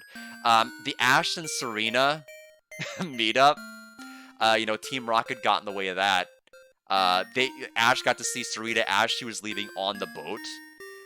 The fact that like Greninja is still having to fight off all of these tendrils that are growing up out of the ground, these tentacles, this far out is nuts. Especially since the whole reason that that Greninja left was because initially they had to stop Xerosic. Xerosic was still active, but the tentacles still came out despite stopping Xerosic, so he was pointless to the episode. And I don't know. There's a lot of things.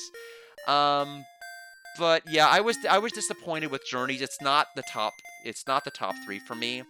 I still think like the Ash, you know, the Pikachu versus Charizard finale and like the seeing the different teams and everything else.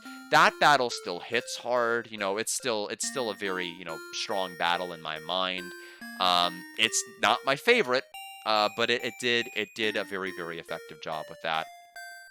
But yeah, the Tobias. Uh, I'm glad he didn't show up in the Masters 8. I'm glad he just because the thing is, you like, you know, it's one thing, you know, it's one thing to be like, okay, I want him to be brought back, maybe, you know, he could be eliminated. But the fact of the matter is, I like the fact that they buried that character like far, far, far underground, where he's like never seen, never mentioned, never anything again. And honestly, the fact of the matter that Cynthia showed up at the Masters tournament and is still the champion at least canonically tells me that she beat Tobias. Otherwise, Tobias would have been the champion. So Tobias, with whatever overpowered team he had, beyond the Darkrai and Latios we saw, I guess still lost to Cynthia. I don't know. That's my headcanon. That's my headcanon about why they never showed up again and everything else. So, I don't know. Is it correct? Who knows? Who cares? Tobias is gone. Never showing back up. Will never hurt us again. But anyway, yeah, so Pokemon, at some point this year, we are going to do Ruby. Because Ruby is a copy I actually have up on that shelf. It is my sister's. I have full permission to delete and use the save file as my own. So that is what I will be doing. And I will be going through and I'll have to figure out what starter I'm going to be doing. Am I going the fire route again? Am I going to go with Torchic? Am I going to go with Trico? Or am I going to go with Mudkip? I'll have to figure that out. I'm probably either going to pick Trico or I'm going to pick Torchic. I'm not sure which of the two I'm going to pick. Oh, Mudkip. Oh, no, I'm sorry. Mudkip wasn't even on my... wasn't even on my radar to pick. I suppose I could have like some kind of incentive as to which I'm gonna pick. But I'll look into you know, if I ever change my mind about the post game of this, I will announce it.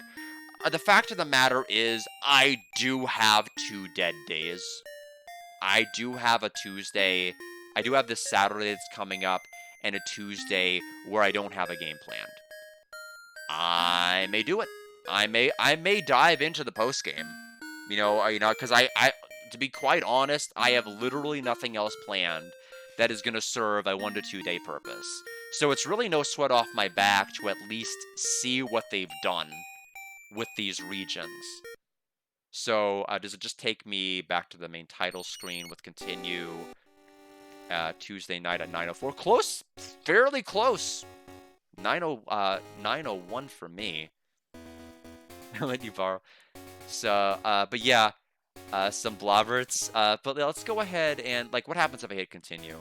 We just show up at our house. Professor Elm. Hello, Gold. I have something here for you. Could you swing by my lab? See you later. Alright, we'll quickly swing by his lab, but then after that I'll go ahead and stop for the night, because it's been like 4 hours. We did a lot of Pokemon anime talk. If anyone wants to talk with me about the Pokemon anime while I'm grinding or doing other stuff on RPGs, feel free. I will never run out of stuff to talk about. Ever. Hi, Gold. My husband always so busy. Hope he's okay. When he's caught up in his Pokemon research, he even forgets to eat. Okay, her dialogue is not changed across the course of the game. Neither has his eating habits. This is his lab. Repel's effects wore off. I forgot about that. Gold, there you are. I called here because I have something for you. Yeah. Or just talk about the anime. I suppose I could. I've teased doing like a full breakdown of seasons at some point. I was just kind of daunted by like the sheer amount of work it would take, because I'd want pictures, I'd want other things. I'd rather not just like talk without anything to like visually reference. I'd want to do a lot more things to make sure it like looks good. It's an SS ticket. Now you can catch Pokemon in Kanto. Wait, are you saying I could not throw a Pokeball to catch any if I had gone in the wild if I had gone in the grass, I couldn't have caught any? That would have been a rule?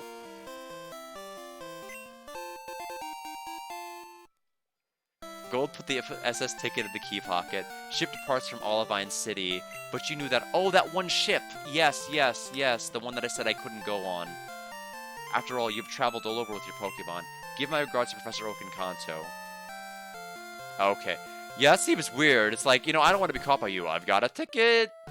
I got a golden ticket. And then all the Pokemon just roll over and wait to be caught.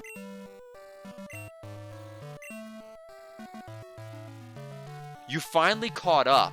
Yeah, so Horizons is the only... So Horizons I am still actively watching, and I am hating that I'm watching it. It's not that I think that Horizons is, like, garbage tier, but I think it misses the point of what I enjoy about Pokemon. Because Horizons, like, really tries to emphasize bonds heavily, and it's all one-sided. It's all about trainers understanding their Pokemon, and trainers not losing sight about what's important about their Pokemon, and all of this and all of that. And like, what about Pokemon making mistakes? What about Pokemon's personalities being a problem that has to be overcome?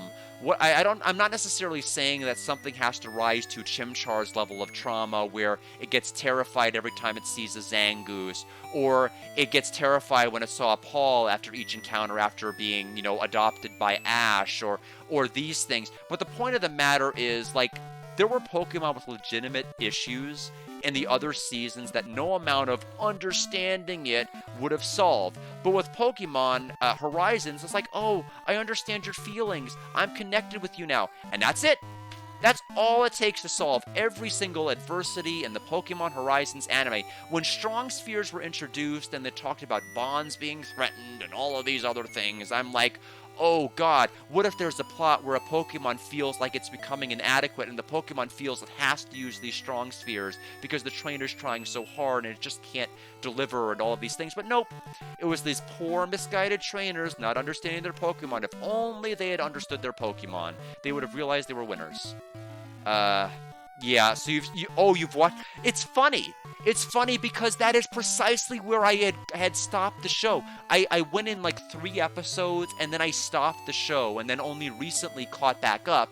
And I will tell you, it was worth stopping the show over. But if you ever catch up, you will probably be kind of disappointed with how they handled a lot of the different aspects of the particular show. Some of the things are a little bit so fresh that I don't want to spoil them in case you do catch up. I do think one of the things that happens with the main villain's Pokemon is kind of a cool moment in the show. I do think it hits hard. It is the only moment concerning a Pokemon that hits hard remotely in the whole show, which is kind of sad. But the anime state right now is Horizons is in a point where it's just kind of aimless. The trainers had very easily attainable goals in the grand scheme of things. Roy wanted to get the Black Rayquaza, he got Black Rayquaza. Hooray! Liko wanted to go ahead and get Terapagos back and deal with the Recurrium threat. She did those things. Hooray! And then Dot admittedly didn't have the clearest motivations to begin with, but she wanted to to brave the Pokemon world without having to adopt her Nidothing persona, and she's arguably done that. And then I mean, all of those things were just situations where it's, you know, they're kind of wandering around aimlessly now. The show was supposed to be over basically around episode 136, whenever the final confrontation ended, but because I guess they have to fill out more time until Sun and Moon, it's been extended for a bit of a longer season. It's probably going to be longer than Johto now, which is kind of nuts to think about, that this show is going to be longer than Johto. Yeah. No, yeah, Sun and Moon is, like, so many people badmouth, like, the stills of, like, the animation of like Ash's face as he won the league, and like I still saw all these people on Twitter clowning, and I'm just like, you don't even know, like you don't even know how good of a series you're not watching. Like if you were even any remote fan of like the earlier stuff in season 1. Because this series wasn't afraid to have a silly Ash. It wasn't afraid to make all sorts of references to different things. They weren't constrained by animation. They wanted to, like, you could tell the animators were having fun. You could tell the episodes they went over budget and did not care. It's just an experience that, like, if I were to ask people to watch any season beyond the first, boy, it's tough to choose between Diamond and Pearl and Sun and Moon, but I would say Sun and Moon. I would say it just barely ekes out. But Diamond and Pearl is really good too. It's also exceptionally funny. It's funny, it's tragic, it does hit those notes also.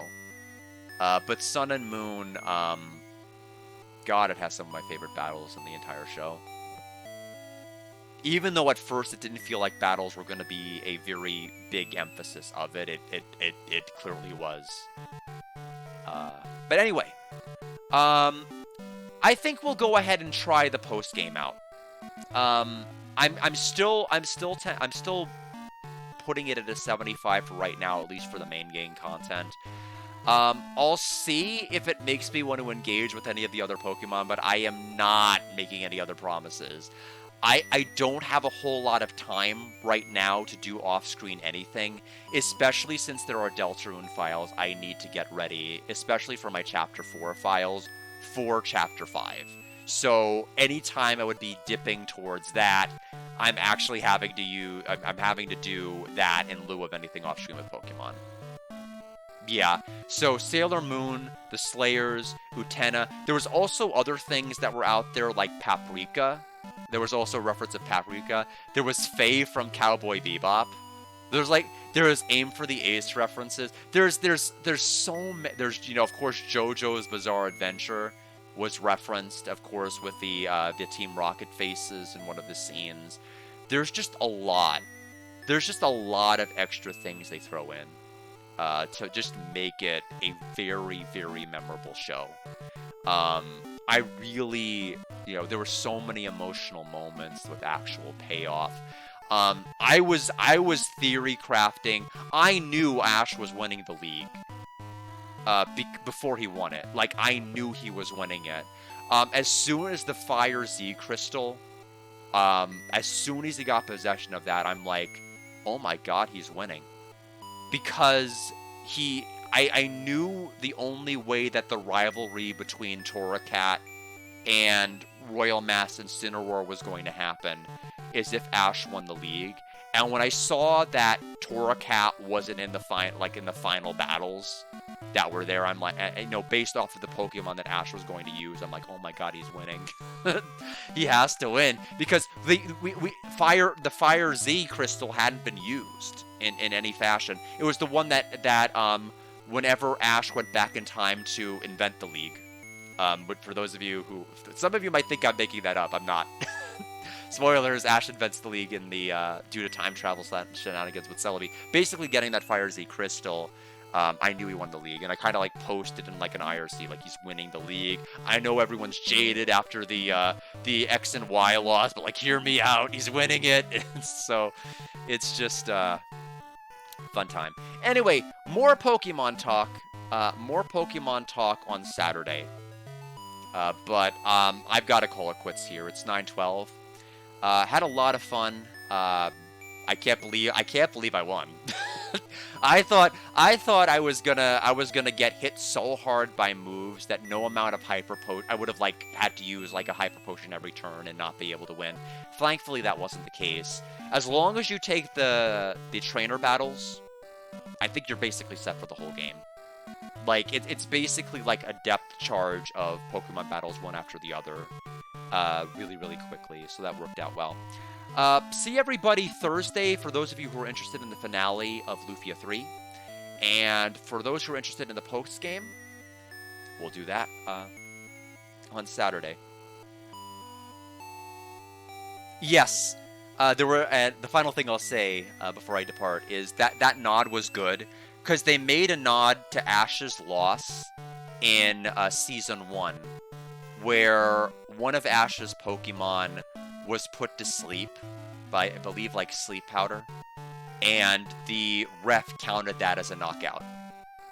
It was like one of the most controversial league battles, I think, for me, because Team Rocket spent like literally wasted so much of Ash's time and Pokemon strength to where he had an underpowered team by the time he made it to the league. And I like the fact that they nodded a Pokemon being put to sleep as not the same as a knockout. So I saw exactly what they were doing when they did that. I'm like, they're referencing the first league. Yes.